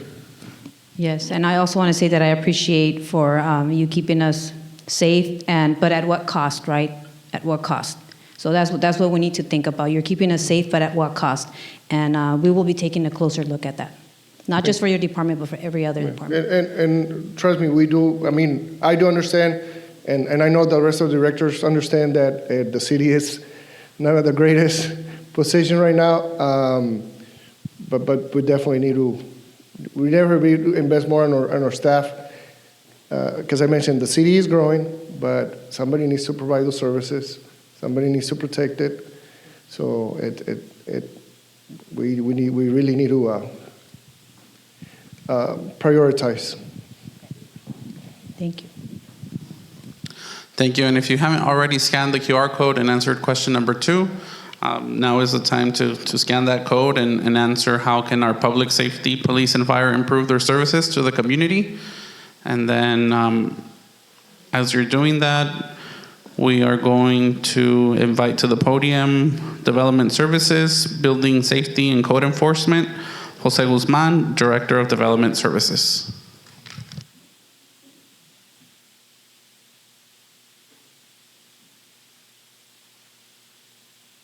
Just some responses that we've gotten so far is competitive salaries above our market in our area, improving response times, alternate routes for the border traffic like the Levee Road, additional staff at community events, community involvement, more foot patrol, making sure we're fully staffed in both departments, more personnel, They're already doing a good job bringing in more personnel and investing in them, recruitment for more personnel, additional facilities east of town, fully staffed, just some other responses we've gotten so far.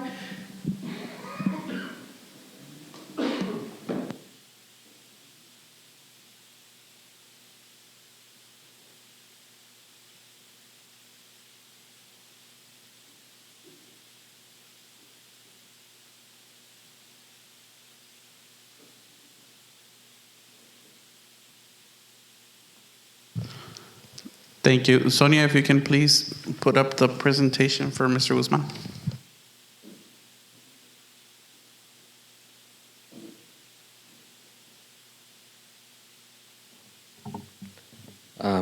Good morning, Acting Mayor, council members, and staff.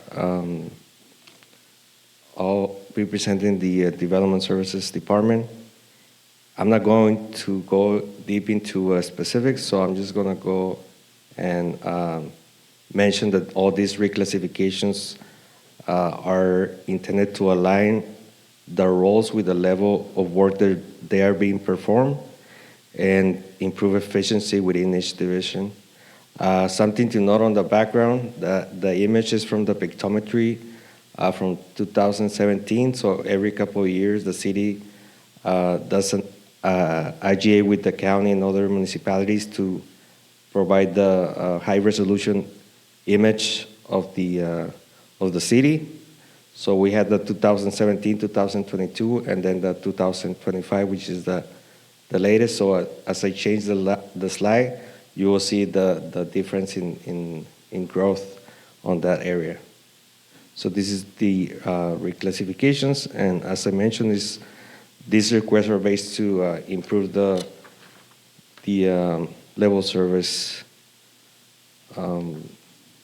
These are the new positions requested and are based on the workload and the need to maintain the service levels and as development activities continue. This also are to promote succession planning and service continuity. And then for the capital projects, these requests support the field operations and improve the overall efficiency, especially the permitting and land use software. I know IT will be requesting a new ERP system for the whole city, which includes the permitting. So we fully support that request. We support any request that serves or improves the continued level of service for the residents, and any request that helps with staff retention, whether it's through salary increases or any incentives. That will conclude my presentation, so I'll be happy to answer any questions. The GSI technician, we have one already, or is he going to start, or has he started already, right? No, we have a GIS analyst. Analyst, okay. Yeah, they will be. This is a starting level position. Okay, and then regarding the software for the land use, how much is that coming out to, you know?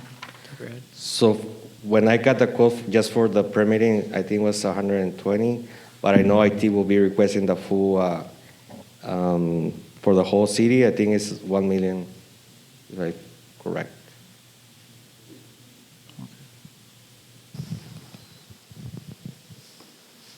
Any other questions? And then out of the things that you requested, Jose, I saw the positions were not proposed to move forward. Is that correct? Only one position will be the GIS technician. GIS technician? Mm-hmm. Okay. Jose, again, the GIS technician position is a reclassification or is a new position? It's a reclassification? When I did the request, I was thinking whether I can get one of the other, because we only have one GIS position doing the work for the whole city. So if the GIS technician wasn't approved, I was asking for that position to be reclassified as a GIS administrator. to compensate for the job that it's currently doing. Again, the salary comes again because you're trying to pay more your employees by changing their titles and give them a more authority on things that you do to find a way to compensate for the work that they're doing. So, okay, I understand. Thank you. In terms of growth for the city, compared to the previous year, where are we with like new development? So last year there were 280 new residential permits, and up to this current fiscal year, up to this week, we are at 207. However, on the permit fees, last year, I believe we collected 2.5 million, and right now we're at 3.3. We're getting more commercial permits, and we get more funding from those. Thank you. Any other questions or comments, council or staff? How many staff members do you have in your department? We're at 10. 10 for the last. You've never had like. When was the last time you had a new employee in your department? We had changed the position titles, but the number itself, it's been a while. The same for years. Yeah. You even lost 4 years. track now. Yeah, I think it's been the same for 4 years. We lost a position, then we got one, so it ends up in the same number. Okay, thank you. Thank you so much. If there's no other questions, we'll invite Armando Esparza, Economic Development Director and Government Affairs.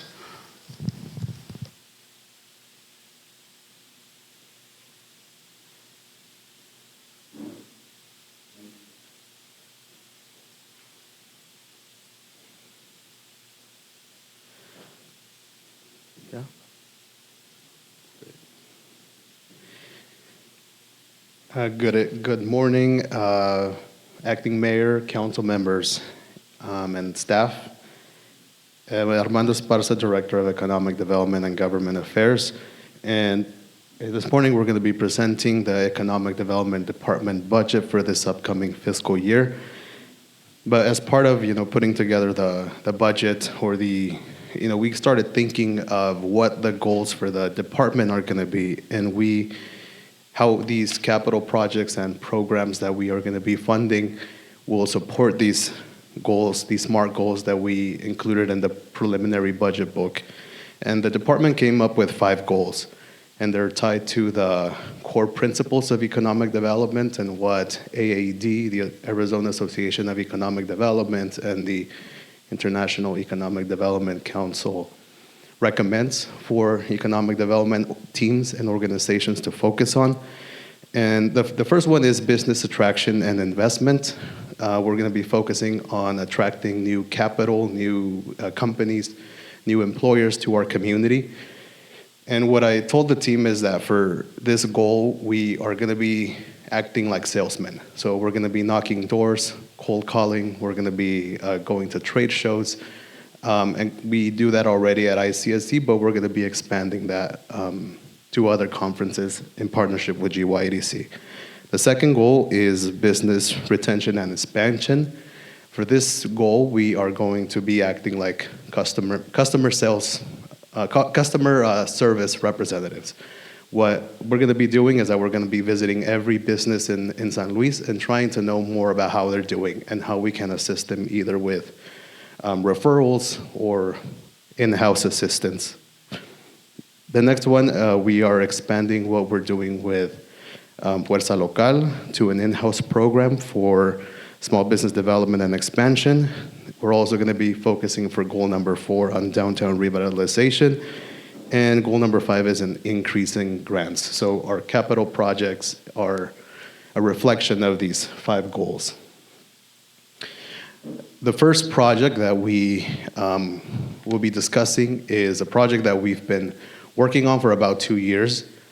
With the changes at the federal government, we had been on pause for about a year and a half while the new administration was reviewing the grants awarded.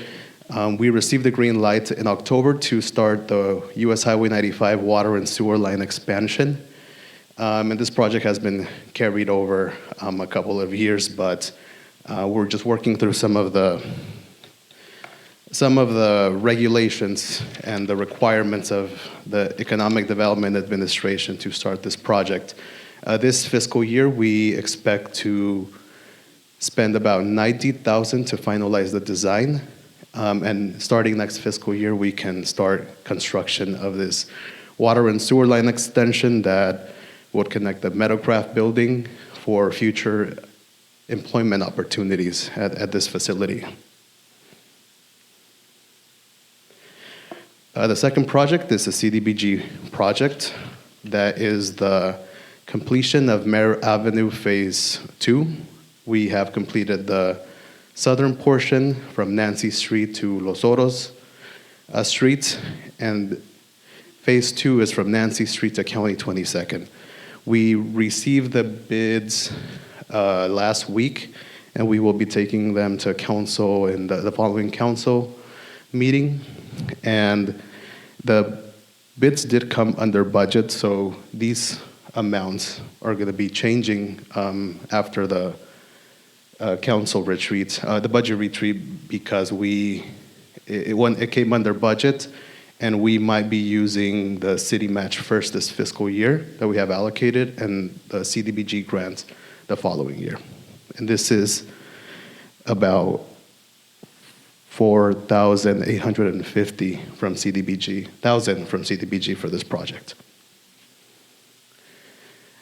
The following project is the next phase in that area of road reconstruction. This is going to be through Community Development Block Grant, CDBG, for the special state project. So this project is not something that we are going to be automatically awarded. We're going to have to compete with other projects in the state. The funding opportunity is going to be opening later this year. And if we're awarded, we can start the project probably at some point next year in the spring, kind of the same schedule that we've been following for CDBG projects. This, if we don't get the SSP funding, we will be doing the regional account to do this project again. That is funds that we get every 2 years. Next, moving to downtown San Luis. This project of the downtown drainage infrastructure has been designed for a couple years, and it's a project that will address critical drainage issues in downtown San Luis, and I know that it affects some businesses as they're trying to expand because there is on-site retention requirements that don't allow paving or expansion of their facilities. We are currently working with NADBank to receive a grant from them for $750,000 to complete this project. It's a project right up their alley. Water infrastructure is something that they focus on. So NADBank is currently reviewing all of our documents of the work that the city has already done for this project. And the grant application opens in September, and we should get the funds awarded in January. And the project would take about 12 months to complete. The next project is one that we took to City Council, I believe 2 meetings ago, and this is an ADOT scoping project for future construction of canal paths on the East Main Canal. This, if we're awarded, we would need to do a 5.7% local match, and we're seeking $500,000 for getting the scoping documents to apply for construction funds in the future funding routes. That's a requirement for ADOT to fund these types of projects for pedestrians, bicyclists, and non-motorized transportation methods. And this is based on a similar project that the county was awarded in the previous funding route. If we're awarded, we're going to allocate the match next fiscal year.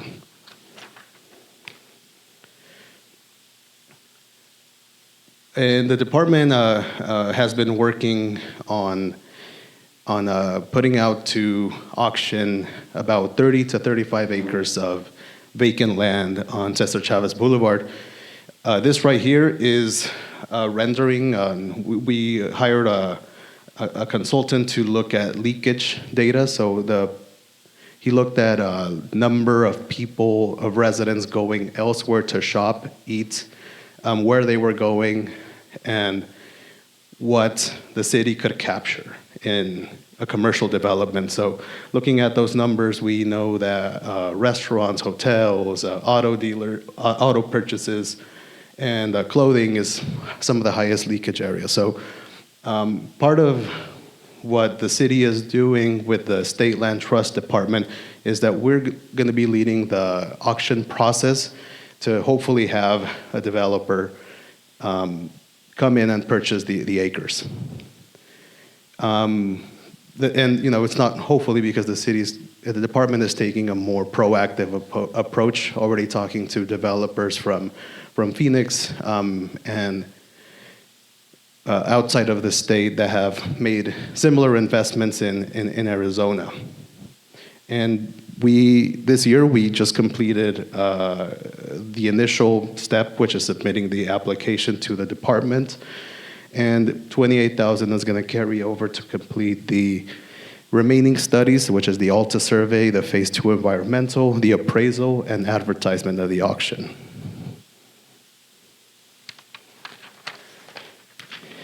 When this development goes to auction, there is opportunity for the city to purchase either one or all the parcels of the development.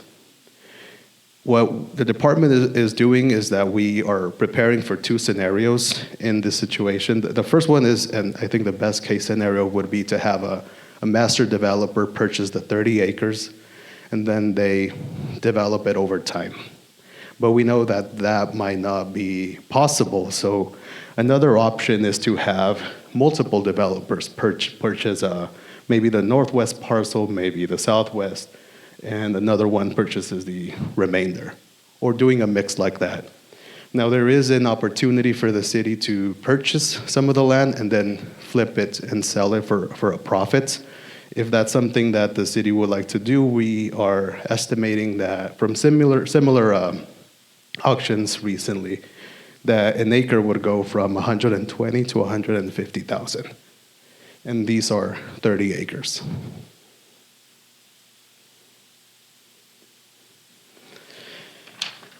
Now, the department has been doing a lot of work on establishing the public art program, and we have submitted a couple of grants to fund public art in the downtown.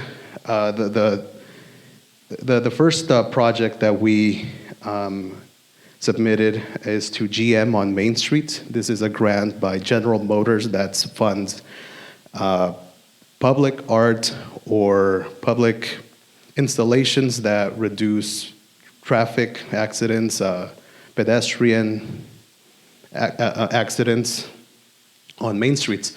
So working with Public Works and Parks and Recreation, we identified that the Main and B Street intersection would be a good location for doing some sort of art that would calm traffic and reduce hazards for pedestrians. So we should hear back from this grant, or both grants, by next month if we're awarded. The second one is from T-Mobile. It's a hometown grant, and working with parks, we would like to have well site number 1, as Eulogio mentioned, was the first well site of the community. And what we're thinking is doing a mural all around the well sites and having it be what they call like a pocket park. That would be like a heritage park where residents can learn about the foundation of the city, the first well site, and turn this abandoned infrastructure and sort of a activation place for the community to come and learn and see art in, again, the downtown area that we're trying to reactivate. The other program that we requested to have some matching funds and city funds is for the Historic Preservation and Revitalization Initiative.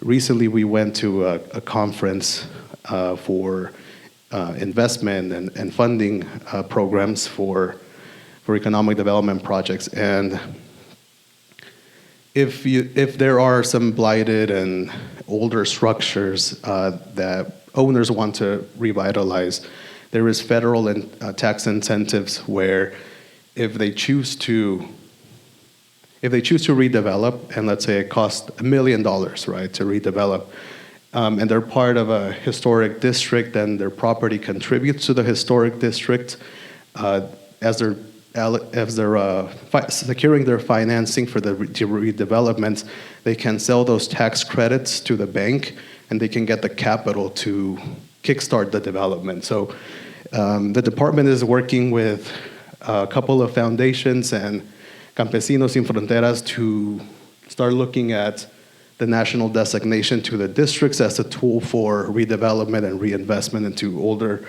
properties. The good thing about the incentives and the programs is that they have to be income-producing properties. So it cannot be someone's house that they're going to be living there. So let's say that it's a house that's going to turn into a restaurant or a coffee shop or a bookstore or even a rental property.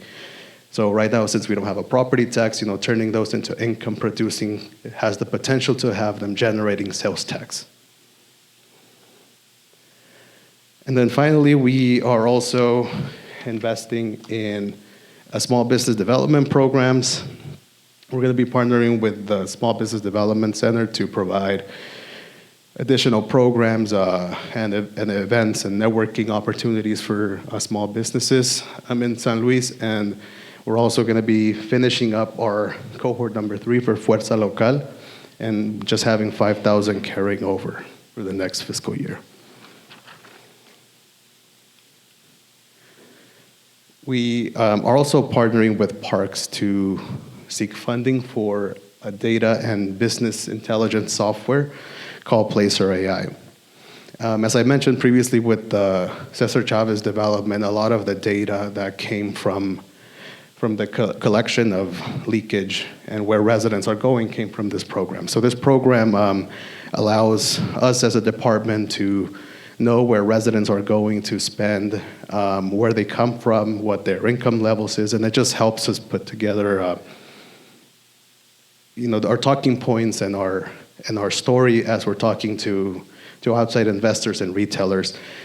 But for Parks, I think it's also going to be valuable to understand where people come from for the Asado and Brewfest, the 4th of July, but also where are they spending when they come here from outside, or if it's a resident that was going to stay home, maybe they are out spending. So this is data that can help us better understand the community and sell to outside investors and prospective retailers. Okay, the last project that I would like to talk about is that this is a project that we requested, but we were not funded for. But I think that it is really valuable for the community, especially a community like us that is growing. When we go out to talk to other communities, other directors, other staff in economic development, there's some communities that we talk to them like, well, what do you have going on? And they say, well, we're a small community and our population is shrinking and our employers are, our main employers are leaving, they're closing. So, that's kind of our problem, right? Or other communities, that are mostly suburban. We just want to attract, retail and services for our bedroom community. So when I talk to them about what we have going on in San Luis is that we have a little bit of everything, right? If you think about it, we have land that's available for industrial development. And then we have a lot of leakage that needs for commercial development. Then we also have a lot of needs for infrastructure that support economic development. We have a young population that I'm sure would like to start businesses and needs, the resources to make sure that they're successful. So for us, we're a community that has to do, economic development-wise, has to do it all. We have a downtown, that has a lot of potential for reinvestment. Some communities do not have that. So strategic plan, especially now that we're growing and that we have a lot of potential for outside investment to come, is very important because it, one, shows that there is commitment and that economic development is a priority as we're talking to developers, industrial, commercial, but it also shows the community that this is the priorities that we are investing in, and if we complete these, this is what the community can look like in the economic development sense. And it just tells a good story of how everything that's already happening works together to get us to where we want to be in 5 years. So council, if this is something that you can consider for economic development strategic plan, we are proposing, similar to what engineering is doing, to split it over 2 years. 50,000 one fiscal year, 50,000 the following fiscal year, to kind of put everything together to lay out how we can achieve the goals that the department laid out, and that we can show the community what, in the economic development sense, what we're doing. Open to any questions.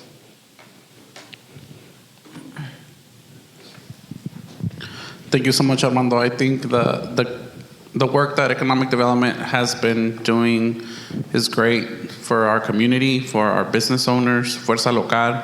I hear a lot of great comments from the people, more people interested in joining part of this this program or these new cohorts to expand on small businesses across our community. Council members, I don't know if you have any questions or comments. Quick question, Bichu Lisette. Last week we attended a meeting for the opportunity zones. Can you explain upon that and if that ties into this plan that you just presented to us? Yes, that's a good question. I'll actually be taking the full information to council in the upcoming session, but really briefly, this is a federal program that designates certain census tracts that are low income as opportunity zones, meaning that if someone has capital gains, so if they sold a property, they sold a business, and they don't want to pay taxes, they can reinvest into businesses, parcels, developments in the low-income census tracts, and get tax benefits at the end when they exit the investment. And yes, I think that part of the strategic plan is going to be how we can maximize those investment or those opportunities, because last time this is a reauthorization of a program that already exists. I don't think that a lot of rural communities saw benefits or investments from it. Thank you. Councilmember Servin? Yes. I just want to say again, Armando, I love the work that you're doing and what your team is doing as well. You're pretty much giving San Luis a different face, a future, and I really like that. I like the idea of the roadmap that you just mentioned right now, having the strategic plan, the master plan, I think is really important, not just for water, sewer, and also for economic development. I think also Parks and Rec should have a master plan as well. It's just we really need to look into those things, and I appreciate that all of you are coming up with this vision ahead of us, and we're moving from catching up to knowing where we're going, and that's what I'm looking for with this roadmap. I really agree that we should look into having to implement it at least 50-50 like the other department is doing. I think it's a great start, and like I said, I really appreciate you having the vision and moving us forward from, I know police chief said right now we're trying to catch up, and we want to move away from that. We want to know where we're going, and this helps us as city council because when our constituents tell us, what are you doing? A lot of the things that we do on infrastructure and other things underground, they don't get to see that. They only see, well, we all see, right? Parks, green, vehicles, officers, events. They get to see that kind of stuff, but they don't see all the investment that we put underground. And when we have a roadmap, when we have a strategic plan or a master plan, that helps us communicate the message to our community, and that helps us to project that image, that message when we want, again, property tax, right? I just gonna keep looking at that because that's something that I really wanna look forward into coming the next fiscal year. And all this roadmaps helps us to provide a vision to our community. So I really appreciate, again, that you're doing this.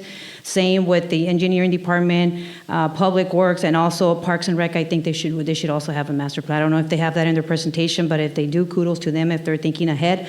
But for right now, I just want to say thank you.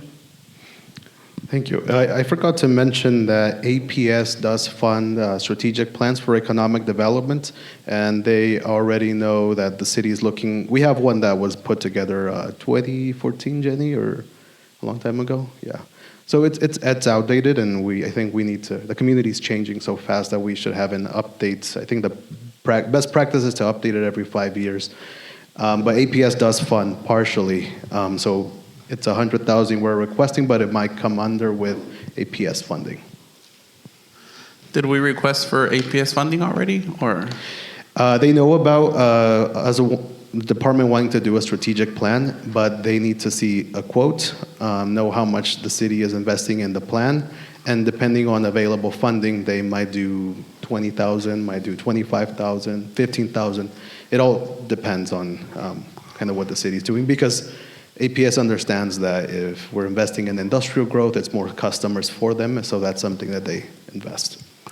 So you need 100,000, and it said in 2 years, 50 and 50? Yes. Good to know. Thank you. Go ahead, Councilmember Cruz.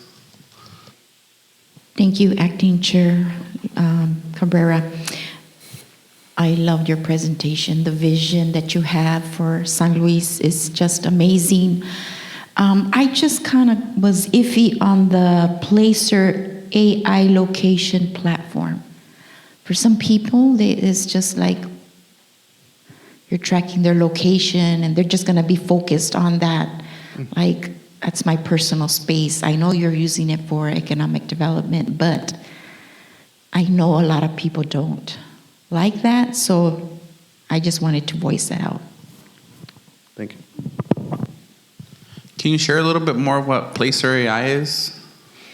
Yes, Placer AI is it's probably the most used data and business intelligence software. We see them at ICSC, and they're always connecting with us. But their data is basically sourced from location data on cell phones, and they can see information of who's coming into our community, where they're spending, where they're coming from, where they're going after, and it just creates a good story to tell to retailers, and I think it can help internally for Parks and Rec as well. We do get this, GYDC has this software, and they are able to provide the data to us, but we don't have an account directly with them. And the real data comes from when you log in and get to play with the data and export what's most valuable to you. So that's also an option to keep doing what we're doing and just keep working with GYDC.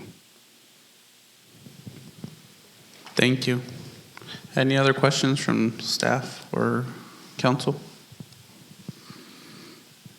If not, then thank you so much, Mr. Esparza. We'll go ahead and move on with question number 3, and you can scan the QR code again to submit your responses. The question is, what can the city of San Luis do to improve the quality of life for its residents?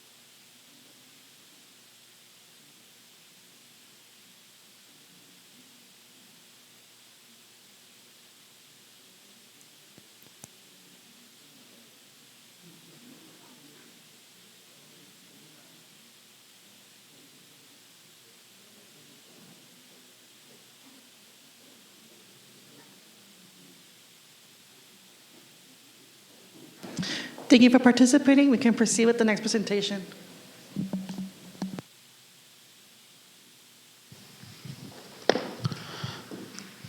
The next presentation is from our municipal court by Julissa Alejandra Peru, court administrator.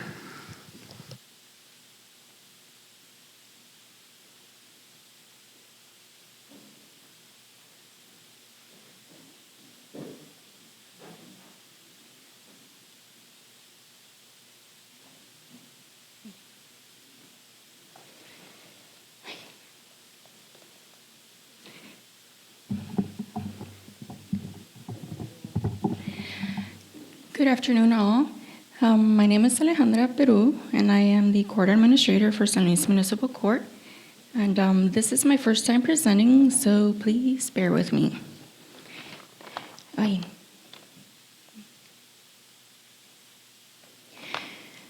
Okay, so for the functions of the municipal court are to serve as the judicial branch for the local city governance and are integral to the local community, often providing the public's most frequent interaction with the justice system.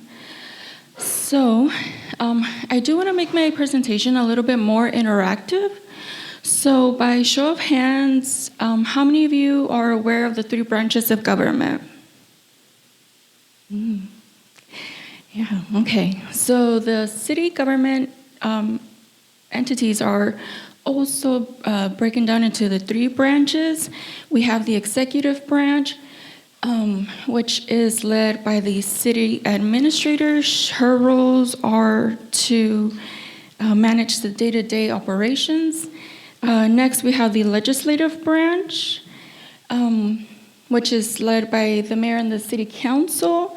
Primarily, they're responsible for adopting budgets and passing ordinances and representing the interests of our residents.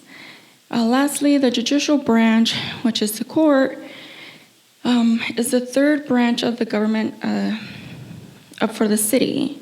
And as the chief judicial officer, the judge is responsible for ensuring that all violations are handled fairly and in strict accordance with law.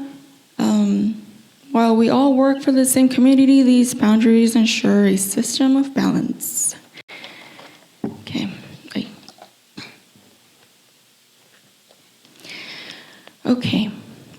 So understanding these distinct roles is key to a healthy working relationship between the city and the court. On one hand, the court has a professional responsibility to be a good steward of public funds. On the other hand, the city has a mandate to ensure that the court can function properly. Now, how many of you guys know or are aware of what your Miranda rights are? By show of hand. Okay. So if you've ever seen a cop show and they say when a person is being arrested, they'll say you have the right to remain silent. Anything you say can and will be used against you in the court of law. Police agencies are required to provide those Miranda rights to ensure your 5th constitutional right of self-incrimination. That came to be due to a case law ruling. Now, a case law ruling is not a statute, but it is considered a law that everyone is to abide by. And it's a law passed essentially through the judiciary and not through the legislative. Okay, so I'm going to read some of the court's responsibilities and the city's responsibilities and roles. So the municipal court must follow city or town expenditure procedures. Now the city is responsible that the budget process must yield funding necessary for the proper operation of the court. The local government must defer to the judge's determination of the financial needs of the court and the advisability of implementing any recommendations unless the judge's determination is arbitrary, capricious, or unreasonable. Additionally, court should be mindful if a municipality is experiencing a fiscal deficit or shortfall and work cooperatively with the municipality to achieve mutual agreeable solutions. Now, I brought case law into the beginning of this slide as a leeway to foreshow the Maricopa County versus Dan case law ruling, which is where the Supreme Court held that courts have a right to necessary personnel to carry out the court's constitutional and statutory duties, and that legislative bodies have the duty of approving personnel requests unless there's a clear showing that the judges acted unreasonably, arbitrary, or capricious in the making of the request. Now, if the court follows the funding authority policies and is still denied adequate staff or facilities, the court may, through its inherent powers, order the funding authority to provide for adequate staff or facilities. I have provided the roles and responsibilities in the folder I provided for council members if you would like to reference them.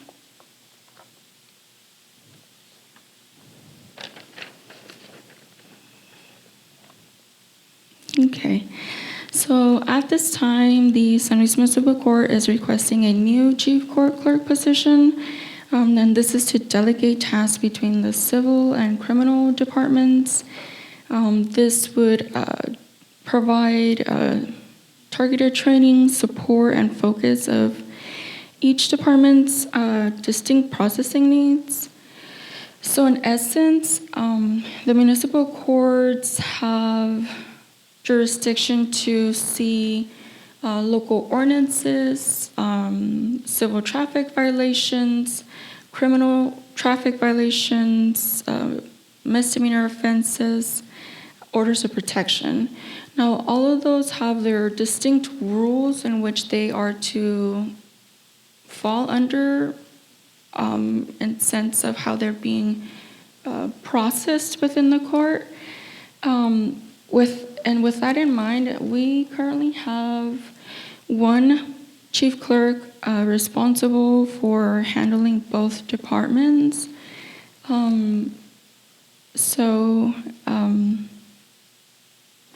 I was made aware that the last time that the court had a new position was in 2002.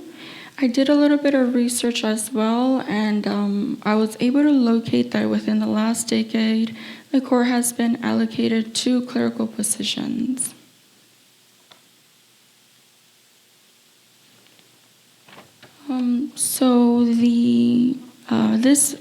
If we were to be allotted this position, this would immediately alleviate the existing operational burden, enable the strategic distribution and critical workload and enhancement of the quality work.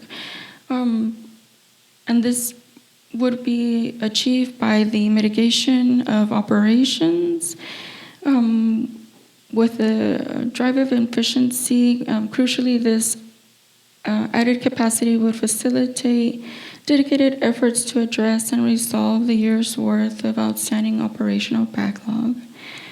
Also, having more supervision can drastically reduce the potential of errors in case management and reporting, therefore safeguarding the city against potential future liabilities. Okay, so in the next few slides, I want to walk you through the specific challenges the court is facing now. My goal is to show you that our request for additional resources is grounded in real operational necessity and based on the data. Currently, we are facing 2 mounting pressures, a consistent rise in new filings, and an ongoing commitment to resolving our backlogged cases. When you combine those, we are looking at an average of annual workload of 6,280 cases. For our current team that has reached an unsustainable level, it results in each clerk managing an average of 1,047 cases, which is significantly higher workload than what you will find in other municipal courts across the county. So, council members, I provided you with a flow chart. On there, it shows the stages on which the case types that the municipal court handles. You will see the criminal traffic violation. Criminal traffic could be like criminal speeding, DUIs. Now, I also put the misdemeanor case flow chart, and that may be like shoplifting. And then I also attached the civil traffic flow chart. So if at any event the case stalls in any of these stages, that case is then in limbo until it's resolved, meaning we see an increase of filings and we still have to address these inherited cases that have not been resolved to the closed portion of it. So every year we continue to see an increase of workload, and it's not necessarily that we're not operating, it's the inheritance of cases. We have an estimated backlog of 40 years.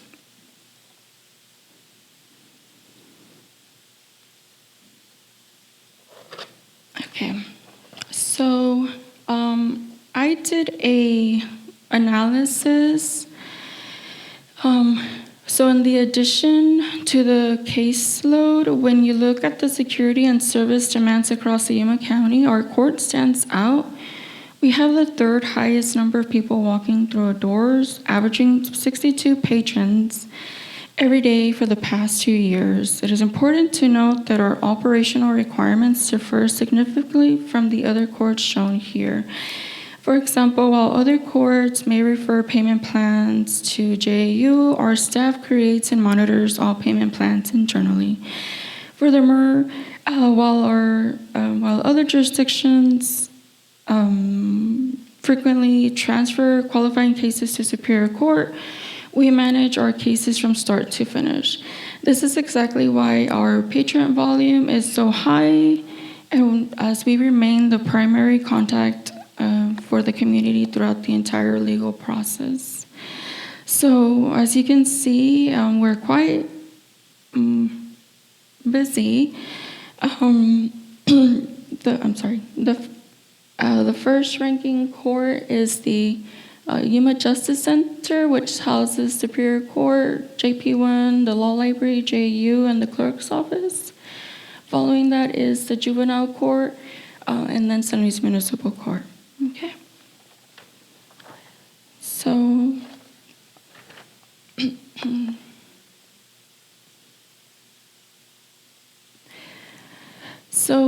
some of the backlog that we were wanting to address are these specific targeted areas, which is the criminal records compliance, which is where we have over 8,000 open dispositions.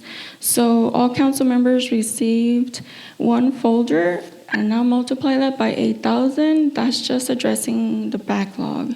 That means that we physically have to retrieve and locate the file and update the sentencing disposition report, send it to DPS, and wait until we have a response to see if it was successful or not. And that adds to our caseload, which is not addressed within the 6,000 that I mentioned earlier. Also, the warrant review and validation. This is reviewing warrants that may be issued. We do have legislative updates that may not qualify for a warrant to still be active. We also have the property and evidence destruction of property and issuance of property release orders. This affects the PD. I'm aware that they're wanting to get rid of some of the evidence. That puts a burden on both on the prosecutor and the court to be able to provide those orders to release that property. Now, the expungement program, we received a training on Monday where we were notified that we have potentially 900 filings that may qualify for expungement. Now, I do want to, so due to the interdependence nature of the court, the police department, and the prosecutor's office, the efficiency of one entity directly impacts the effectiveness of the other two. Recognizing this, we have received formal letters of support from both the police chief and the city prosecutor. I'm aware that I have 5 minutes left. If I can be provided an extension, this is the first time we've been allowed to present to council, and I've had quite a bit of information that has been collected over the past few years. I'm not sure if that's allowed. Yes, that's fine. We just try to maintain to a schedule so that everybody presents the information that they have. Maybe if you could do a little bit faster throughout the slides. But yeah, we would like to hear all the information you have. Thank you. I'll speed up. Okay. So to quote Chief Reynoso, as the police department continues to grow, the municipal court should also increase its staff, including supervisory positions, to remain effective and manage its span of control. To quote city prosecutor, approving the court's request is in the interest of the city and the broader justice system. This consensus highlights our requests. It's not just for the court benefit, but for the health of the entire justice system. When all three entities of public safety are appropriately funded and staffed, it ensures the entire system remains balanced and every agency can meet its legal obligations. This position, like I mentioned earlier, we do have a chief court clerk position currently. We are asking that it be reclassified to meet market reality, but also to match the current responsibilities that she has. We are asking for our initial request was for $25.96 96 cents an hour, which reflects market midpoints. We're willing to negotiate that for $24.10 to meet the prosecutor's paralegal rate, which would provide a parity with already the city standard. With this classification, what we're wanting to do is to compensate her for the responsibilities that she has. Now, for the court administrator, we were wanting to do that as well, but our focus is on the operational portion of the court, so we will not be enforcing this request or asking to be considered at this time. I did conduct an internal salary study where I compared other municipal courts around the state of Arizona, primarily Kingman, Oro Valley, Tolson, and Sedona. This allowed us to establish a baseline, and we exceeded in the average filings and then the average filings per clerk. We also compared their salaries, and there is a disparity of $6.31, which equates to a 28 gap for the chief court clerk position, and for the court administrator equates to a 15.44 gap. I did include the other court positions to showcase how relatively competitive the city is. Now, at this time, we are asking the city to invest in its judicial branch to ensure long-term operational compliance. Every 10 years, the Administrative Office of the Courts conducts a mandatory operational review. Our last audit was in 2017, meaning our next major review is scheduled for 2027, which is next year. Securing the essential staff now is a proactive approach that will allow us to properly prepare for this audit. It is also worth noting that the court's budget currently accounts for less than 1% of the overall city's budget, making this a modest investment with a significant impact in the city's justice system. Now, for the funding portion of this, ARS 22-44E permits the city to establish and assess fees for the core programs and services, which is then foreseen in our local ordinance that allows us to establish fees, but also a fund for special revenues. So the municipal court is requesting the authorization of a chief court clerk position and a market alignment salary study for the chief court clerk position to support the city's current financial objectives. We are proposing to utilize the municipal court fund, which is a restricted account generated through court fees, to cover the initial investment.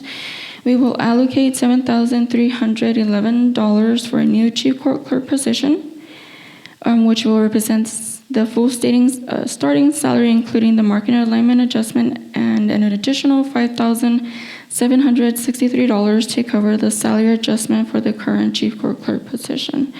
This is a total. The court will cover a total of $76,074 to facilitate this leadership transition. This approach allows the city to integrate these vital leadership enhancements with zero immediate impact on the general fund. Following the initial self-funded period, these personnel costs will be absorbed by the city general fund so both the position and the increase were not, they were deferred, and we're asking the council's approval to invest our own generated revenue to ensure we're properly staffed for the upcoming audit. Now with the capital improvement plan, our CIP also was deferred for a new courthouse. I know that this is a historic building, and many have it's a sentimental value to the city.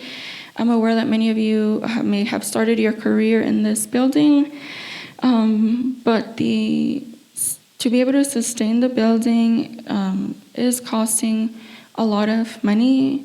It also takes away from my resources and time to dedicate. I can address our core operational needs because my time and resources are delegated to maintaining the building. So I have shown some of the pictures that I've taken of the courthouse. I do want to mention that our courtroom does often meet the max capacity. We've had to have our jury trials at a different court because we cannot summon the jurors that are necessary. There's the encapsulation of the asbestos. The building was multifaceted with different offices. we also see that the roof is in need of replacement. Because of the moisture of the leakage, we experienced termites. We have limited space for our staff. Some of our exterior doors, we recently had an incident where the frames of the doors had to be replaced because we had a patron that was able to go into the judge's chamber, which is a restricted area, and that's due because the doors do not close properly. I do want to mention that that facilities has done a marvelous work. Honestly, I would like to publicly thank Yoli and her team. They are at the courthouse at least 2 to 3 days out of the week with different things that are occurring. We also don't have an operational holding cell.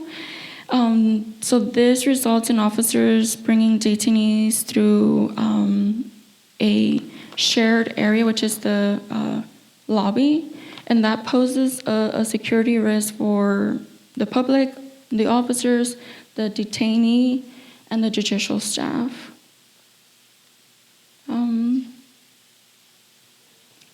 Also, we don't meet the ADA compliance requisites. We don't have a fire suppression system nor a fire alarm system.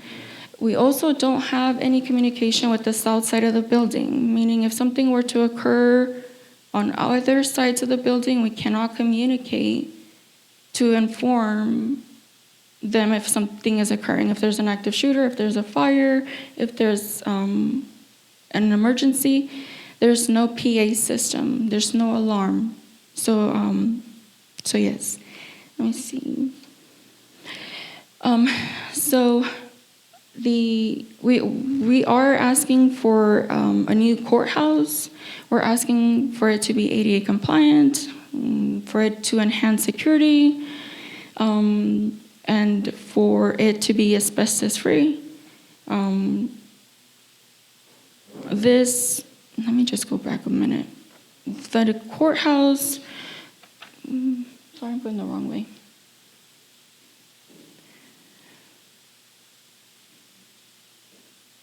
The courthouse would serve as the city's justice center, housing the court, the prosecutor's office, and victim advocacy agency. So it wouldn't just be beneficial for one department, it would benefit another department.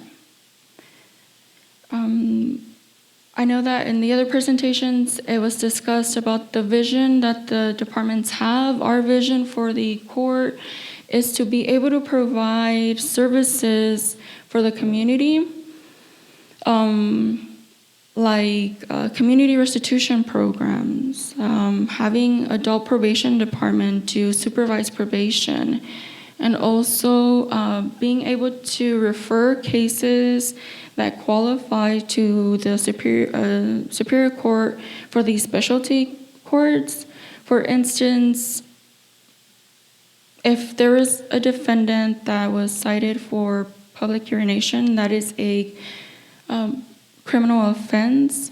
But let's say that this defendant was unhoused and the public restrooms were closed and he wasn't able to have access to a business restroom.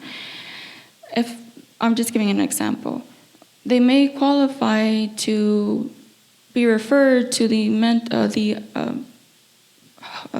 homeless court at Superior Court, where instead of it's a more restorative justice process, where they may be able to give them the resources like housing, different resources that our current court does not provide. So that's what we're wanting to do for the community. The funding, again, the design, we were proposing to use our court special revenue fund to have the design. I know that it's a big ask. I know that everything else would have to be funded through the general budget. But we are willing and wanting to invest our own money to offset some of those expenses. This one is also part of the CIP, but this one we already got grant money. I just put it because we were required because it exceeds the threshold. But we have the grant money, and this is on schedule for June 5th for implementation. Are there any questions? And I do apologize for exceeding my time. Thank you so much, Alejandra, for the information. I think it's very valuable information that you provided to all of us today. Just a question regarding the salary compensation adjustments that you presented. Was that in conjunction with Human Resources, or is that done by yourself? So, Adela, correct me if I'm wrong, but I was informed that the salary study that the city did was done by reviewing the job descriptions, and the job description for the chief court clerk position is outdated. It didn't reference her supervisory roles. It didn't reference her accounting responsibilities. It didn't reference her chief of staff responsibilities.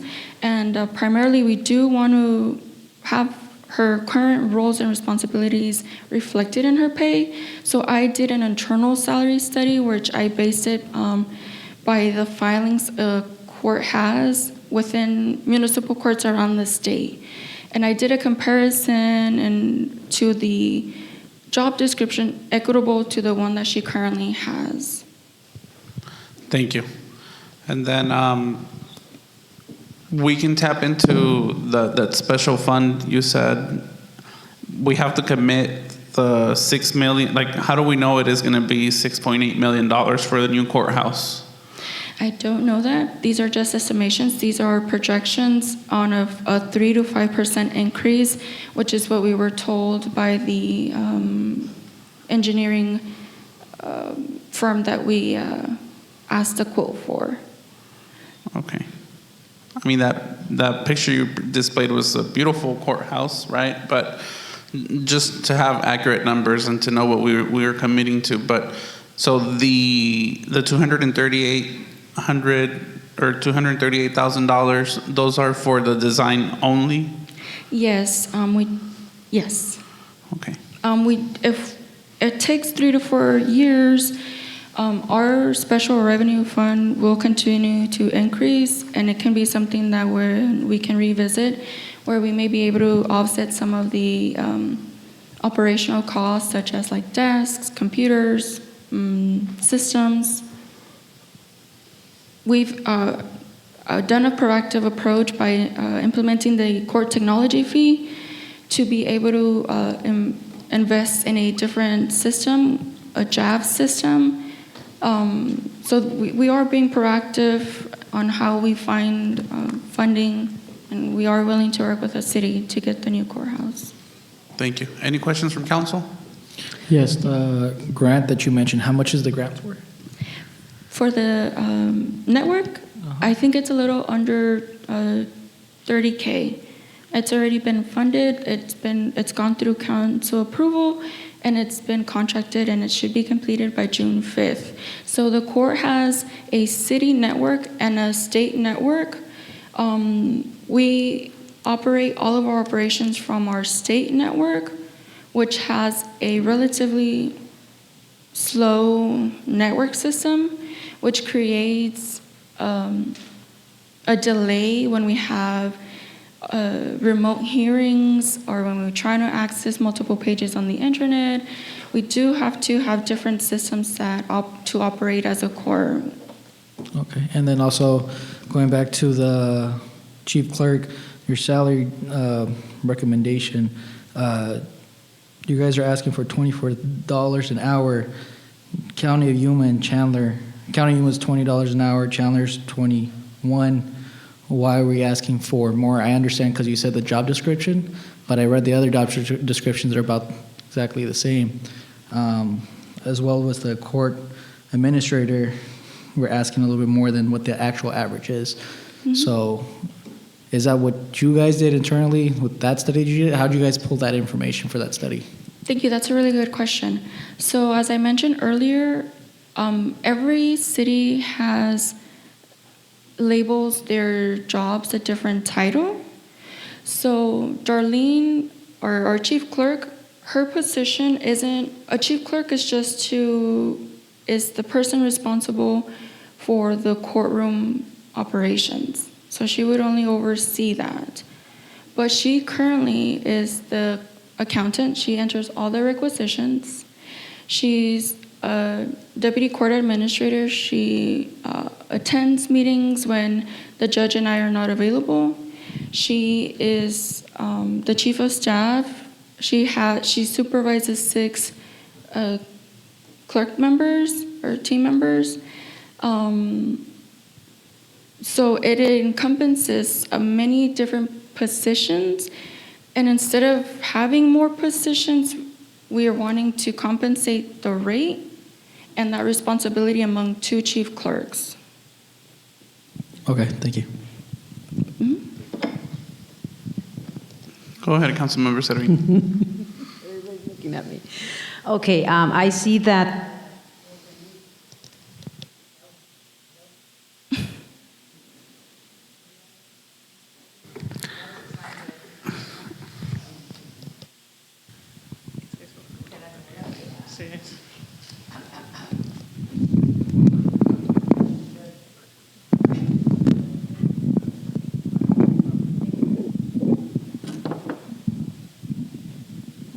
I think it's on. Mhm.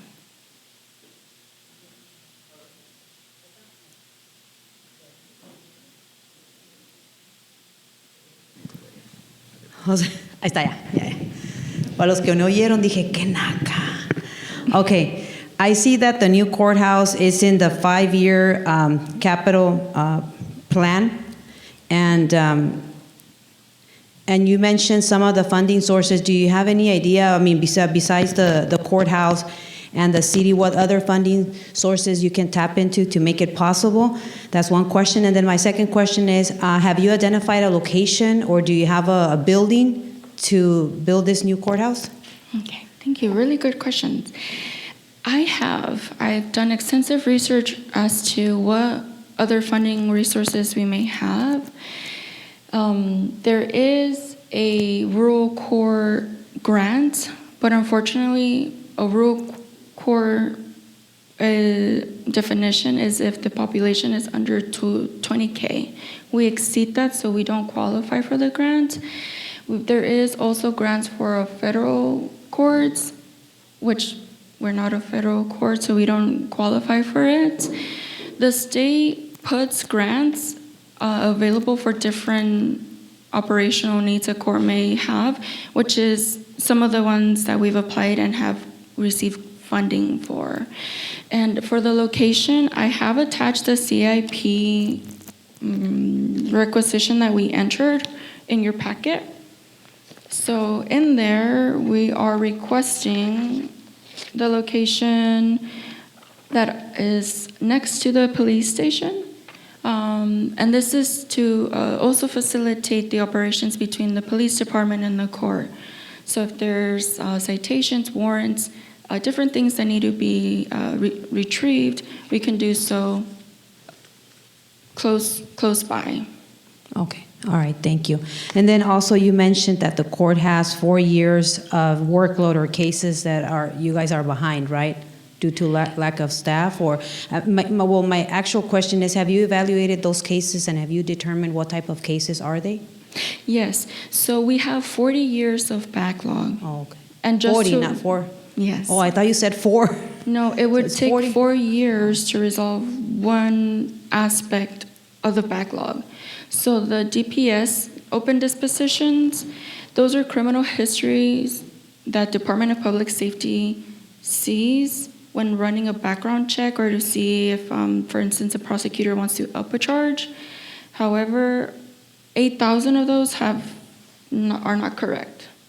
That would take my current staff 3 to 4 years to rectify, addition to all of the workload that they have. Wow. Also, I've heard that Judge Harper was helping our municipal court. Is she still doing that? Is that helping you with those cases, or just running the court as normal day-to-day operations? Is she still helping you? Thank you for bringing that up. With the judicial transition of Judge Figueroa being appointed to JP1, we have had the assistance of 3 different courts in the county: Yuma Muni, or Yuma Municipal Court, Somerton Municipal Court, and JP2 at Judge Harper. All of them, because of our high case volumes, they have all agreed to be assigned to one case type. So Yuma Municipal Court is handling arraignments or in custodies. Somerton Municipal Court is handling our civil traffic and post-adjudication compliance hearings. JP2 is handling all of our sentencing and case status. So all 3 of them have agreed to, these are just assessing or assisting with the current docket. And I am extremely grateful for them because they're not being compensated. And that speaks volumes. They haven't even been ordered by the Superior Court to come and assist. Yeah, I was going to ask you how they were being compensated, because I know they've been working and helping you, and it's just I haven't heard that they've been getting any pay for that. They're not. How long are they going to be doing that? Are they committed to a certain time to continue to do that, or? I have not been made aware if the magistrate position has been filled. Even if the magistrate position is filled, the new presiding magistrate would have to go through certain shadowing and training before they're able to sit on the bench. So even if we were to get a judge tomorrow, it may be another month or 2. We are considering using our special revenue to compensate some of those judges, even if there's a conflict of interest. Okay, all right, thank you. Thank you so much. Councilmember Cruz? Thank you, Alejandra, for that presentation. There's so many needs that the courthouse has. Just to touch on some of them, it says the holding cells located on the south side. You can't communicate properly with them. Exterior doors not opening or closing automatically. That's such a safety risk. My question or comment would be, could we use the ACT center, the call center, for maybe future use of the courthouse? So that's something that I just wanted to comment. I know that this is a historical courthouse, but the needs are great. These are great needs. And if maybe we can look into that to help ease some of these burdens that you are going through. And that's all I wanted to comment. Thank you. Yes, we're open to any suggestions in regards to operations. I know that the reason why we had suggested the law next to the police department, it would be to facilitate that relationship and to alleviate some of the resources that we take away from the police department. We don't have someone that serves residents here in San Luis, which is something that we see because the post office doesn't do certified mail unless they're assigned to that mailbox. We are using some other staff to serve summons. So again, they're doing us the favor of doing that, and we're taking resources away from them, and that relationship amongst the prosecutor and the police department are very important to the court. Thank you, and I think we all can agree that we definitely do need a new courthouse in our community. So we're going to have to start brainstorming throughout next presentations and our break to see what we can do to make this a reality. But if there's no other questions, Alejandra, thank you so much for your presentation and all the information. I just want to ask one more question. On the land that you suggested here next to the police department, do we own that land already? Yes, It's my we do. understanding that yes. Yeah? Okay. Thank you. Okay, so thank you so much, Alejandra, for the presentation. And we will continue with the presentation from, well, it's going to be for the city attorney and the city prosecutor by Jenny Torres, the city manager, and Amanda Mann, our prosecutor. Good afternoon. I will be presenting on behalf of the attorney's office. And we only have one request, which is the assistant city attorney. Our intent is to continue to do recruitment for the in-house attorney and to have an assistant, because we want to make sure if at one point, as we have right now, if they leave, we want to make sure we have a backup. And so that is the only request for the city attorney. Questions? Do we have any leads for attorneys or assistant attorneys through the recruitment process? I think Adela might be able to answer that.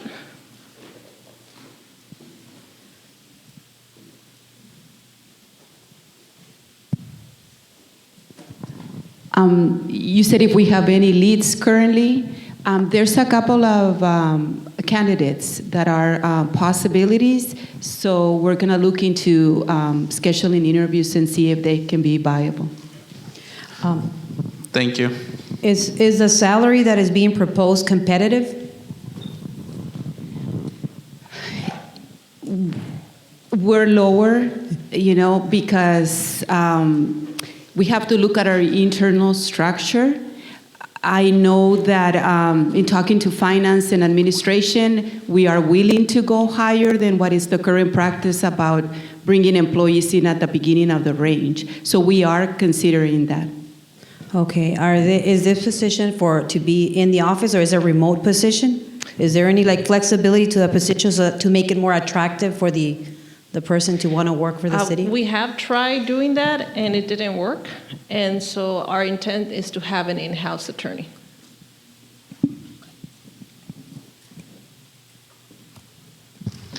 Any other questions? Thank you so much, Ms. Torres.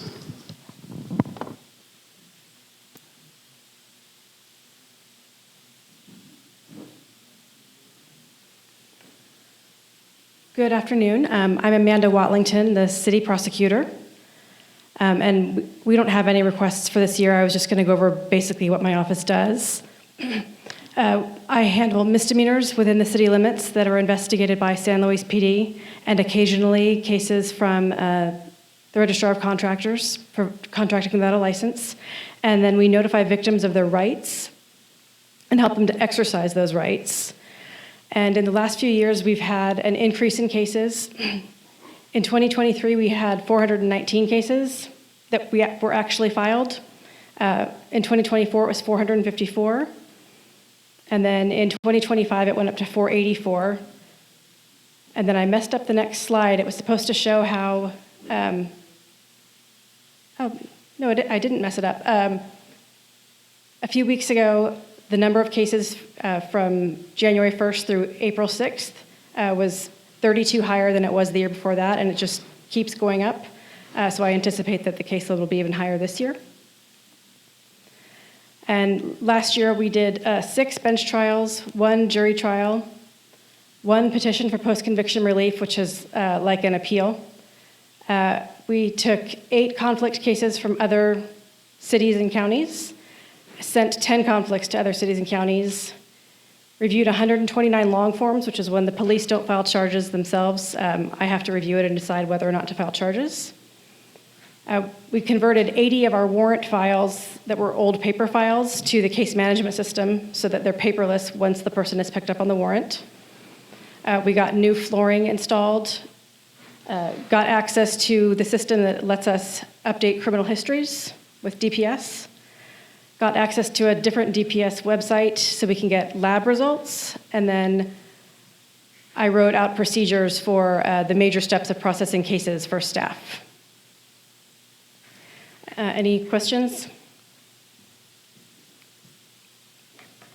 Thank you. Thank you so much.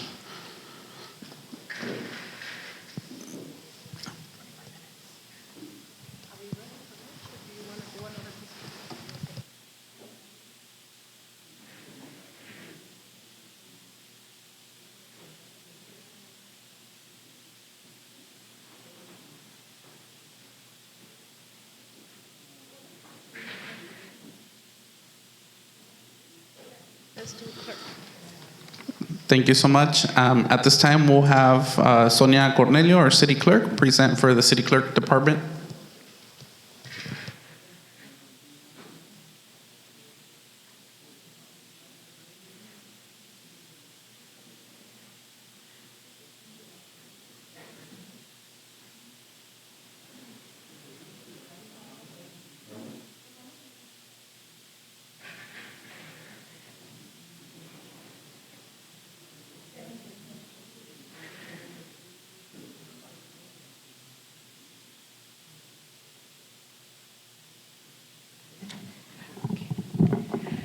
Good afternoon. I promise I will be brief. The Public Works Department only gave me 1 minute, but I think I need only 3.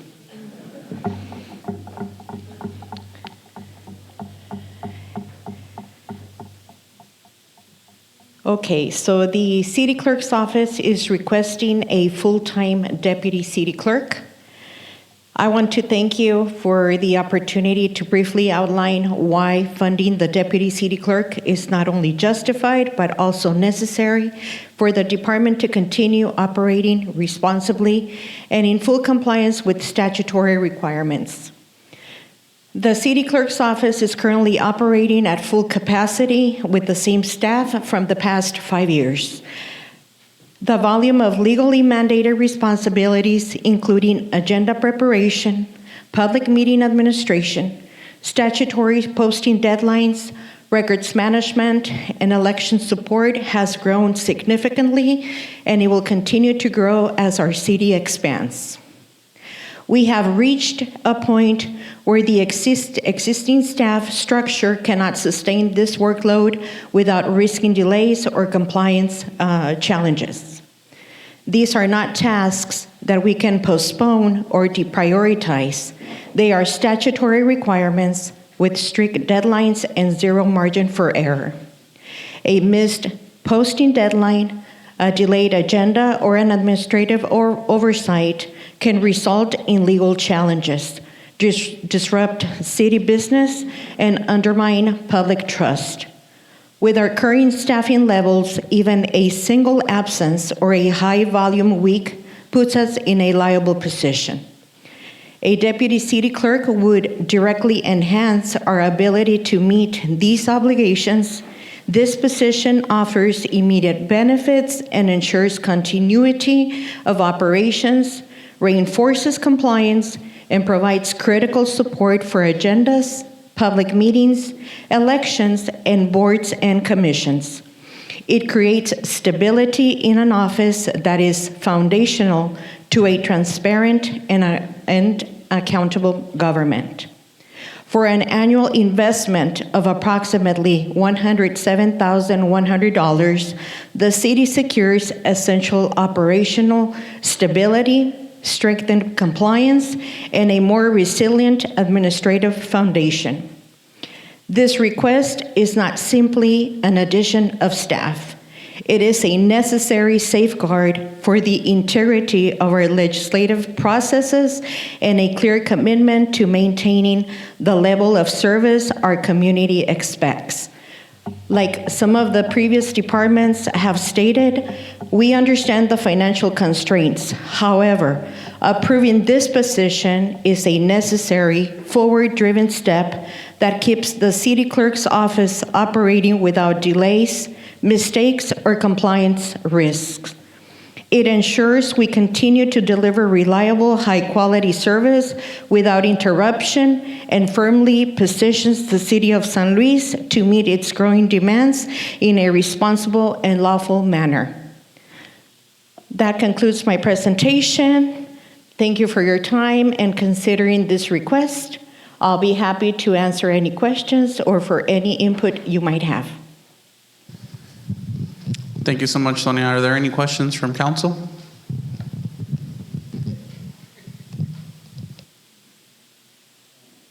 Sonia, Go sorry. ahead. Sonia, is this position, you said a full-time position, have you thought about starting with a part-time position, or no, it's definitely a full-time what you need? Acting Mayor, Councilmember Servin, we have not thought about starting with a part-timer because it would not really enhance the department the way we really needed to. So we are going with everything. We want a full-time position. Okay, thank you. How many years have you been requesting for another deputy city clerk? This is something that we considered last year, but because there was no budget retreat, you can consider this the first time, but it's the second time. Quick question. So this is an addition, correct? Adding a city clerk? That is correct. Okay, and what is the average pay throughout the state for a city clerk, deputy city clerk? My research, it all depends on the population of the city, but it's an average starting hourly salary of maybe $35 an hour. Because I looked it up and I was seeing that Tucson's average was about $51,000 a year, so that's why I was asking for. Let me just clarify that the $107,100, that's with benefits. Okay, that makes more sense. Thank you. Thank you. Any other questions?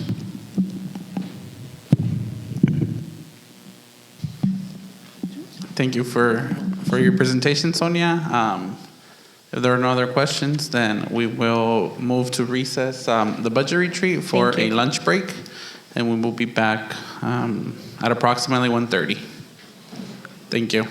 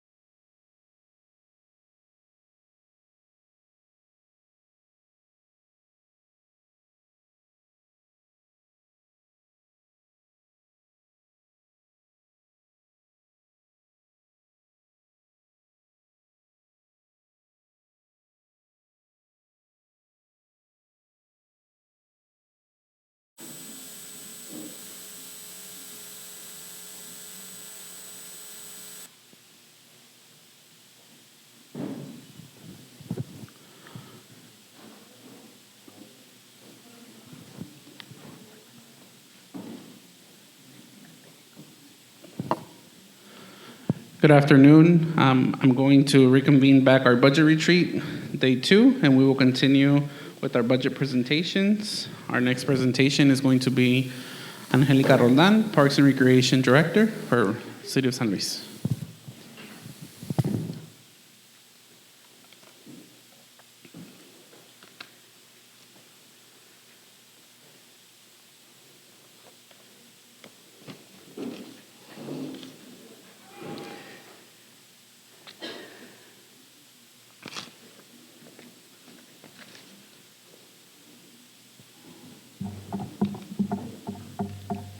Good afternoon, Acting Mayor and Council members. I'm Angelica Roldan, Parks and Recreation Director, and I'm pleased to present the fiscal year 2026-27 for our Parks and Recreation Department.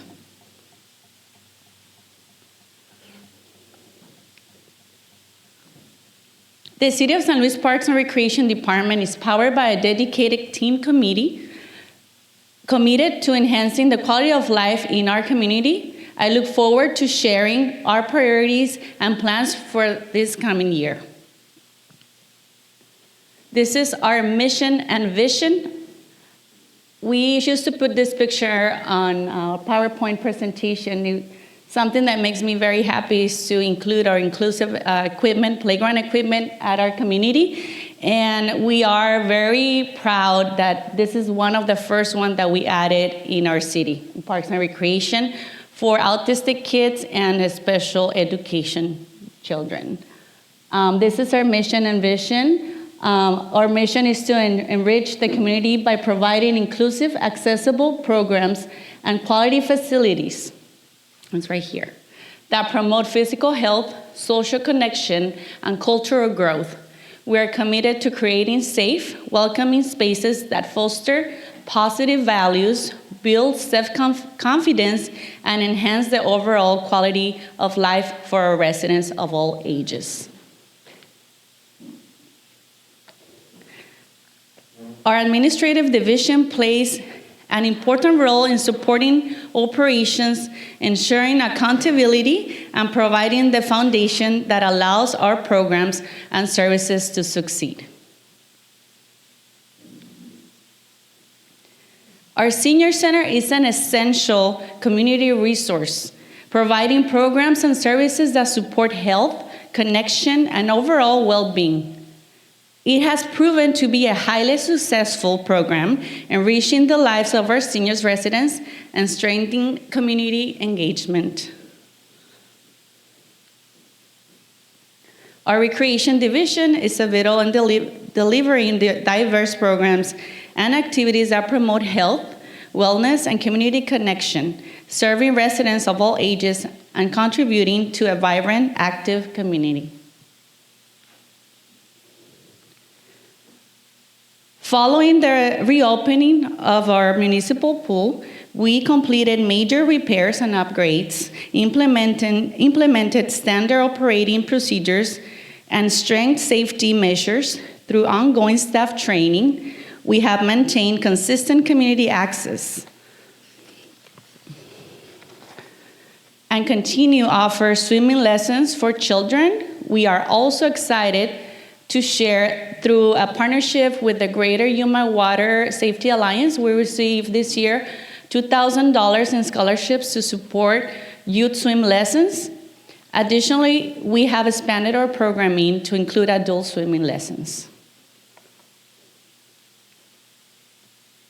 Our Cultural Center enhances community engagement and cultural enrichment by promoting inclusive programming and creating opportunities that support and showcase local artists. We have expanded class offerings through partnerships and introduced a wider variety of cultural programs for children and families.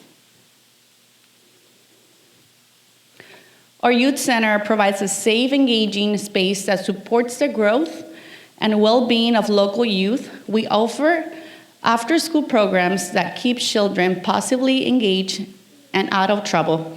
Through outreach and facility improvements, we have increased participation, upgraded equipment, and expanded leadership opportunities, including our boxing club, We are fortunate to offer this valuable after-school program as few exist in the county.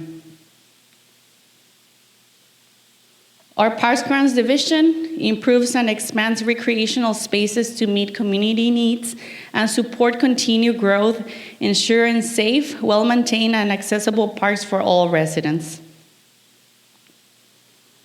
One of the requested CIPs that we requested this year it doesn't look like that truck, but we used this picture. I think Claudia put that picture. But it's a different picture. It's supposed to be a different truck. So this is one of the trucks that we need for the on-call position that we requested. And the amount is $51,763. Where can I apply to drive this vehicle? I know. Jorduño Relay Structure. Jorduño is the most visited park in our city. The sports fields are constantly used year-round for special events such as 4th of July. We just had the Asado and Brew Festival, and also some baseball exhibitions. In fiscal year 2026, Musco Lighting began the first phase of the light structure retrofit project at Jorduño Park F1 baseball field.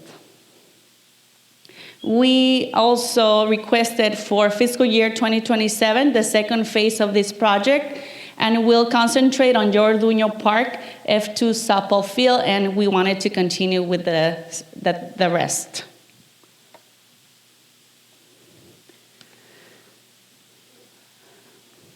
The artificial turf field renovation, it was installed June 2016, heavily used for soccer games, practices, and community activities. Significant wear and tear due to high demand, ongoing repairs are no longer sufficient. Repairing an artificial turf soccer facility is important to maintain player safety, prevent injuries, and ensure a consistent playing surface. Regular repairs extend the lifespan of the field, protect the community investment, and keep the facility usable and reliable for practices, games, and community events. The amount was $146,000. The Parks Assessment project is a comprehensive audit identifying multiple areas requiring repairs to meet current code standards. The Parks and Grounds Department is addressing these needs in phases to ensure compliance with audit recommendations. So we're working together with risk management and continue every fiscal year to repair and assess these areas.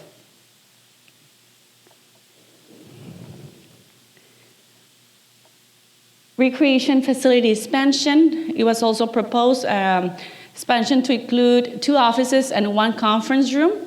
The current workspace is overcrowded and limits staff efficiency. Insufficient space to assist residents with registrations and meetings. The need for expansion is it creates on-site meeting space for staff, contractors, and community members. And the operational benefits, some of it will be to improve customer service and accessibility, reduces scheduling conflicts, and operational disruptions. We have the recreation gym upgrades. The gym floor has experienced significant wear due to daily high usage. This is what we propose: flooring replacement to enhance durability, safety, and appearance. Estimated cost is $93,000 plus tax. Additional improvements is to add the bleacher seat upgrades, is 160 folding seats to improve spectator comfort. The estimated cost is $15,452. And also the volleyball system enhancements is the adjustable aluminum system, multi-use for volleyball and pickleball, officials platform, transport card, and accessories. And the estimated cost for this is $6,270. We also have added the recreation department indoor restrooms. Proposed redesign to include separate staff-only restrooms, designated public restrooms for gym users and facility rentals. The project scope is to remodel existing restroom layout, add new flooring, restroom hallway, and gym entry to lobby. And some of the benefits for the community, it will enhance accessibility and convenience for patrons, improves privacy and security for staff, reduces disruptions to daily operations.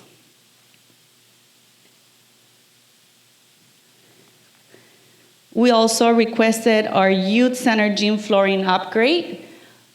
And some of the proposed improvements is to replace existing rubber flooring with new durable surface, artificial turf section for functional training and weight exercise. The estimated project cost is $6,702, and the rubber flooring installation is $39,000. So altogether is $45,960. Another upgrade that we also requested was our youth, continue with the youth center equipment upgrades. We already purchased some equipment last fiscal year, so we wanted to add this to equipment as well. Now we're gonna talk about our East Community Park project. I know Claudia passed around a pamphlet with some information. I think everybody has one. The East Community Park project, we have created a brochure as a visual tool to help council clearly understand where we are today and what the future of the park can look like. It outlines the project phases, next steps depending on available funding, and helps illustrate how the park will be developed over time. It also highlights the importance of completing design for construction, which is essential to move the project forward in a structured, fundable, and buildable way.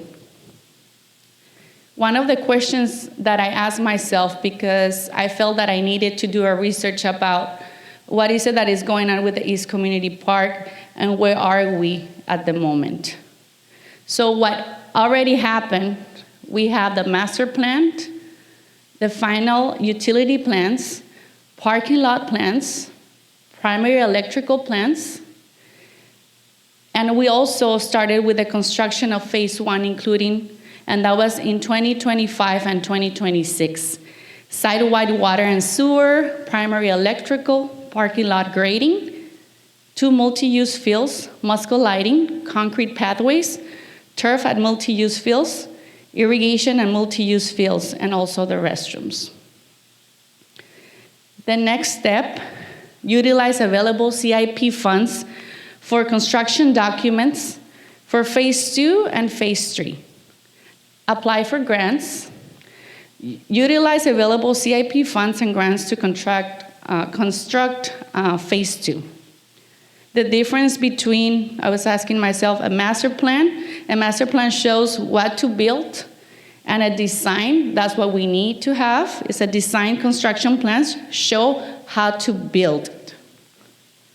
So that's the difference. For phase 3, if all funding were available, the timeline will be as follows. So we also added a timeline on the brochure. So we have, one of them is to hire a consultant to design phase 2 and phase 3.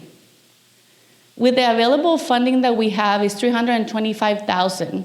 With that amount, I just talked to the consultant. He can help us, and we can at least start a design of phase 2 and part of phase 3.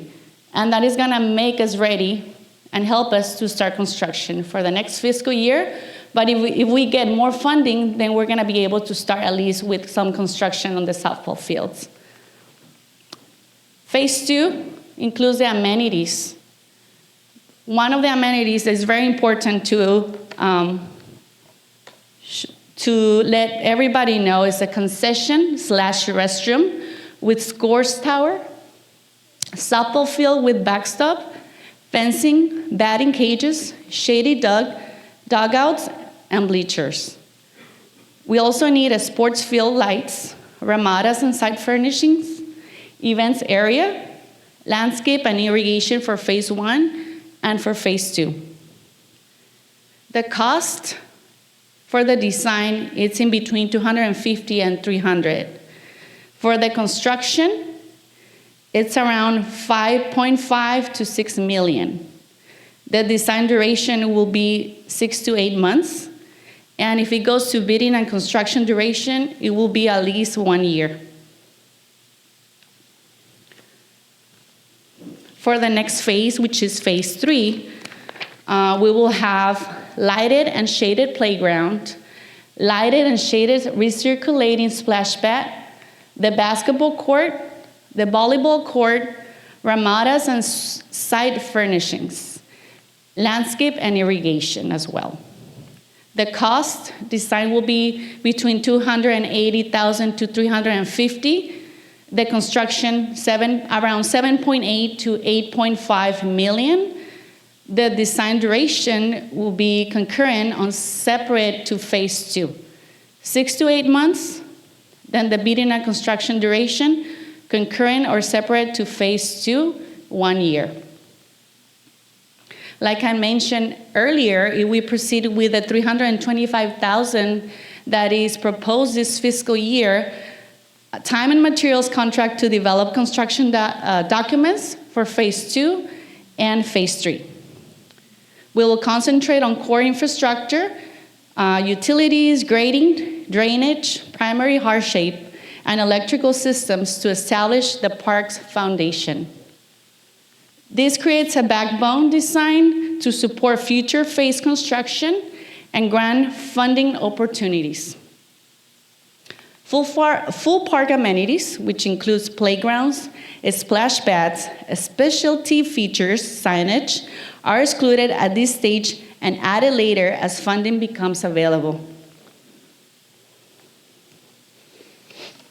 Existing plans do not include key elements like field lighting, site lighting, or detailed amenity design needed for construction or grants. Construction documents are essential to define scope, ensure code compliance, allow permitting, and enable competitive bidding. Without them, construction cannot responsibly move forward. This approach allows the city to move forward while positioning the project for future funding and phase development. I would like to also mention that we're also looking for grants. We're working together with Economic Development Department. We just submitted a pre-application, I think, last week, and it's also for the East Community Park.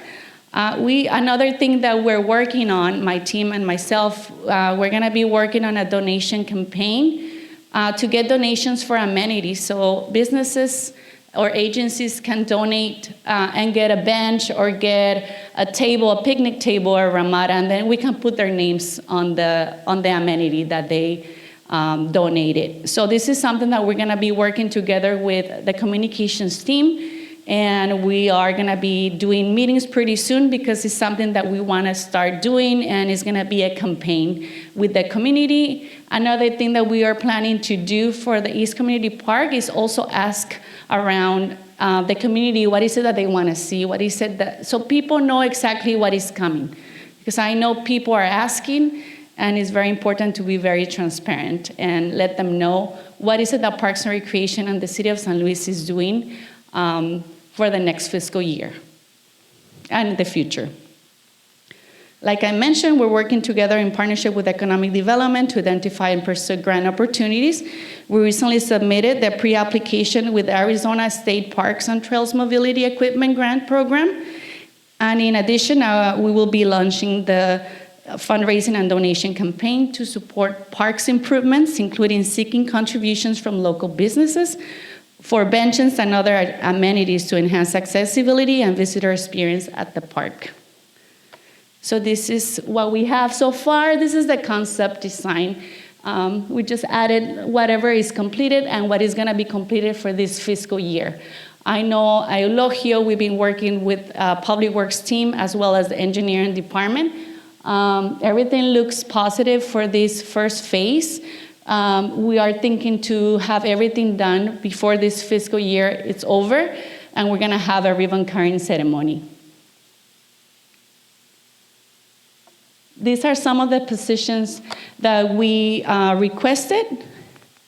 It's an on-call Parks Grounds position. This position will help with emergency response coverage. It will provide immediate support for after-hours issues such as irrigation, breaks, storm damage, and safety hazards. The operational continuity ensures parks and facilities remain safe, clean, and functional outside regular working hours. So this is something that we're trying to model as Public Works Department. I know they also have this system of on-call. So now that we have our cities growing, we need to provide this kind of services and also for best customer service. The other one that we also requested, the other position, is a part-time recreation assistant position for our boxing club. We currently have a coach, and we also have Mr. Officer Prieto, and he's also helping us with the boxing club. So this is a position that we also requested, since this program is getting better every year, and we have more participation.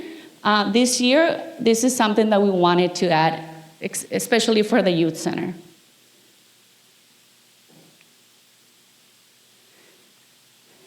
Now let's talk about our special events. Continuing to host special events is so important because they strengthen the community, support the local economy, and reinforce San Luis as a destination for high-quality public gatherings. So if you see, we just had our Asado and Brew Festival. It was a very good event. We had really good attendance. So that's the idea, is to continue with our special events. Recently, like I said, well attended, very positive feedback from the Asado and Brew Festival, show how successful programming can bring residents together, attract visitors, and create a strong sense of identity and pride in the city. When events are consistent and well organized, they also help local businesses by increasing foot traffic and visibility. So I think also working together with economic development, I know it also helps them to bring more businesses, because events are everywhere. They know what we do. I know for this Asado and Brew Festival, we brought 2 businesses, one from Welton, one from Yuma, and they were very grateful that they were part of this event. It was High Tanks Brewery and Prison Hill. Very important to mention our light parade and our tree lighting. Those are our 2 holiday events that we have. Our 4th of July that is coming, we're already in preparation for our event. It's the county's premier event, largest event in the county, with over 7,000 attendees, features live entertainment, food activities and fireworks, and draws community members from all around the county. We also have our Arte en la Calle event. We didn't have one this last year, but we would like to continue having our Arte en la Calle event. It's only dedicated it's an art festival in San Luis, Arizona. It's the only one that we have. Growing attendance and participation. The idea is each year do it actually at a street, Arte en la Calle, how it's called. Features artists from across the county and neighboring Mexico.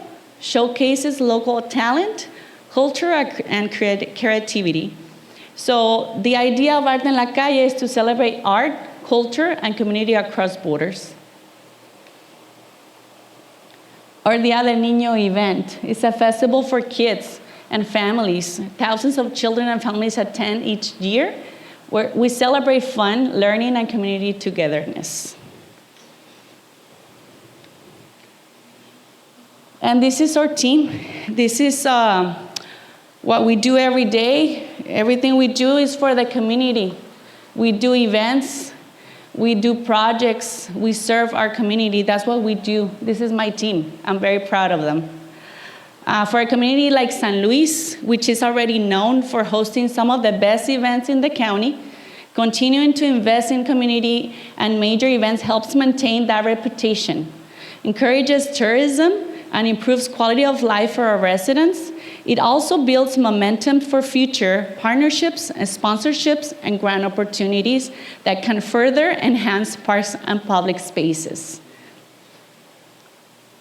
So in conclusion, continued investment in CIP positions, staffing positions, and special events is essential to maintaining strong city services while fostering community engagement and economic activity. Together, these priorities help us improve infrastructure, support our workforce, and keep San Luis a vibrant place to live, work, and visit. Thank you. Any questions? Thank you so much, Angelica, for the presentation and the beautiful graphics. It makes a big difference for us to see. I don't know if council has any questions at this time. I'm pretty sure there's some questions.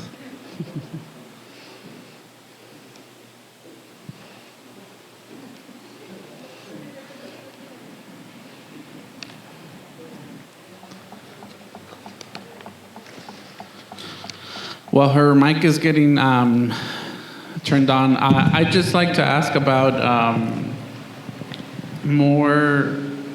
Well, the community reaches out to me and tells me about the need for more green areas, more lit areas to play and practice for soccer. I've shared with our city manager before the things that the community are doing to light up some of the retention basins in order for them to practice soccer, particularly during the evening hours of the winter and fall and winter when it starts to be dark outside at 5:30, 6 o'clock. And that's something that I didn't see in the CIPs as funding to light up more retention basins and provide more green areas.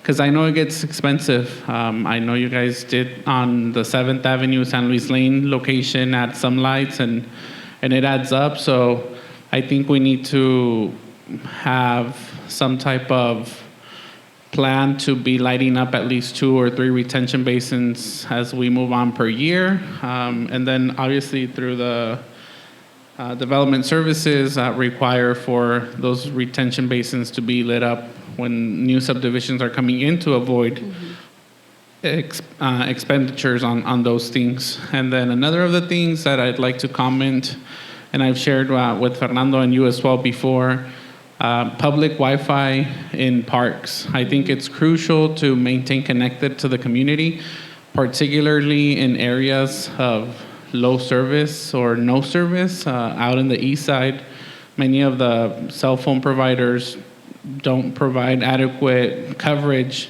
and in case of an emergency or just having the flexibility to communicate with your family, I think it would bring a lot of peace of mind to our community having just that connectivity. And I know it's also a couple $1,000s, so maybe start with some parks, 1 park or 2 parks every year to offer that to the residents, and I'm pretty sure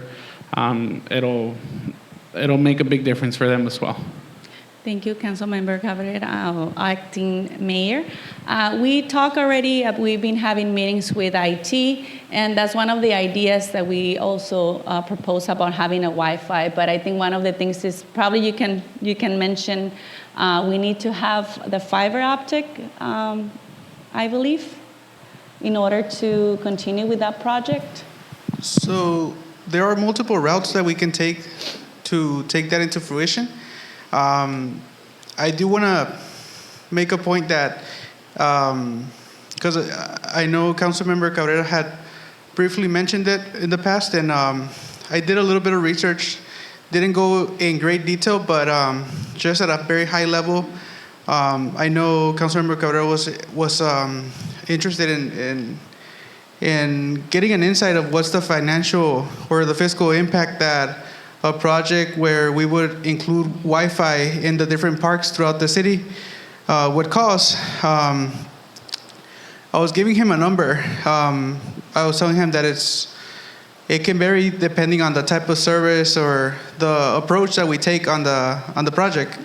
From my perspective, I mean, given that we have new internet service providers like Allo Fiber, CenturyLink, Spectrum, service is getting a little bit competitive. So in terms of an ongoing cost, we would be looking around $3K per park per year, just for the annual recurring cost of the actual ISP. But then I also mentioned the figure of roughly around upfront investment of approximately $20,000 to $30,000 per park. That's on the on the lower end, assuming that we would not interconnect our parks with our in-house fiber infrastructure. We would basically offset those costs to local ISPs like Allo Fiber, Spectrum.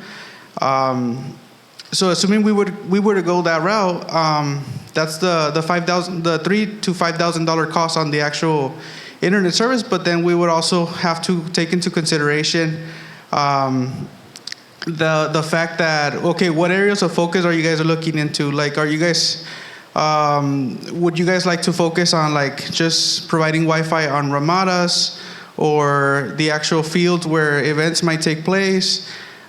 Depending on the level of coverage, then the price can increase or decrease, because we would have to, for one, we would have to get the internet service provider in each park. And once we have that entry point, we would have to dig trenches to basically put in some conduits, lay some wiring, and more than likely we would hang these access points in the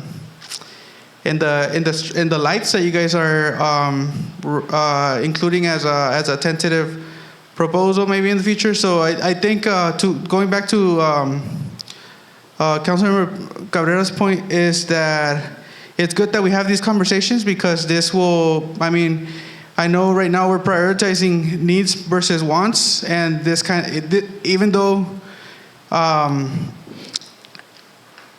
this would definitely bring a benefit to the community. I think because this topic was brought up before, and we were thinking, okay, maybe we could just put it later down the line. But if you guys ever contemplate and put the lighting part in as part of the 5-year plan, it would be a good idea to include the Wi-Fi as part of the lighting project, because that would save you guys some costs, because you would already have the people doing the trenching and doing the repairs. So if you do the lighting with the Wi-Fi at the same time, there's gonna be some cost savings there. Just wanted to make that comment. I know I went into some of the granularities, but if you guys have any more questions, I can speak to them in more detail. Thank you, and I think you make a great point about putting it together with the lighting, if that's the route we're going to take. That way, there's no double work being done, and we're being cost effective as well. So, thank you for that, Fernando. And that's why we're here today, to discuss and brainstorm and share how to move forward, not only with next year's fiscal budget, but additionally with the CIPs for the 5-year projection as well. Any other questions from council? Yes. Go ahead, Councilmember Sareen. Just on continuing that subject, have you thought about partnering up with Allo regarding that? Because I know they have a lot of grants and they do a lot of stuff for the community, and they're always willing to help in any way they can. Maybe if they can sponsor 1 or 2 parks, or maybe on East San Luis, maybe it's something that we can try to work with them. I'm pretty sure they're open to suggestions, or at least to a partnership regarding the Wi-Fi for our parks. But the questions that I have for you, Angelica, how big is your team? I was trying to count everybody on the picture, but it moved too fast. How big is your team? We have active right now employees. We have 39 employees for Parks and Recreation, and adding the lifeguards will be 14 more lifeguards and 4 or 5 more summer interns. Okay. And the operation hours, I'm pretty sure they vary between parks and recreation, but for talking about the cultural center and recreation, what are their operation hours? So our staff, we have coverage from Monday through Fridays. We don't have a lot going on Fridays. We don't have any activities in the evenings. Yesterday we had an inauguration for a private soccer league, but we have coverage every day from Monday through Thursday, and then they stay here until all the activities are over. Okay, yeah, that was my second question following that is how are we, Parks and Rec, collaborating with the leagues and nonprofit organizations, or any plans do you have in moving forward? Because I know we don't run the leagues and we don't run a lot of the programs, but how are we being accessible and collaborating with those leagues that are here at the park? Because the park is full every night, so how are we assisting them, and how are we collaborating with nonprofits in terms of bringing events to the community or utilizing our facilities such as the cultural center? We are already collaborating with different nonprofits. For example, one of them I can mention is the Consulado Mexicano of Yuma. We also collaborate with Campesinos Sin Fronteras. We have an MOU with them, and actually we work together with the Tribe program, and they also gave us part of the money for the inclusive playground. We also have collaboration with the Cocopa Tribe. We just did a cross-training with staff, and they also provide us some funding for some of the projects, and that's the continuation, and that's the idea for us to continue partnership with these kind of agencies, especially with Cocopa or also Campesinos Sin Fronteras and Regional Center for Border Health, so we can also receive funding from them. Okay, and I'm assuming that Anvita too will be on the plate once they're here. In terms of the events and attendance, how do you keep track of attendance? Do we have a percentage of how many people are local and who comes from out of town? Do you have an idea? Thank you for that. That's a very good question. Actually, when Armando just presented right now, a demo went directly to, started in my office. I did the demo with Phaser. And they did something for free for, I think it was 3 or 4 events, just to see how it works. And that's how we keep kind of track. And also Armando sends me a report. So we know local visitors, how many we have, a percentage, and also people from the foothills area, San Diego. So that's how we get that data. Okay, and then when you mention the events that we have, I see that there's a list of events, and most of them were not funded last year. And per council, we approved funding for the tree lighting and the parade, and I see that that's probably happening again this year. But do you have any plan on how to fund the rest of the events, or you just plan to not have them again? So what we did, only like big events, the only one that we didn't do was the Easter event, and we also didn't do the Spooktacular. Those were kind of like big events. So what we did, we convert them to something smaller, kind of like the safety event. So we invited agencies and they participated at the event. So we got pretty much everything funded by the agencies, and we convert them, like I mentioned, to activities instead of having like a huge event. So that's what we did. And that's what we're planning to do, and also get more funding and sponsorships. Okay, good. And then also for the 2 main events that we have, the 4th of July and the Asado and Brew, I know we have budgeted the 100,000 and then 80,000.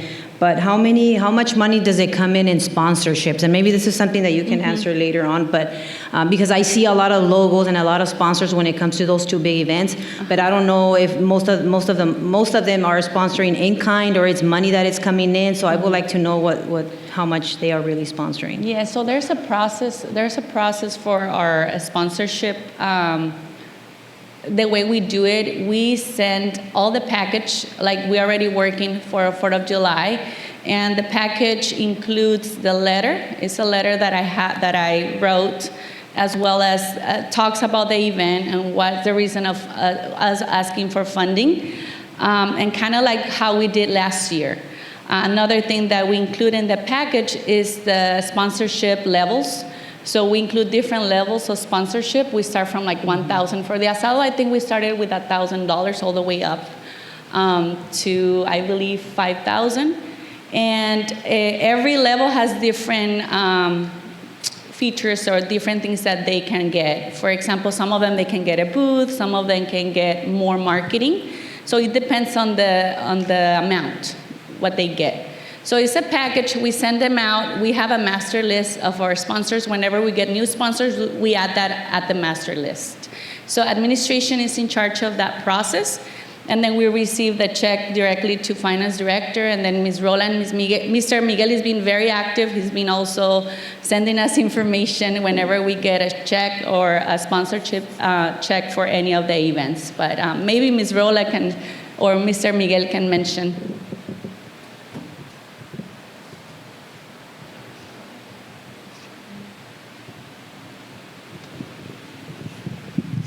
Acting Mayor and Council Member Servin.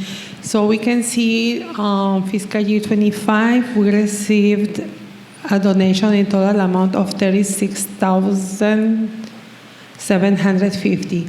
On this current fiscal year, we have received $45,000. And that's for both events, 4th of July and Asado? It should be both. Okay, okay. But we also, sometimes the checks get kind of late, but that's only cash, but we also have expenses report, and we also include the in-kind donation, because some of them, they get us free marketing, in-kind, as well as other stuff like equipment for the event, restrooms or any type. Okay. And this last year, we charged for the 4th of July event, so how much money did that projected, or how much money came in for the 4th of July entrance fee?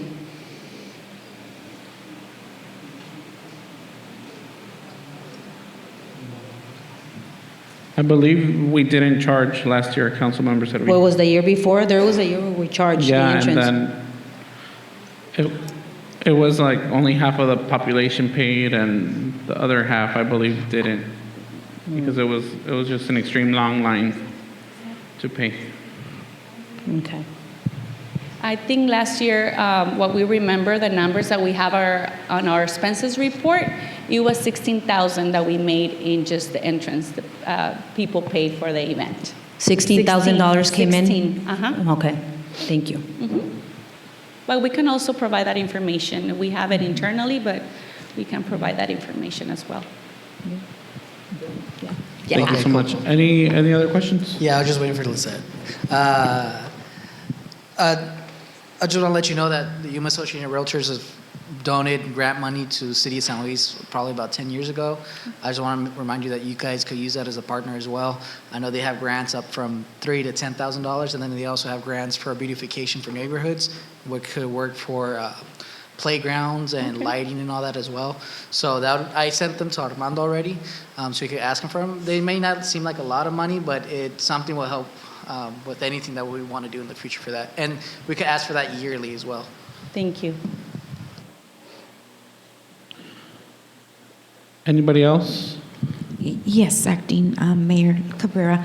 Thank you for that presentation. I just wanted to ask about Mascota Mania. Is that one going to be added on there? So we were also talking about, that's a very important event. It's not only about the fun that we have for our pets, but also is education for the community on how to take care of our pets. So that's the idea, is to continue having it. The way we did it last year, it was only clinics. They provided the clinics here at our park. So the idea is just to continue, if it's possible, to do the event next year. And then Arte en la Calle is noted twice. So is that one also going to be? So because of what happened with postponing the Asado and Brew Festival, is going to be too close. So we're thinking to change the date of the event. Thank you. Thank you so much. I was just going to ask for the parks.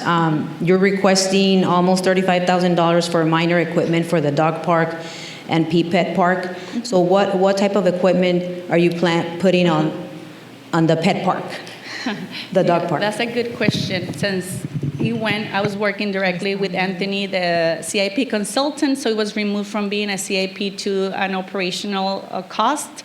So since we already have the area, it's actually right next where our pet park is. It's like an area there used to do like races before, the kids.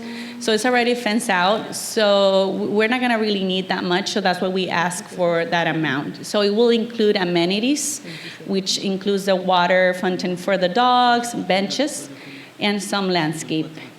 And maybe see if we need to have, obviously, the irrigation system.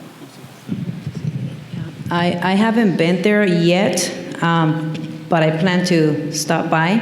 I just wanted to know if there's some signage, some hours, there's light, just little standard things that a park needs right now, or this is part of it. So we are already working, we already added some of the signage, and for that particularly project, since it's coming for the next fiscal year, that's the idea, to get all the, but we're already working with parks, they're already adding all that, those amenities. Thank you so much. And then I just have a comment, not only for Parks and Recreation, but maybe also for like the grants department, because I've seen, so obviously most of us, I'm pretty sure, have purchased a vehicle from one of the dealerships in Yuma, right? So all those sales taxes, we don't get any of that money. So maybe we can ask like Chapman and Alexander and all these other Home Depot, Lowe's, that we don't have those big box stores here. Like, hey, our population, 40,000 people purchase from your companies. Like, how can you support us? How can you help us fundraise or complete like the East Community Park? Recently, a few months ago, Chapman provided City of Yuma, $400,000 to their Parks and Recreation department. So I was like, why aren't they giving us like $400,000, $500,000?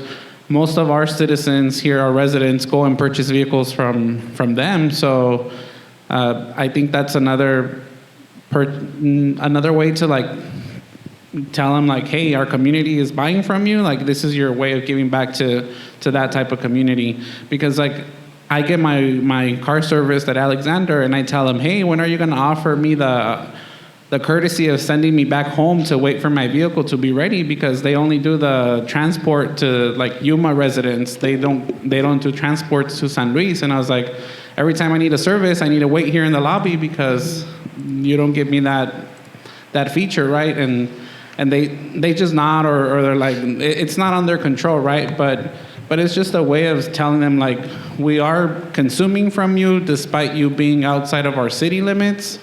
This is a way you can give back, and then maybe we can be like the Chapman soccer field or the Alexander Toyota baseball field at the community park, and that's what really will make it a community, because everybody is going to be pitching into that $6, $7, $8 million project.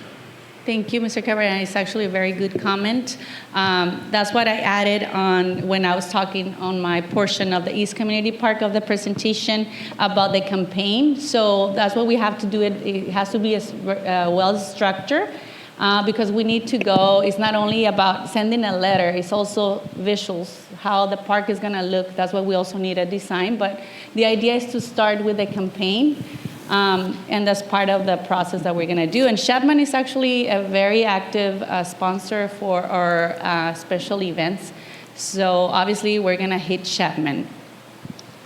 Thank you. And that's another good reason to continue to get the Placer AI to share that data with them. And like, based on our data, this is how much of our population is consuming from your locations, from your businesses. So thank you so much. Any other questions from the staff or council?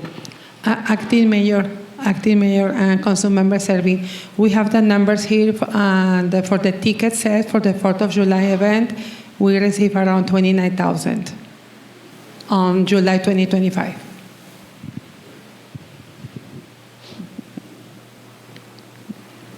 Are we charging again this year? We already started. We can continue. Okay. if you wish to. Thank you so much. Thank you. Thank you so much. Our next presenter is the Human Resources Department, Adela Cortez, Director of Human Resources.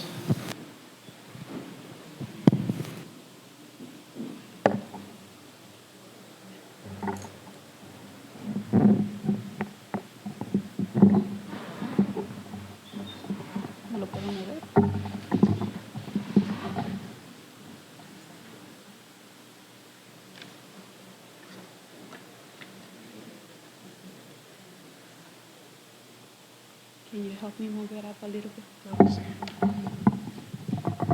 Ahí está bien nomás. Yo creo que sí. Thank you. Good afternoon, acting mayor, council members, and members of staff.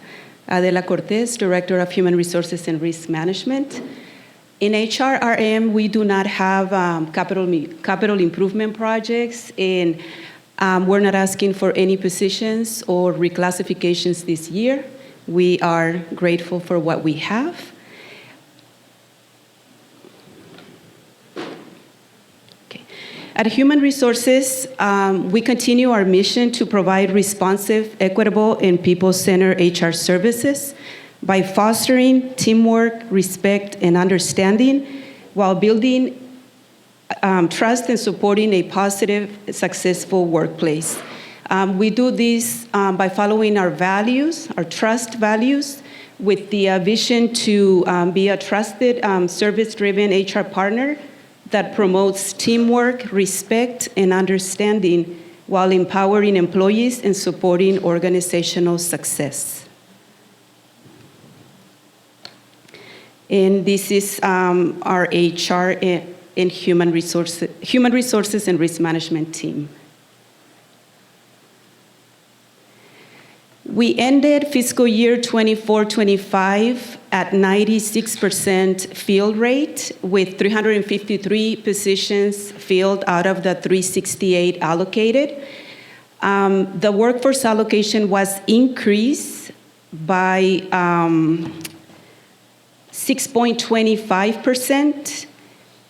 as 23 positions were added for fiscal year 25-26.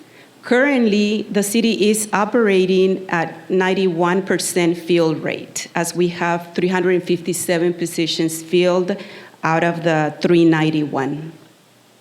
Now, with 2.5 months remaining in the fiscal year, we anticipate reaching the same rate from last year or maybe even surpassing that.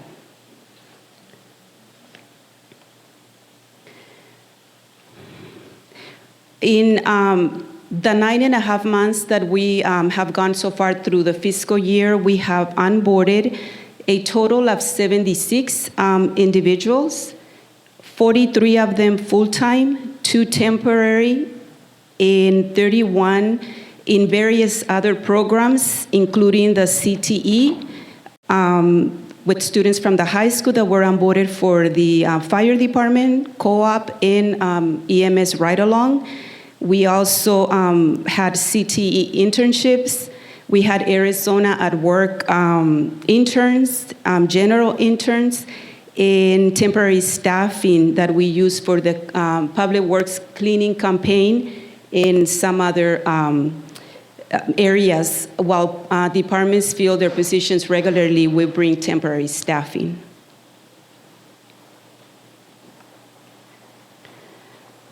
This is just an image of our active personnel and how it is broken down by department, and it's the total of 357 mentioned before.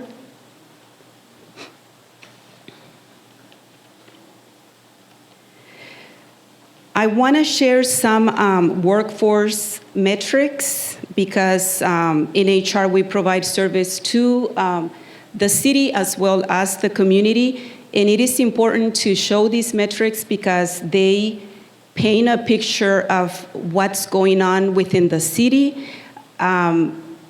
It can even depict what the morale is. I know that people continue to leave the city, but I wanted to point out our turnover rate has gone down from the previous year that was over 14%. It is at 9.48% so far.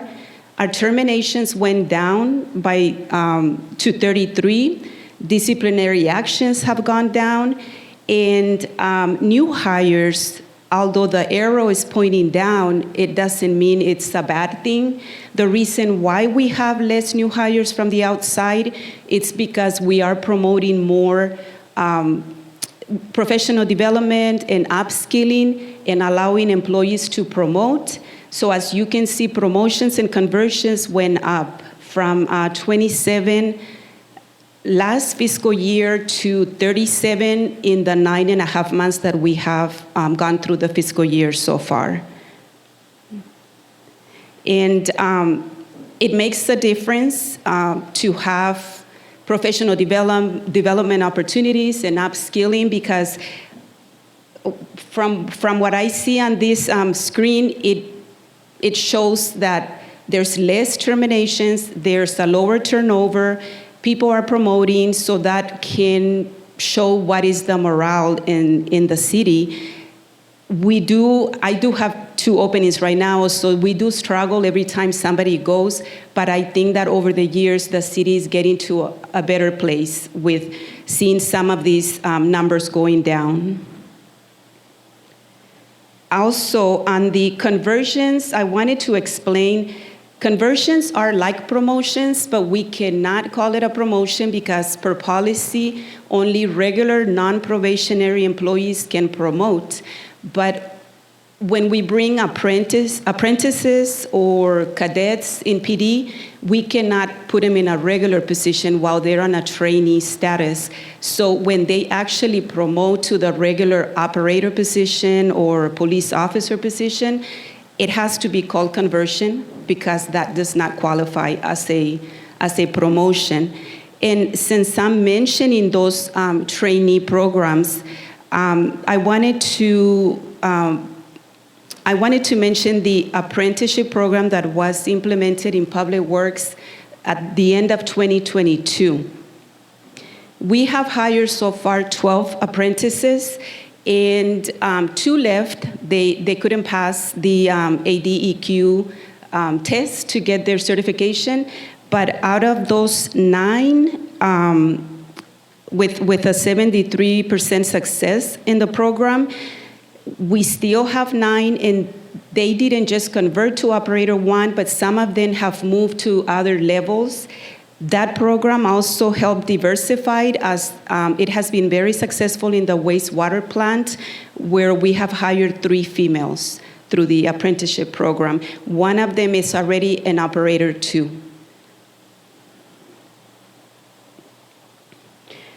The other, Sonia, can you help me with the other document?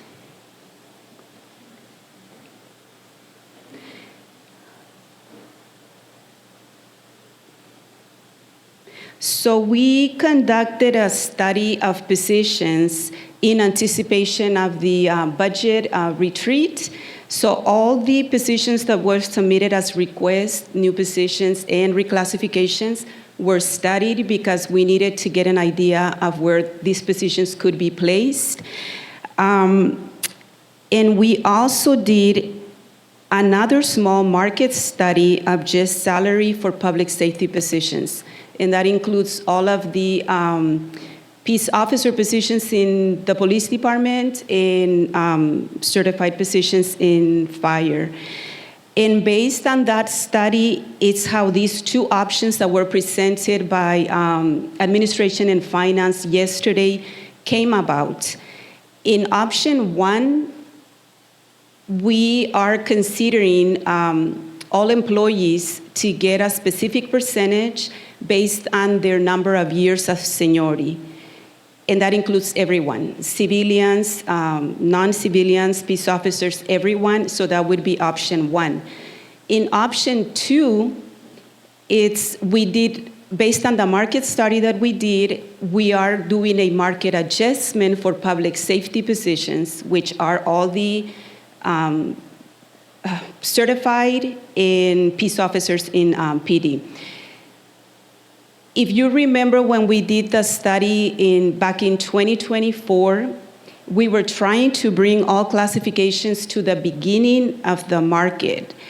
And we didn't have the funds to take into account the compression that was creating. And we knew that, and I think that we mentioned that in some of the meetings. So now that everyone is at 100%, these two options that we're presenting here will alleviate some of that compression that was created.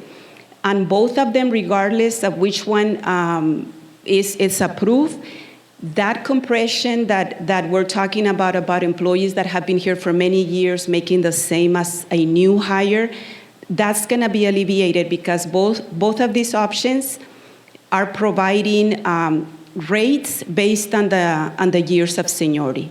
Even the market study for public safety, if we say that a new peace officer, it's going to start at, I don't know, $30 an hour, well, we're setting that as the beginning rate to start, but then an officer that has 5 years of service, it's going to make a certain percentage above that. In an officer that has 10 years, a certain percentage above. So that's going to take care of some of that compression. And going forward, that's how we're going to be approaching the salary compensation strategy.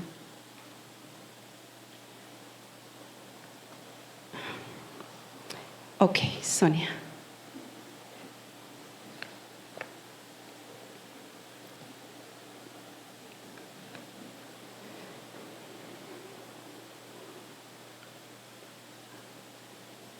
I had asked to hold your questions to the end, but Sonia, if you want to bring up the graphic again, please, in case any questions from council regarding option 1 and option 2.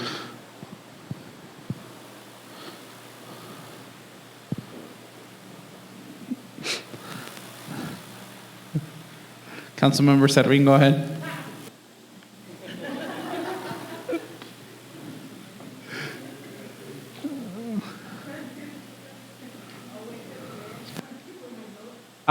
So option 1, Adela, that one is just everybody gets based on seniority or based on time and position?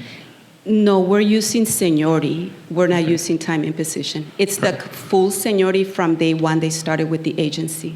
Okay, and then it goes from 569 to 666. Is that including the benefits or? Yes, we have to include the EREs.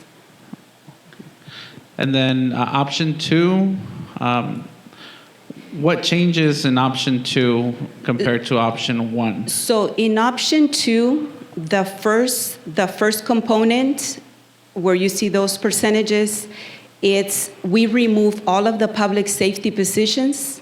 We remove them from those percentages. We did market study on them, and we're setting specific amounts, which is not listed here. If that gets approved, then we will indicate, what the amounts are. So we removed them. We did market adjustment, and then we determined where we're going to be setting those classifications. And once we determine what's going to be like the entry level for a police officer or for a firefighter, once we set those entry levels, they have percentages too based on seniority. So they're no longer going to be making the same. Yeah. And to do that, that would be $1.2 million? Yes, because we're counting the non-public safety on the left and then public safety on the right. Altogether comes to 1.2. Okay, that sounds good, but I would like to see it on paper, like breaking down, like what you said right now for the positions and the years and where's it going to be, and is that going to take the employee to the midpoint? No. Where is it taking the employee to? I don't know exactly what percentage above the beginning is right now. Okay. Yeah, because I think most of them, if I recall correctly, they're just at the beginning, they're still, and if doing this is not gonna get them near the midpoint, then that's why I wanna see it more desglosado, I don't know how to say it in English, Right, but right. like breaking down, because like this, it's 2%, 3%, 4%, but I can't really see the true number. And I think that's really important for us to have that visual, that clarity when it comes to the detail, especially with the salaries. I really would like to see something like that. I don't know if the other council members want to see it or not, but I would like to see that, because it sounds good the way it is right now, but I think there's some things missing, and I want to see the full spreadsheet. Right. on that. The numbers, we have it. The numbers come from the full spreadsheet of all the employees, and it has their date of hire, their calculated years of service, and then the formulas calculate the increase, and that's how these numbers come about. But we do have the spreadsheet. Yes, and then is there a possibility to make some modifications per, going back to what Police Chief was mentioning earlier, I'm really focusing on the ones that have been here from 7 years and on. Make sure that those get at least near to the midpoint or towards the end of the beginning. I want to see those figures first, but the ones from 0 to 5, can we put on hold on them, or do we have to like approve all of them at once? I think that's going to be the decision that council will make. Okay. Yeah, because I really want to focus on the 7 to 15 years or more, and hold on for a year or two on the 0 to 5, so that the other ones are able to catch up, and then look at some reclassifications too within some of the departments. Also, when you're going back on your slides, show where you were showing the 33 terminations, is that what? 33 terminations on what departments? Were temporary positions, grants, part-time positions? No, those are regular positions. Because that seems high, 33%. 33 terminations, it seems high. And then when that happens, what happens to that budget, to that money for those salaries? Is it? The positions get filled. Right, but not all of them, right? So some of them don't get filled completely. Like right now, we're still missing a few. So we have that room of salary that we can utilize to either make some reclassifications or some promotions with that extra salary that we have from those positions that haven't been filled. Is that a possibility? It could be done, but I think that when we put increases on base, we have to be able to maintain that in future years. It has to be financially sustainable. Right. Because if we use that money, then we may not be able to fill that position. So that's where departments would make the decision, right? Right. So I'm looking more of, instead of having a new position, with the departments that we have right now, having a new position, that new position, if we can delegate those job duties to maybe one or two that are already working within the department, and help them increase on their salary or their position instead of hiring someone else, and try to, since they're already taking care of the workload, some of them. I understand there's some positions that we have to hire outside because of the credentials or the requirements that we need, but if there's a possibility to promote within. And then I also wanted to ask you about, you mentioned the promotional development program. Do we have a promotional development program in place that employees can join and be prepared and work towards their next level in the position or the department? We are working on that succession plan agency-wide. Because of staffing challenges, we're tackling like departments at a time.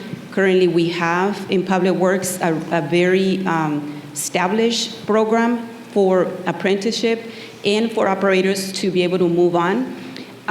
We also, if employees are interested, because if we haven't gotten to their department but they're interested in developing, they can come in and start a professional development plan with HR.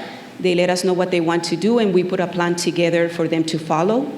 I'm not sure how many we have right now, but the plan is in place. Okay. Have you proposed that to employees? Are they aware that they can go to you and ask for that development plan? Yes. Okay. Yes, we actually had, I think last year, a career fair that it was just internally for employees to know about the tuition reimbursement, that they can get on this plan, that departments have a line item budget to, if they want to get a certification or something, that to be able to let them know that this exists as part of our benefit package. Okay, yeah, because I remember in the past, when I was a city employee, there was this program through ASU to get certified. It was a 1 year going through the university. I think it was a CPM. I got certified public manager. I got that certification. And I think a lot of the employees back then took advantage of that opportunity. I don't know if it's still in place or it's available for employees to take advantage of that. It's still in place. Some employees are doing that right now. So Okay, every good. year when we get the communication from the university, we promote it. Okay. Yes. Thank you. And in going back to the slide, the termination, the 33 terminations, it is a high number. When we look at the total workforce of the agency, it comes up to 1.something%, which relatively in the market is low. And it is lower even than our number from last year, because last year we had 48 terminations, the last fiscal year. So in these 9.5 months of this fiscal year, it has gone down to 33, and I hope it stays like that. Thank you. One thing that I would like to see also, like council members had been said in paper,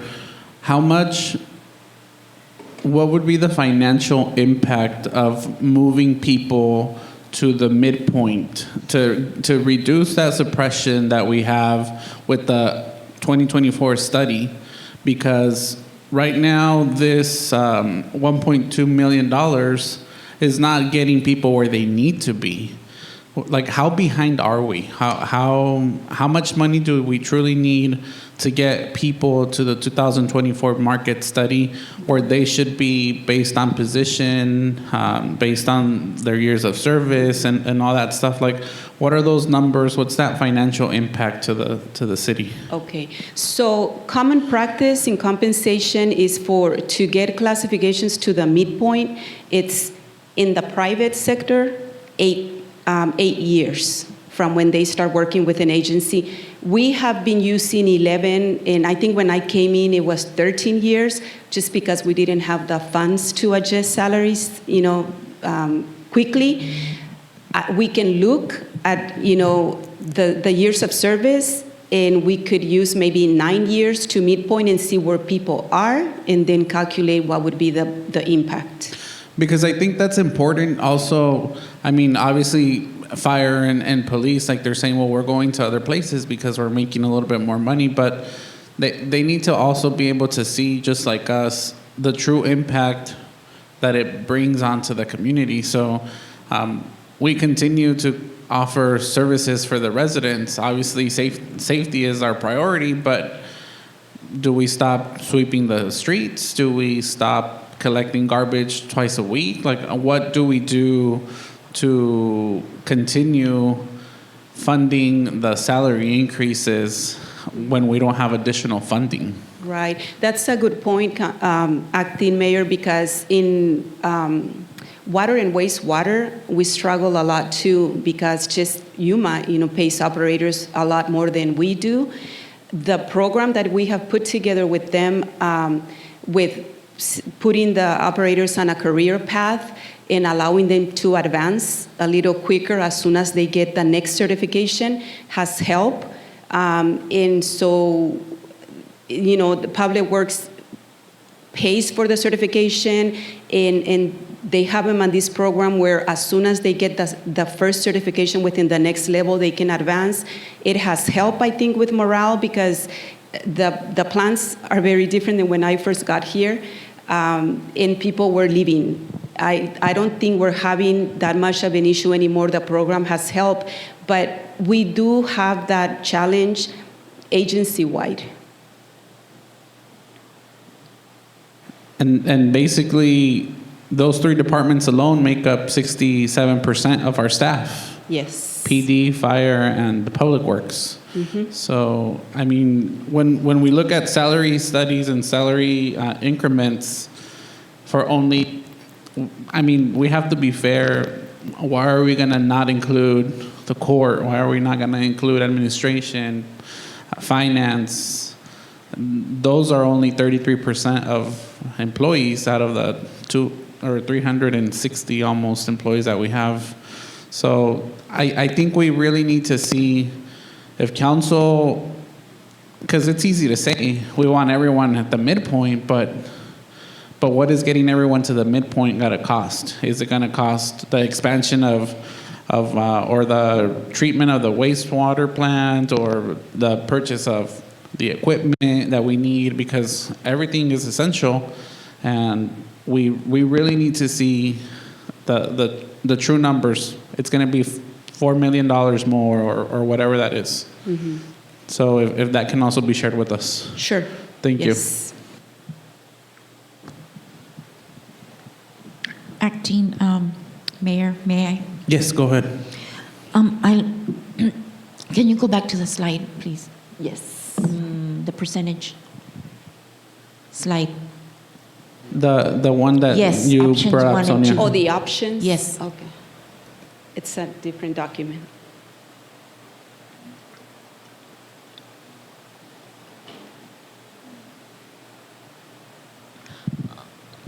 Okay, I think if we knock off the 0 to 5%, like Councilmember Lee said, recommended, it's still just keeping us delayed from everybody being at the midpoint.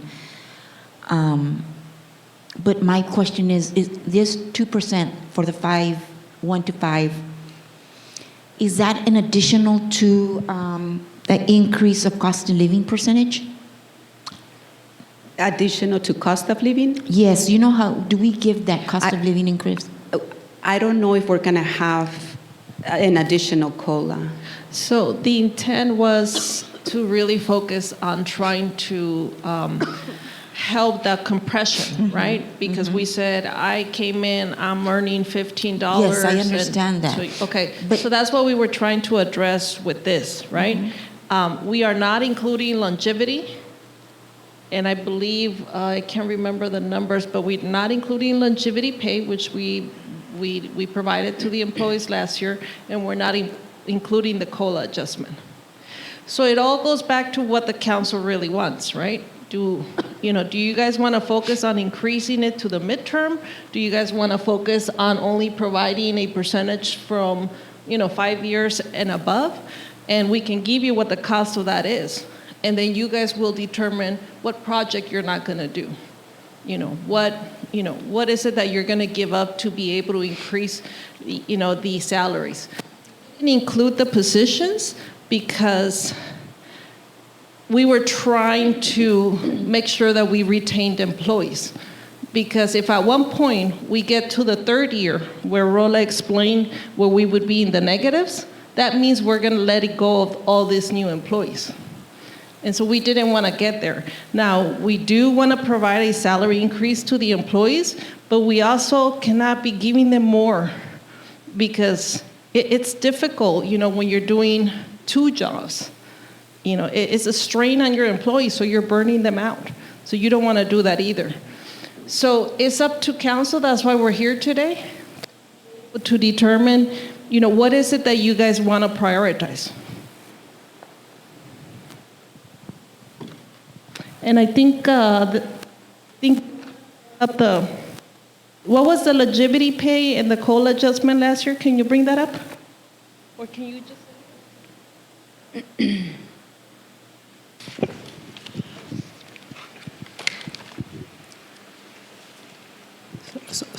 So we estimate for the longevity pay for next fiscal year will be $320,000, only longevity pay. But on the 2025, we paid the college adjustment for $1,416,000. And the longevity we paid twice, it was $220,000 almost. That means you would have to add that 1.2 million. If you decide to go this route, you would need to add another 200 and another 400 and another 400,000. 400. If you include the longevity and the COLA plus this. So on the presentation from Rola yesterday, it was $416,000 for the COLA adjustments paid out in November 2025. And then in April 25, it was $130 for longevity. And on December 25, it was 94 for longevity as well. So that would be 640,000 for longevity and COLA. Well, I say if we're going to try to bring the employees a little bit more to the midpoint or close to the midpoint, considering the 7 mark to 15, maybe the longevity we can wait on that, but I would like to see probably if we can include a COLA increase every year, maybe 2%, 3%, kind of like a salary structure, making sure that employees will get something every year, because every year something increases. It's either the insurance, the taxes, and we're not hiring new people. So trying to at least know the employee knows that they're going to get a few cents or $1 or so every year. I mean, that also helps with the morale and knowing that they're expecting something every year.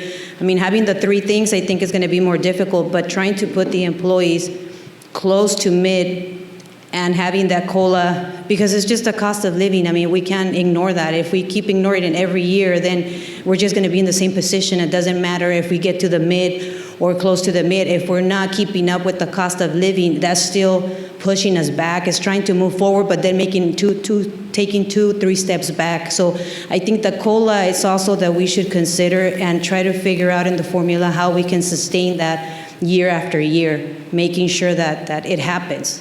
So kind of like budgeted, like a budget line item, I don't know. So what I'm hearing is that we will come back to you with a cost estimate of bringing all the employees to the midpoint, providing you a cost estimate if we remove the 0 and the 2%, then a COLA adjustment. Is that what you guys want to see? Yes, at least if we can see the figures, and then from that we can decide which 1 or 2 that we can try to accommodate or work on for the employees. Not necessarily to the midpoint, but close to midpoint, or because they're not even there yet. So I just want to see the numbers. We might be scared after we see those numbers, and then we go back, but that's okay. We just have to see reality. That's what I want to see. And then there's a question by Michelle, Police Administrator. Hi, Ms. Sadella. Quick question. For the public safety one, is that sworn and non-sworn for the raises? Only sworn. Only sworn. No Okay. civilians. Okay, so they would just qualify for the percentage? Civilians so will be non-sworn. on the left component. Uh-huh. Okay, and then the market service adjustment, you mentioned just officer and firefighter. Would that also include every position getting Every adjustment? position. Okay, thank you. Yes. Great question. Thank you. Anybody else? Yes, Miss Olivia.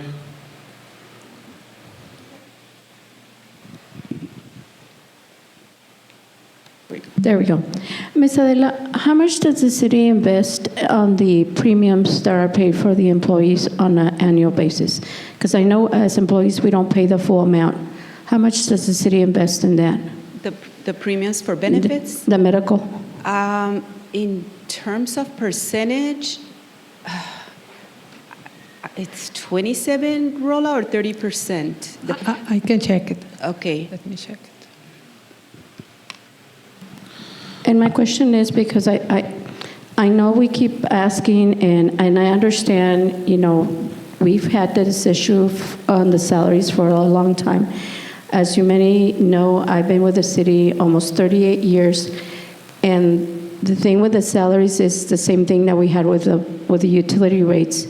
It was always pushed back, and so we've fallen behind over the years, and now we're trying to play catch up with the salaries. But I think a lot of employees also don't realize how much the city invests in its employees, not only in wages, but also in the other benefits that we have, and the city provides those to us as well. I know for the longest time, the city has subsidized our health benefit plan for more than 50, 70. I think at this point, we're at 80+% that the city subsidized that benefit. So, if we want to get more salary wages, maybe we should the city shouldn't be paying as much on the health plan. But it's a give and take. So if you take away from that, you give us more money to take home, but then we have to pay more premium on our benefit plan. There's the retirement plan as well, where the city invests. It matches what the employee puts in. So I understand. I just want my coworkers to understand that there's other parts of us being here. One of the biggest things that I always hear is that the city of San Luis has one of the best benefit packages it offers all as well, other than the wages.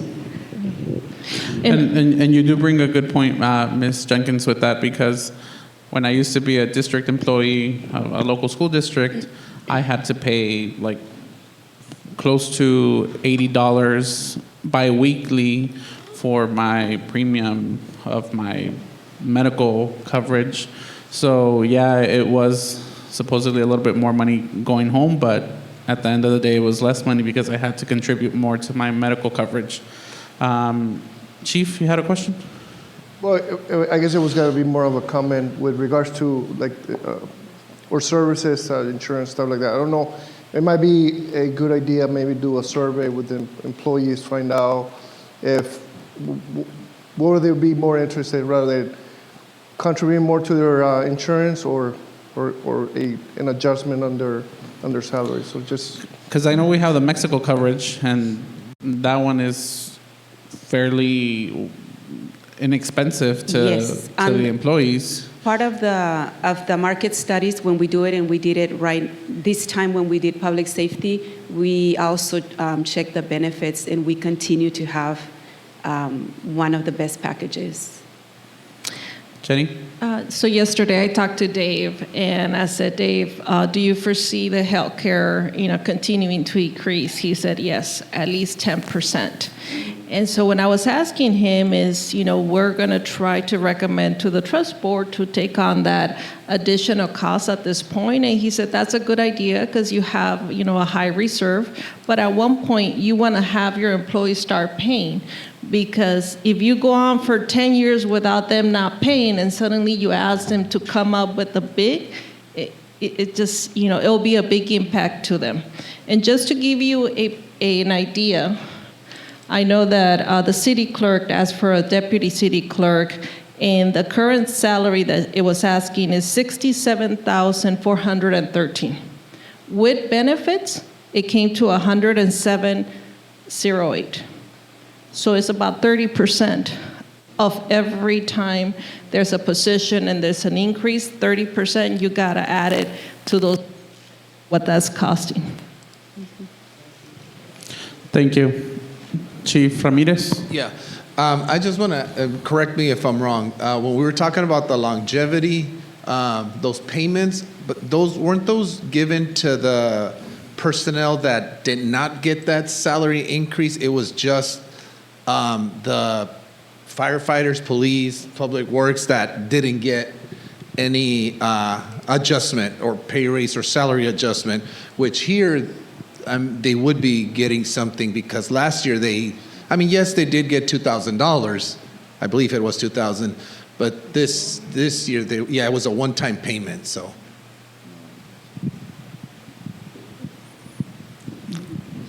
Also, I forgot to mention, on option 2, I think they should also consider our dispatchers, rather just public safety, fire, and PD. I mean, dispatchers are just as necessary for the work that they provide to us. So, and it's an area that is, I think, out of police officers and dispatchers, is the area where we're struggling the most. And that's why we're here again today, like it has been mentioned, because, I don't know is it all fire personnel included there? Is it just firefighters? Is it EMTs? Is it engineers? Is it captains? Like who is included as part of fire? And then PD, sworn officers? So from patrol officers to the chief, you're a sworn officer, so... That's why on PD I refer to sworn, because it's regardless of the classification, If they're a peace officer, sworn peace officer, they were included. In fire is everyone that has the certifications as well, EMT or paramedic. Like administrative staff, they're not included. Going back to Chief Reynoso's comment about dispatchers, we did research dispatchers, and they're very comparable to the market. I think with the adjustments that we did recently, they're there with the market.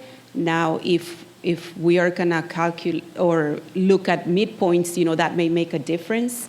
But right now, they're not included because it's only sworn and certified.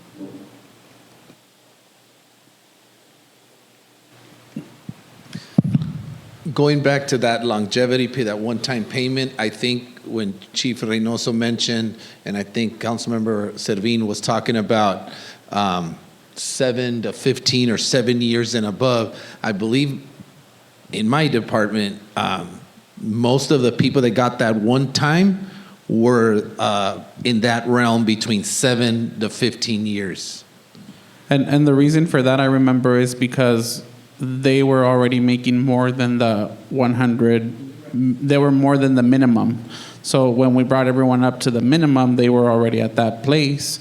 So for them to get at least something, that's why they did that payment. But now, if we really want to analyze getting people to like the midpoint or close to midpoint based on the years of service, like Adela mentioned, your dispatch officers will probably be making a little bit more because of their time in service. Because I don't know how it's going to look. Maybe it's going to be a 10%, a 12%. It'll vary by case now rather than by time in service, because it'll be whatever those projections are. I wish we could get those today, but I don't know how soon you can get those to us, Yeah. Ms. Cortez. Yeah, that's why it's very important for us to see the breakdown. It's more clear, because the way it is right now, it's not. It's open for interpretation and for a lot of like thinking and what if. But if we see the breakdown, then we have a clear view numbers, and then we can choose from this year to this year, or this is doable and this is not. Because the way it is right now, I don't think it's fair. It's not fair for us to make a decision based on numbers like that, and it's not fair for the employees because we can't really see who they are. I'm not meaning who in like the person itself, but the many years or the department that they work for. So that's what I'm looking into with for the breakdown. Right, and that will require, I want to say a good deal of research, because what we have right now, we were counting their date of hire because we were working with seniority with the agency. If we are looking at midpoint, now we have to look at the actual position in going back to find out when would they're actually appointed to this position, to be able to calculate those 8 years or 8 or 10 years, that we're going to use to get them to midpoint.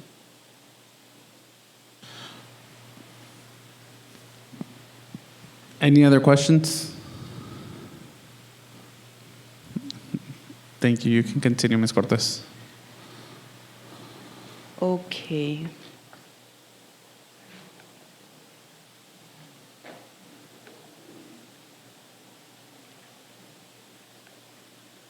Okay. So as mentioned before, maintaining focus on training and development to ensure employees are capable, confident, and prepared, which ultimately keeps the city effective, compliant, and forward-moving. This year, we dedicated a total of 482 hours providing professional development trainings in various areas, including management training for supervisors and managers.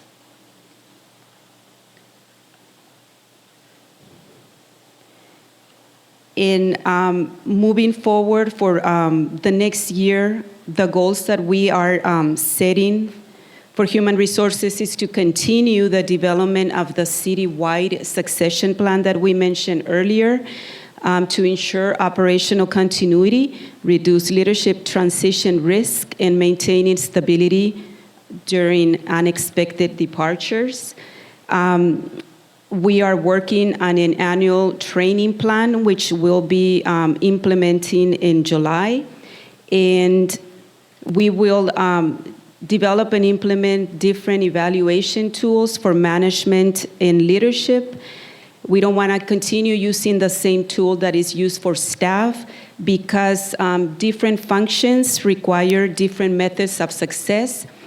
So we need to separate the tools to ensure clarity, fairness, and meaningful development at every level of the organization. We will deploy functionality of a benefit enrollment platform to enable effective benefit administration by streamlining processes, minimizing errors, and centralizing information, giving employees and managers easy access to accurate and up-to-date benefits. And we'll continue our ongoing partnerships with community agencies, high schools, Arizona at Work, and the universities. We will also continue conducting market studies and classification studies to support strategic recruitment and ensure competitive fair pay that attracts and retains top talent, reduces turnover, and aligns compensation with budget capacity. We will research emerging benefit offerings and industry best practices to strengthen our medical plans and maintain competitiveness and enhance overall benefits. We are currently we engage an agency to work on the city policy management, and we anticipate to have a draft for review by June of this fiscal year. So we're planning to distribute that hopefully by the second quarter of next fiscal year. And we will maintain internal and external ongoing audits to ensure compliance and support timely records management, review, and processing. This is very critical because we want to make sure that we mitigate risk, like with conflict of interest, liability, and legal exposures, and risk mitigation strategies. We will continue strengthening HR processes to increase efficiency and ensure consistency in procedures. It is important to strengthen these processes to reduce waste, errors, and costs while increasing efficiency to help preserve resources. And we want to implement a human resources information system. I know we're working with IT and finance, and this is subject to administration approval and obviously having the budget, but we want to make sure that we have a system to improve operational efficiency, data accuracy, and mitigation across all of our HR functions.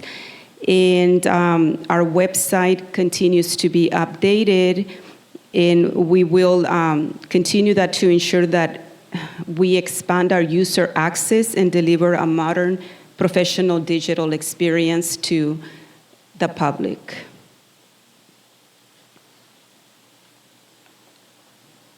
Thank you, and if you have any questions or comments, I know I was here already a long time.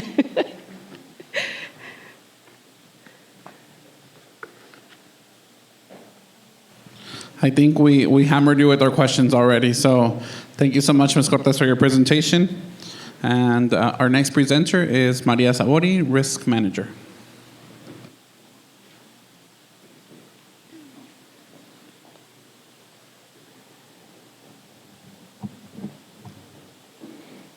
Good afternoon, Acting Mayor, members of council, and department managers. On behalf of the risk management team, thank you for the opportunity to participate in today's retreat. We remain committed to supporting a safe and proactive environment for our city employees and the community we serve.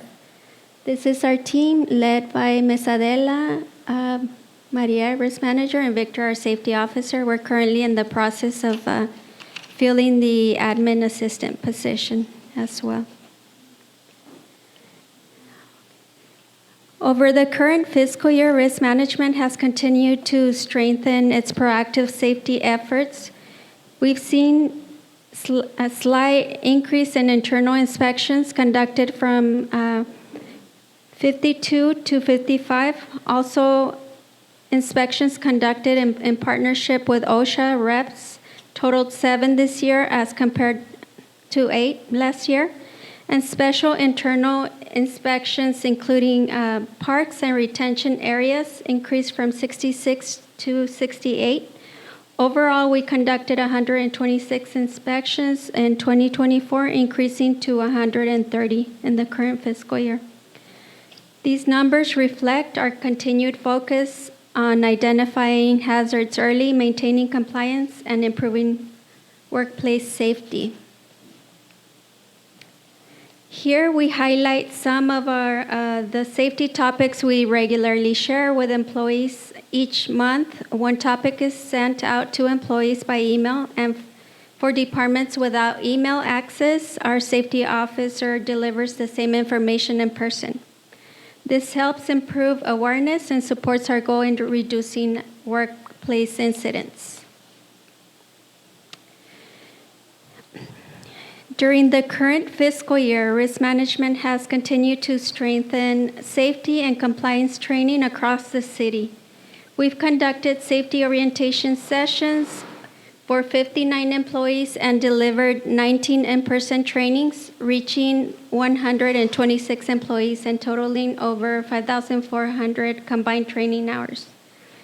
In addition, through our Safe Personnel online training portal, we've offered 21 training topics with nearly 4,000 combined training hours offered to employees. This effort helps ensure our employees are well-trained, support compliance, and reinforce a strong safety culture across all departments. Okay, here we have our OSHA 300 injury data for calendar year 2025, which we review each year to better understand where and how injuries are occurring. We had 20 total cases, just over half required time away from work, while the rest were accommodated with light duty. Altogether, we reported 274 days away from work and 204 days on light duty. This shows why our focus on prevention and early intervention is so important.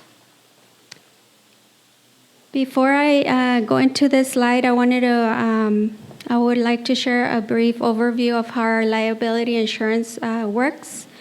The Arizona Municipal Risk Retention Pool provides insurance coverage for member cities through a shared program that helps protect against financial losses. When a claim occurs, AMRP evaluates, investigates, and manages the process in coordination with the city. As the City of San Luis, we focus on proactive risk management through safety programs, employee training, proper maintenance, and timely reporting to help reduce claims. For community events, insurance requirements are determined based on each event's level of risk or exposure. We evaluate factors such as attendance, activities, and vendors, ensuring higher risk events carry appropriate coverages. By assessing each event individually, we can better protect the city and help minimize the liability. We also address everyday community hazards such as street conditions and public parks, to name a few. This includes identifying and repairing roadway issues like potholes, ensuring proper signage and lighting, maintaining sidewalks, and regularly inspecting park equipment and facilities. By proactively identifying and correcting hazards in these areas, we reduce the risk of accidents and help create a safer environment for our community. At this time, just an additional note, at this time we have not been informed by AMRP that if we will be receiving a dividend this year. Dividends are determined based on an overall claim experience within the risk pool and are distributed among member municipalities accordingly. Last year was the first time within the last 4 or 5 years that we hadn't received a dividend due to the high claim processing that they had. So now on this slide, it summarizes liability claims received and or reported to us that were not all necessarily processed through our insurance program. Some of these incidents were addressed internally, such as vehicle repairs completed by our fleet shop and property damages that were repaired by our facilities team. In addition, not all notices of claim were accepted or processed through our AMRP insurance, depending on the findings of their investigations. So we received auto incidents, those decreased from 37 to 20 this year. Windshield damages increased from 11 to 14. Property damages went from 5 to 6. Notices of claim increased from 6 to 15. And we had 1 cybersecurity claim.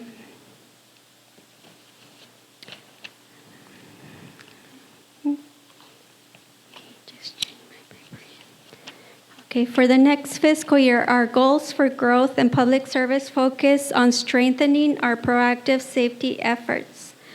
We plan to increase safety walkthroughs and inspections, continue meeting inspection targets, and maintain our monthly toolbox talks along with improved safety orientations. We will also continue conducting regular hazard assessments to identify risks early and take corrective action before incidents occur.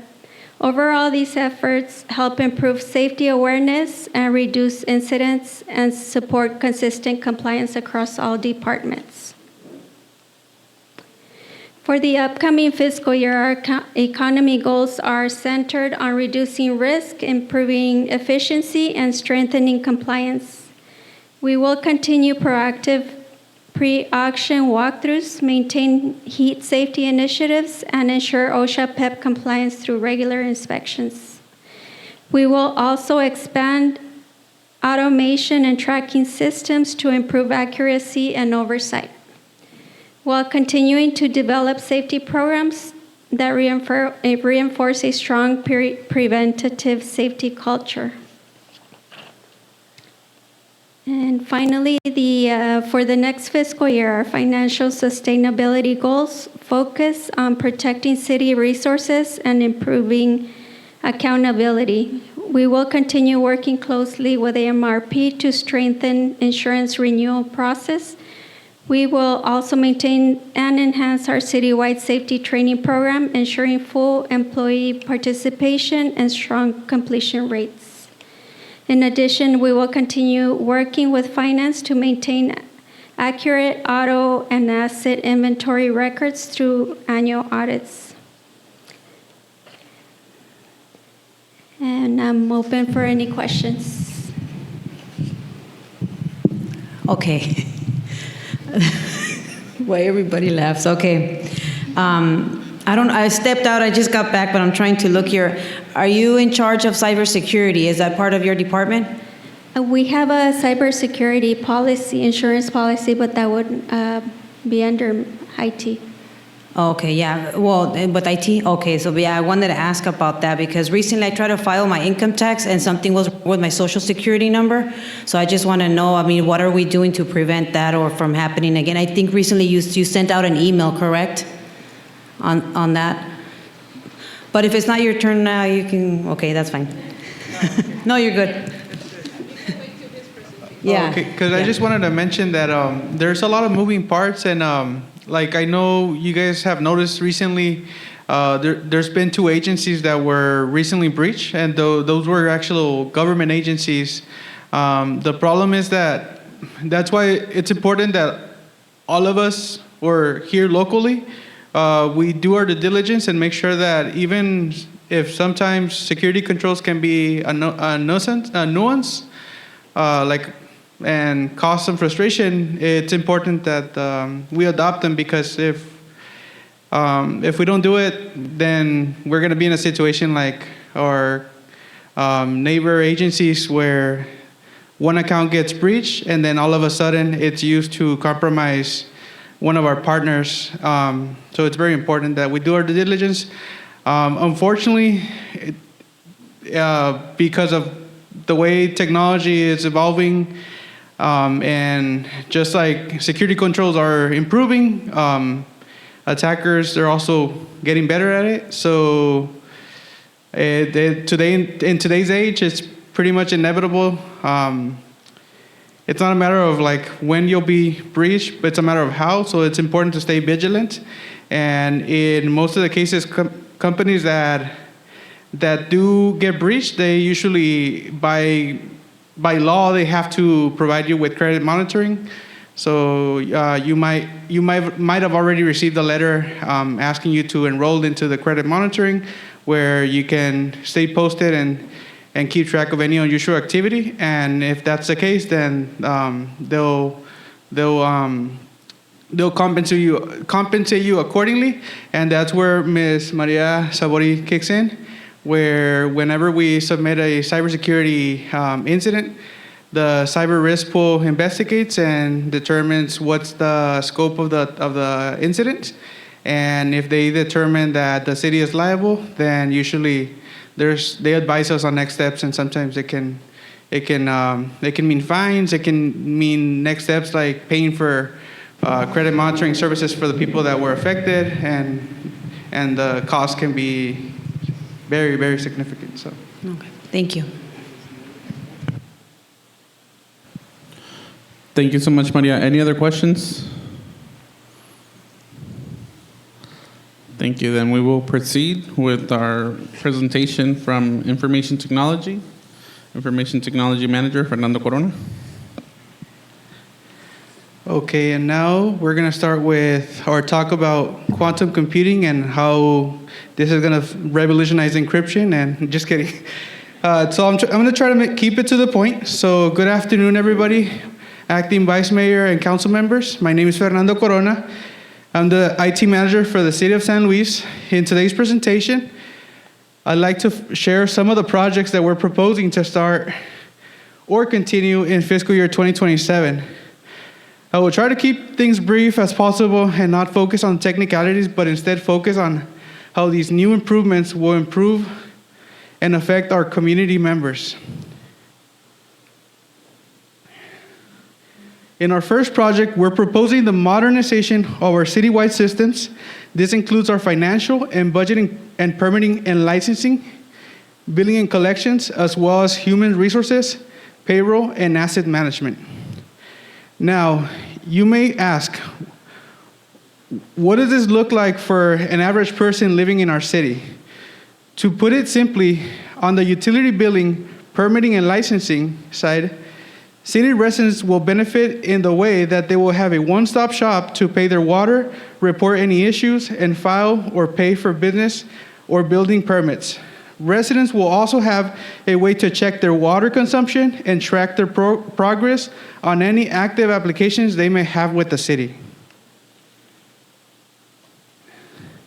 On the back end of all of our software, all of the software is included in the platform. They will be equipped with automatic workflows configured with best practices in mind, focus on driving efficiency. This efficiency will mean faster permitting, faster business licensing. This efficiency will also help city staff in the way that procurement is going to be much more efficient. Staff will be able to procure items necessary for their operations faster, and ensuring that the service we offer to our residents remain uninterrupted.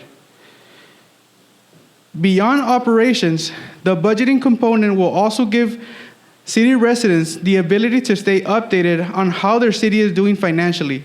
This transparency means you won't have to wait or go through a lengthy public records request just to access public financial information. This will mean that the information will be readily available just one click away on a public dashboard where citizens can engage with the public reporting portal and will find the exact information they're looking for. Looking ahead to a second year, we would like to incorporate the asset management component. This will allow Public Works to track their most critical assets, starting with city streets. This will not only allow them to maintain better record of our infrastructure, but it will also allow them for more effective strategic planning when it comes to balancing our city budget. Last but not least, we would also like to upgrade our human resources information system. This will allow us to better manage our most valuable resource, which is our employees. So moving on to our next project, we're also proposing to migrate our current on-premise phone system to a cloud-based solution. Right now, the city is paying approximately $70,000 annually just to maintain our old analog phone lines required for our current setup. As we re-architect our network to a more decentralized and modern, moving to the cloud is the smartest path forward. With this move, we're essentially reallocating our operating costs to a model that is slightly lower than what we currently pay today. But more importantly, it means that we will no longer have to worry about massive expenses of refreshing on-premise PBX systems every few years. All of that backend infrastructure and maintenance will now be all-inclusive within our annual service costs.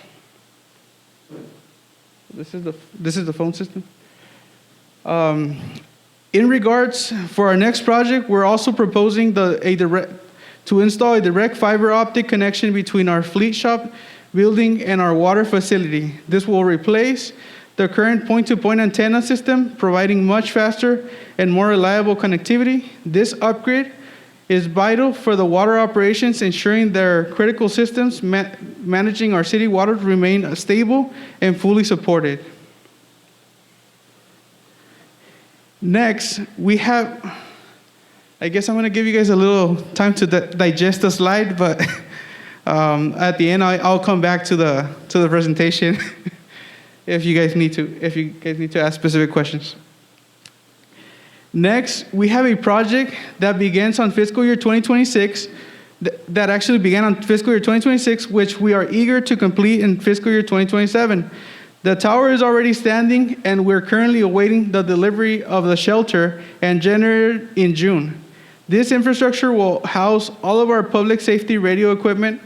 Once those are delivered, we plan to move forward in July with the final phase, constructing a perimeter wall and installing the utility power service.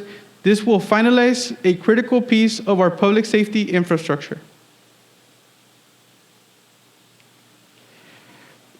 Finally, we are proposing a vital upgrade to our fire department, replacing our legacy C-Tron alerting system with the new Phoenix G2. Our current system has reached its end of life and is no longer supported, making this a necessity for the reliability of our emergency services. The Phoenix G2 system will help our firefighters respond to calls more efficiently by providing them with clear, instant information the moment it's made available by dispatch. Ultimately, this project is about improving response times and supporting the men and women who keep our city safe. And as you can tell, the quote that was provided by Phoenix G2 includes all of the bells and whistles, which includes light strobes that increase in intensity so that firefighters are not woken up in a way that's going to be harmful for their health in the long term. Those are the little lights. Instead of being regular speakers like we currently have right now, they're actually going to have that. So they're going to wake up with the sunset, right? It's going to increase gradually, and they're going to keep having those life-saving alert tones. But, now, as you can see, our hands are full with these critical projects. To ensure their success, we're asking for your support in adding one more staff member, a network and security administrator. This role is vital to maintain the network infrastructure that makes all of the systems we just discussed possible. At the end of the day, even the most expensive software or alerting systems are ineffective without a secure and well-maintained network to support them. This position is essential to protect our investments and ensure our operations remain uninterrupted.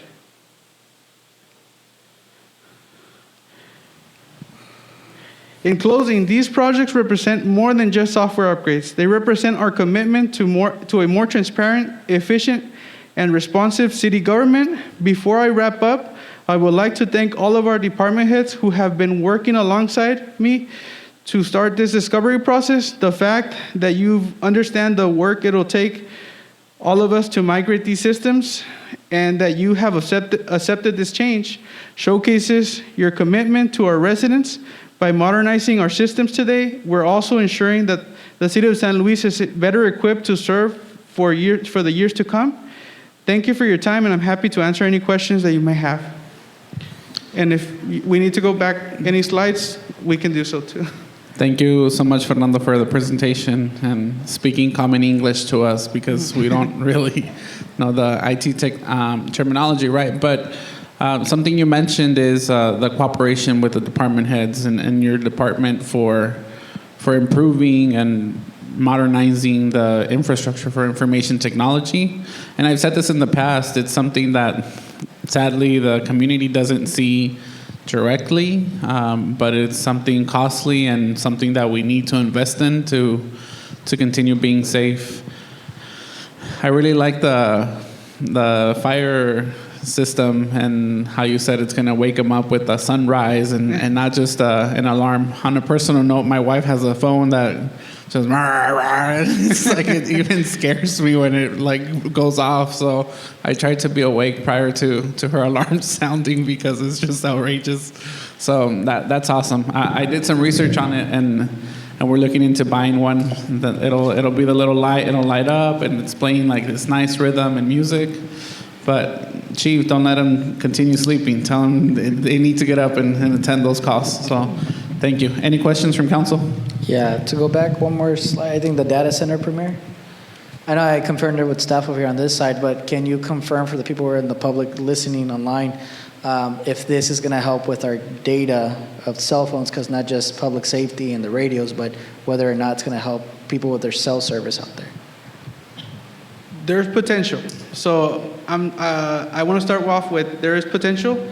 So the only thing I want to say is that this tower was actually designed to reach a maximum height of 100 feet. Right now, the tower that you're looking at in the picture is only 60 feet, which will be more than capable of housing the radio system that is needed by our fire and police department in order to communicate in emergency situations. But if we have already talked to the different carriers, and so far it looks like there's interest from I don't know if I'm allowed to say some of the carriers, but yeah. Okay, so like for instance, FirstNet, when we reached out to them, they said they were not necessarily interested, but we'll reach out again and see what they think now that, I mean, the community is growing a lot more. But we do know for a fact that there's a company called Vertical Bridge that actually has a tower in Somerton.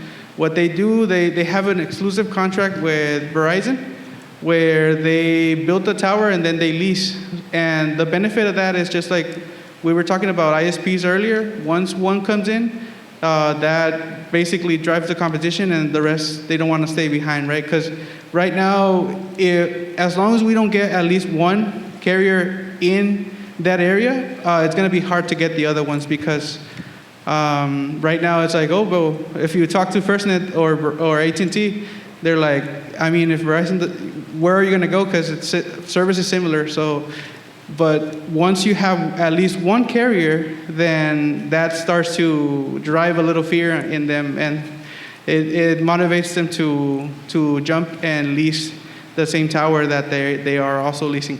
So to answer the question, on short term, no, but we're optimistic that the cellular coverage issue will be resolved by the private sector as soon as that tower goes. If that tower actually becomes a reality, the one that Vertical Bridge is planning to build next to the detention center. But in worst case scenario, we can always reach back. We'll actually try to reach out to AT&T and First and the rest of the carriers to see if they would be interested. If they're interested, we can start looking into investing and adding the additional 40 feet because it's designed for 100 feet, but it's only built to 60 feet, to 100 feet. It's only built to 60, so we still have that 40 feet. But that's like, if I'm not mistaken, Sabre would just charge us an extra $20,000 to $30,000 to fund the addition. But the foundation, it was all engineered with that in mind, that it would be scalable and provide us that wiggle room for us to maybe lease it to a carrier, or even maybe in the future, Public Works or Fire or any of the departments, they might need a location to hang some sort of connectivity device. They'll be able to. So the possibilities are open by having that little wiggle room of 40 feet. Okay, cool. Thank you. Yeah, I was looking at the 5-year capital budget, and I don't see you added anything else beyond what you just presented right now. So I think there's an opportunity for you to add what you just mentioned, to try to increase that for the future, and then also remembering what Councilmember Cabrera mentioned about the Wi-Fi at the parks. I don't know if that's something that you can also look into and add it here. Right, I live on East San Luis, and the service over there is bad. Like Verizon, it was used to be good, and like the last, I want to say year or less than a year, is really bad. There's some areas that I'm just driving through there, and it's just the calls just drop, and they drop.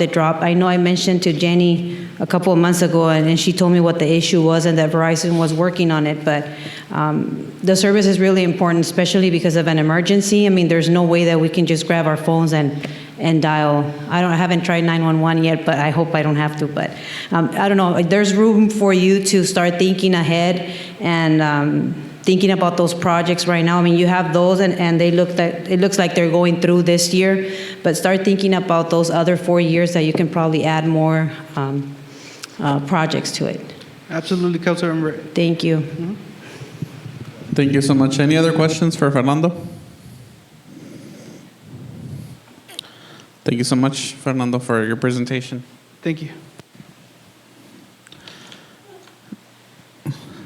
At this time, this concludes the department head presentations.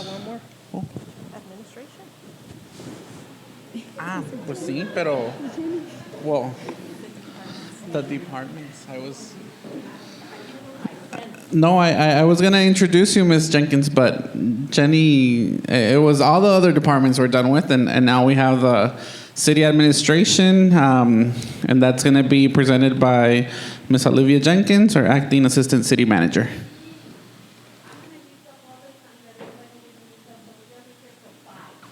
You have 5 minutes. No, just kidding. Good. That's good. I don't have too much. It's just what my boss put on my presentation.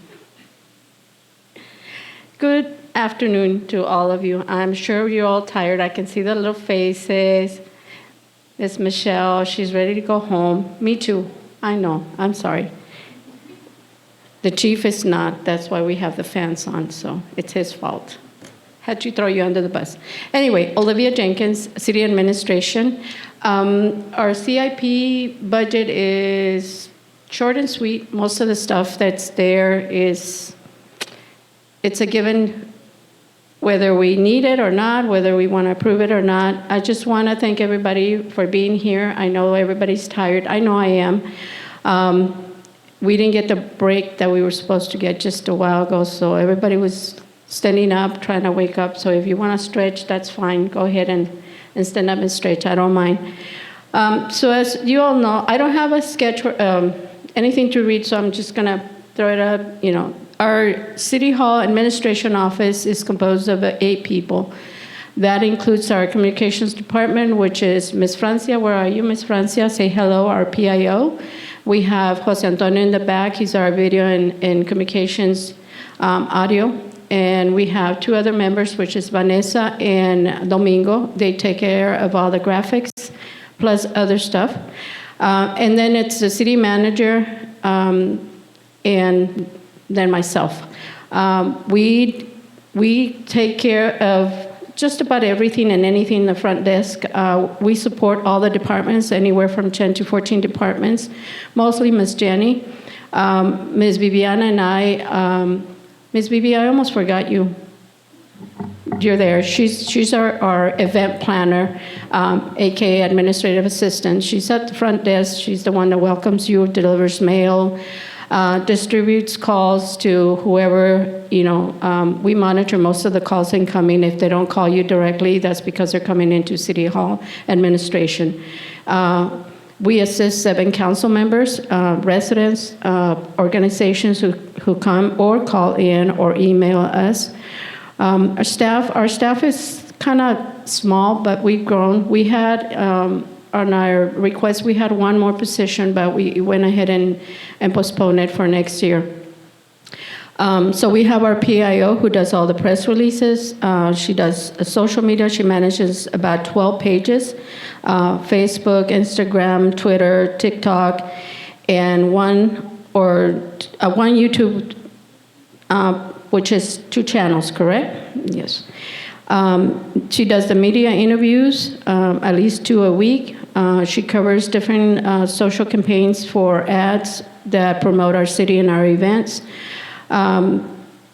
She has project focus, event focus, and department input. So she manages all that, and assists taking photos sometimes on some of the events. Our graphics media, which is Vanessa and Domingo, they take care of all the event flyers, website, manage consistently oh, by the way, Domingo, we just went into a different webpage. Most of you have seen it. It's different. So he worked about 1.5 years on that. It's still a work in progress. So if you find anything that is not working, a link or anything that you see missing, please reach out to us or to him. He's the one managing that and making all the changes and improvements to our new city website. So he does all that, and of course, Bane is his backup or whichever.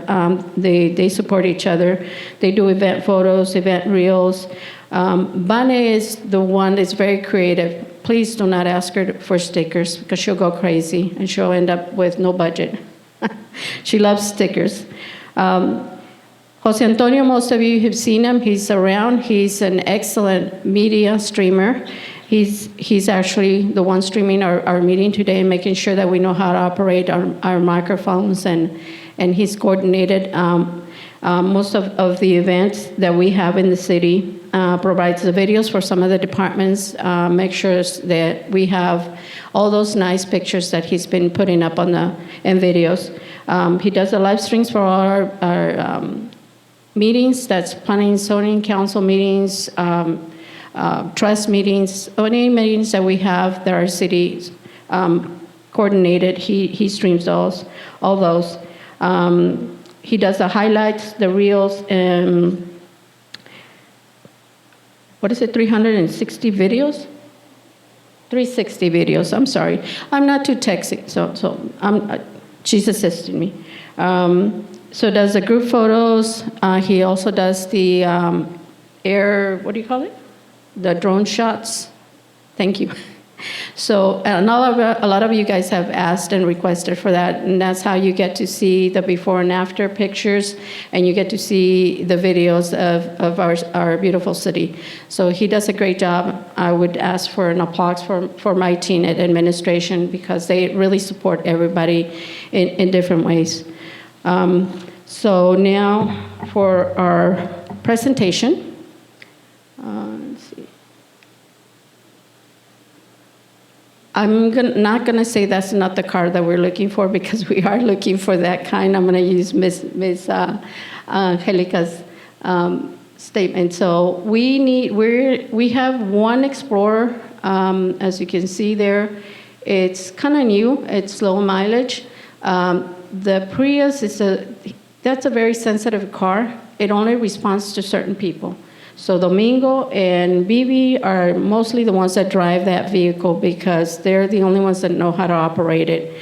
And before that, it was our city administrator who used to use it as well. As you can see, it's high mileage. Then we have a 2026 Explorer, or is that what we're looking to purchase? And that would be to cover, we want to replace that Prius with another Explorer. Like I said, a lot of times we need vehicles for travel. Our council uses our vehicles to travel to meetings, either here in Yuma or Parker, Phoenix, different places. So if they take the Explorer that we currently have, we end up with the big Suburban, which for short trips for us to go to the post office and stuff, that's kind of a big vehicle. So that's the staff members that I went through. Right now it's 4 staff members, which is the city manager, Ms. Bibi, the administrative assistant. We currently have a vacancy of the office assistant staff and myself. And then we have legal who also sometimes use our administration vehicle. So in total we have 11 staff members for 2 vehicles, and then that's not including our city council when they need a vehicle. This is normally the vehicle that's assigned to council. It's not that high in mileage, but it does have a lot of wear and tear because those are mostly long trip miles that have been inputted in that vehicle. We're starting to have it rotate to the fleet service for services for little things that are starting to come up. So we were thinking that we wanted to replace the Suburban that we currently have and assign it to our communications division. Since they always have to carry a lot of equipment back and forth, that would be a perfect hand-me-down vehicle for them if we decide to approve the purchase of another vehicle for councilmen. We would like to see improvements to our landscape at City Hall. And this is just because the landscape that is there, I think it's the original landscape. And we were kind of envious that our police department kind of, did their landscape and didn't invite us to do ours. That's okay.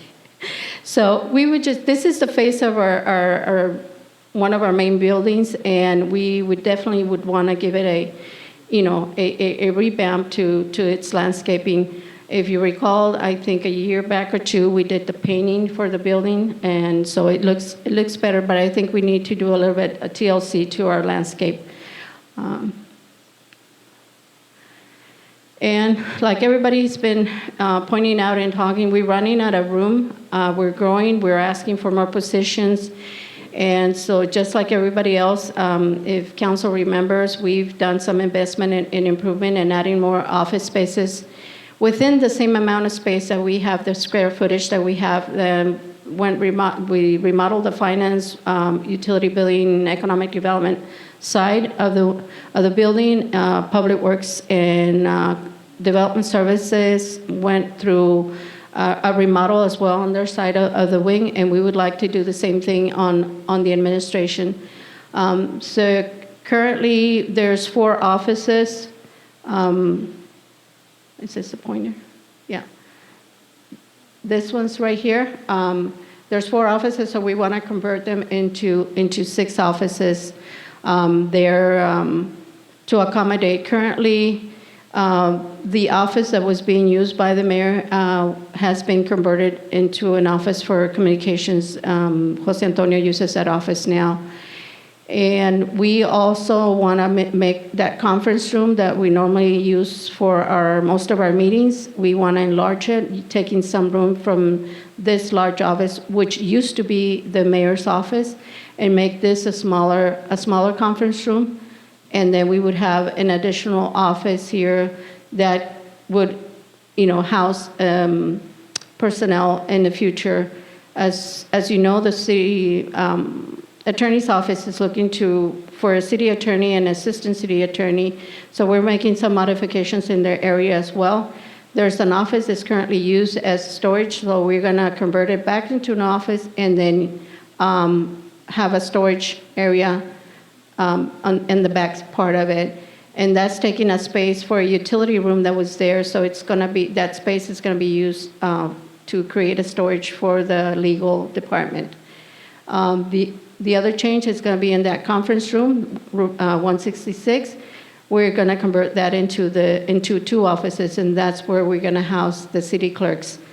Instead of being back here where they are currently, they're going to be moved up to that conference room once we create those 2 additional offices. So this is something that we're currently working on. Like I said, most of the departments have mentioned, needing additional room space. We're asking for additional personnel, and in order for us to grow, we also need to grow in staff. We also need to grow in office space. I believe that when City Hall was built, or that complex was built, was for a 10-year plan. I think we've surpassed that because City Hall was built in 2008, 2007, 2008, right? So we've gone past those 10 years. That's why we're running out of space.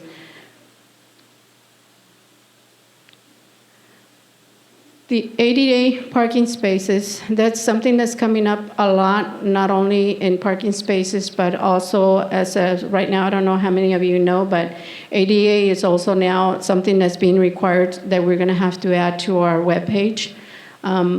But for right now, we're trying to see if we can start working on the ADA parking spaces for the employee side of it.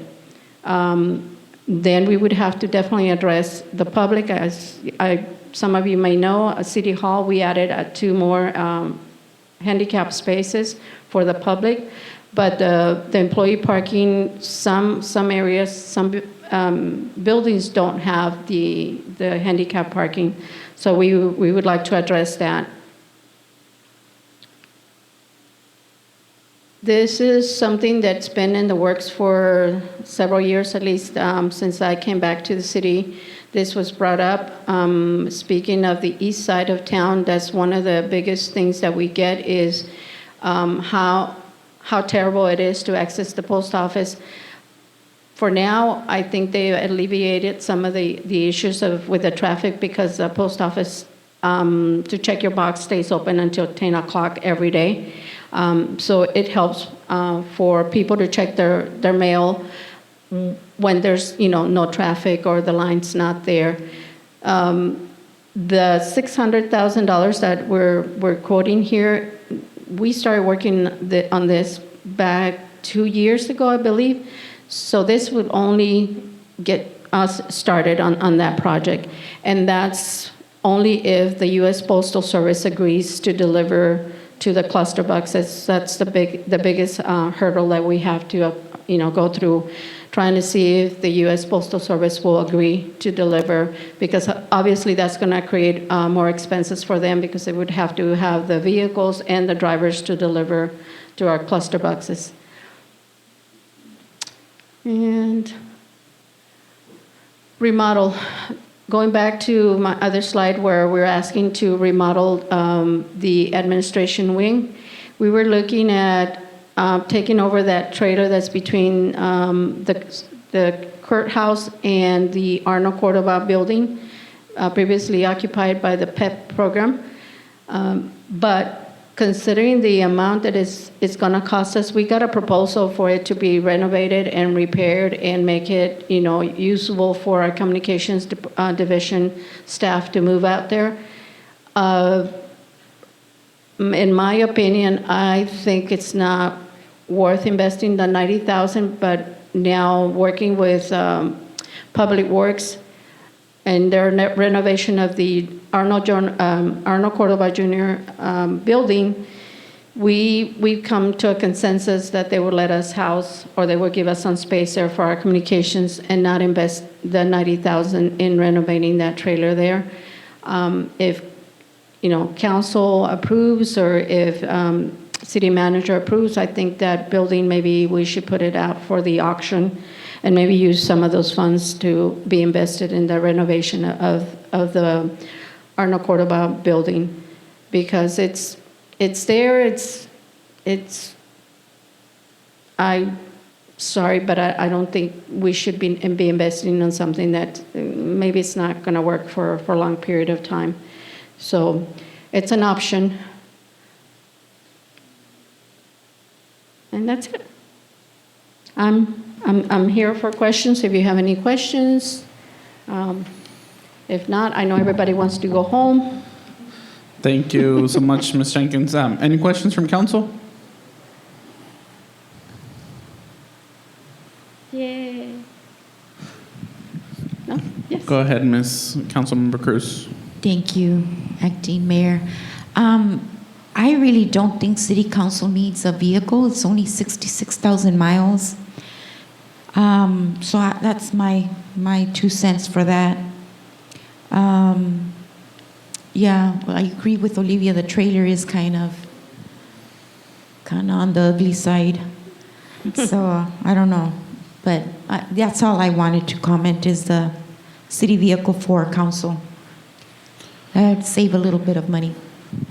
Thank you, and I was in agreement to that comment as well. But now that I see that they're planning to use the Suburban for communications to carry, and I know how spacious it is to transport equipment that we can't carry in a truck so it doesn't get wet.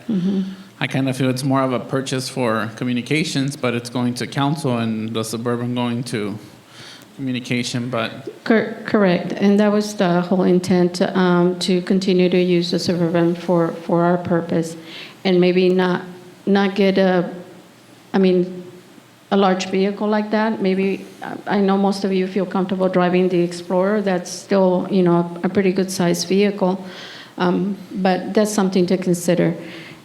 Yes, council will get an additional, a newer vehicle, but actually the aim is for us to get a vehicle for our communications that we can, be a hand-me-down for us. Thank you. Any other questions? Can you go to the slide for the renovations for the office? Where would the mayor's office be relocated to?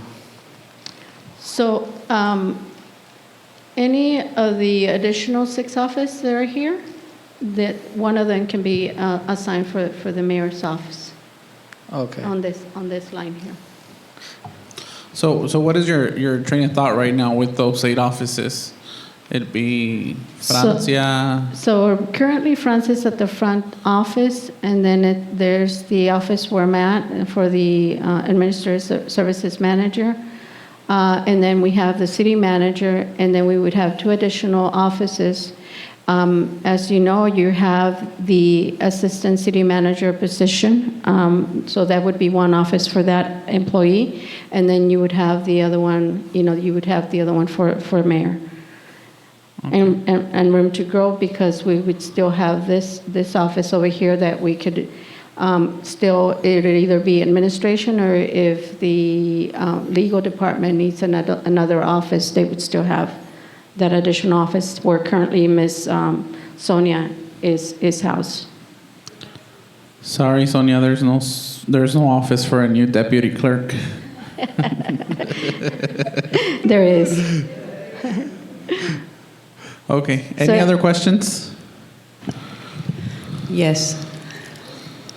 So you mentioned right now that the communications team, it's under the administration department, correct? Correct. So that means the communication team doesn't have its budget on its own? It's part of the administration? There's no separate budget just for communication? No, it's all a part of administration. Some of the expenses, when it has to do for promoting council events and stuff, it's budgeted under the city council, but most of it is under administration. Have you thought about having a budget just for communication, just to keep track of the equipment and the apps and the internet and the items, the goodies that you guys purchase and all that? I mean, I know it's under administration, but still, if it's going to be communication, I would rather see it under like a budget for communication, what you guys need, the vehicle, if you're thinking about expanding to the next, to this new building, like you really, I see the need for having your own budget, not just be part of administration. I think it deserves like a budget on its own, just to keep track for, I mean, you don't need to have it now, but maybe think it in the future. I mean, if it's something that is too soon to figure out now, but maybe it's something to consider in the future because of everything that you guys handle, media, you guys have your own staff, equipment, vehicle, you need your space. It's just... And that's the idea, Councilmember Servin. We discussed that in the foreseeable future, that's how we see them as being the centralized communication center for the whole city. They are right now, but they're operating under city administration. But that's kind of the future view that we have. Again, because of the funding limitations that we have, we kind of share resources and budget. Okay, thank you. Just to add on to that, we do keep a list of all the equipment that we do have, everything that we do use. We do keep in track of what we're printing for. So like for an event, we do keep in log that we do eight frames for XYZ event. Or if they're asking for stickers, we make sure that we don't note everything just so that we are ready to get a finalized budget just for communications. When we come our own, or we kind of separate from admin, we can have everything already listed and ready to go. Make it easier. Thank you so much. Any other questions? No. Then I think that is it for questions.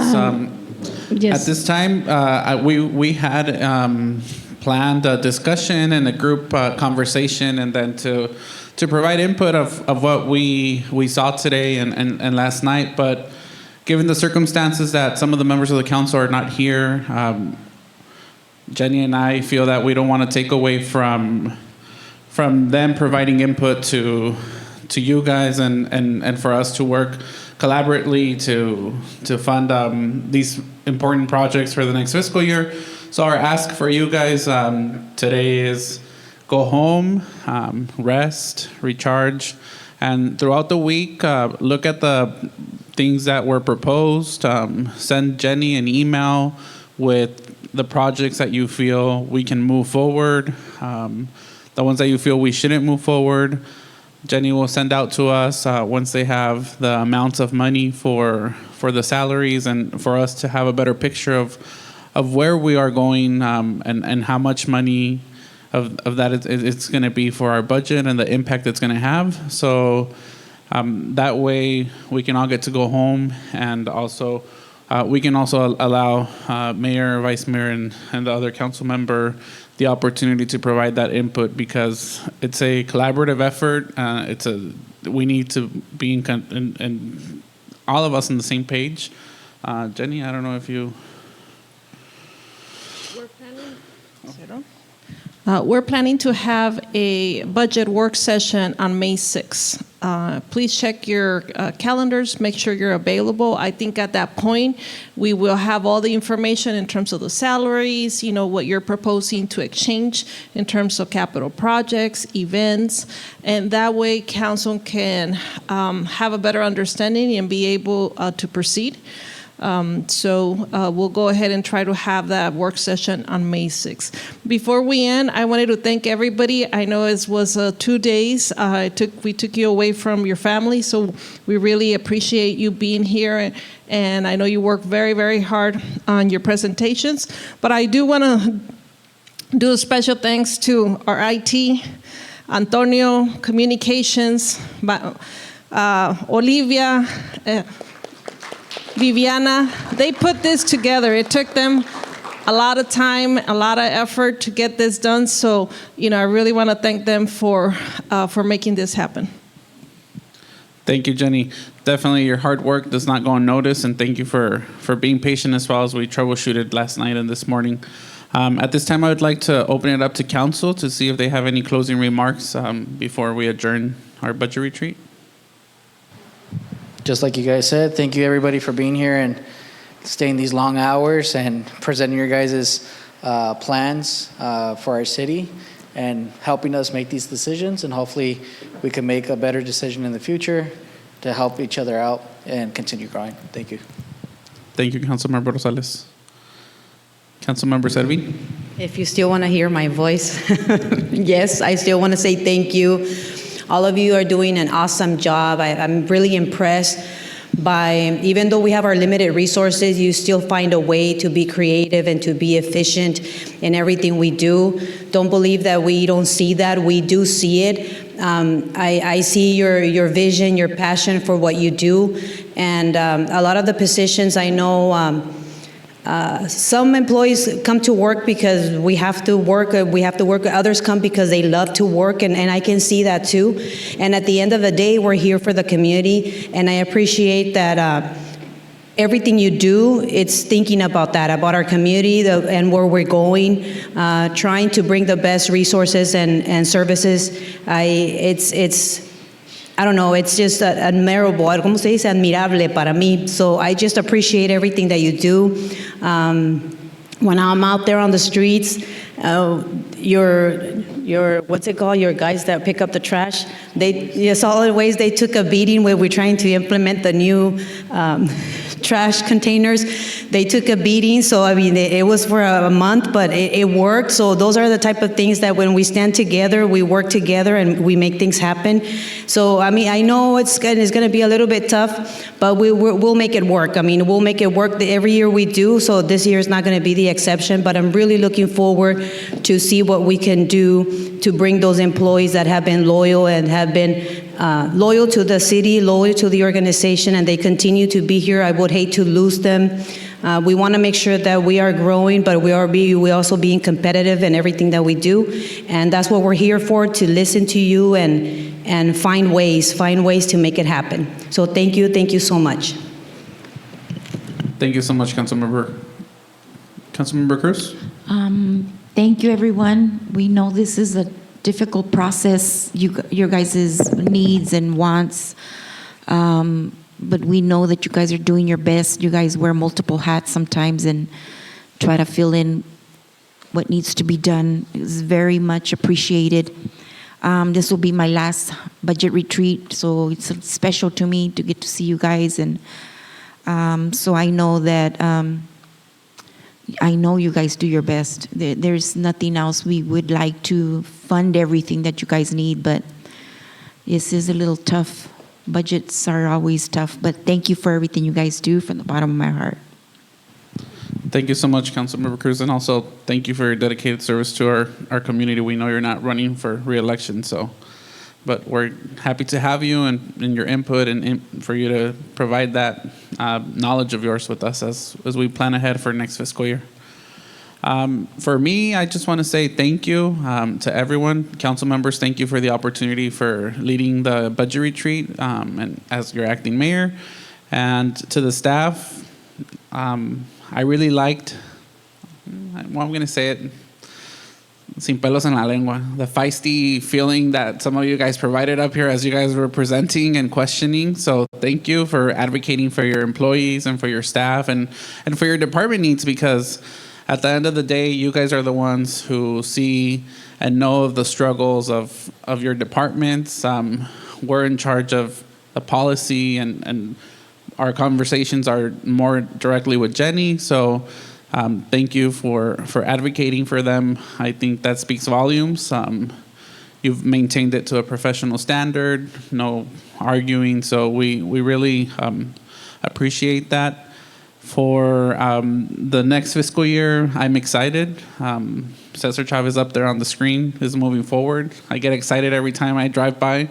My wife tells me, take County 24, you'll get faster. I was like, no, I want to go see the progress. Like, where are they going? So I take all the traffic, and it's just exciting times for our community as we continue to grow and develop.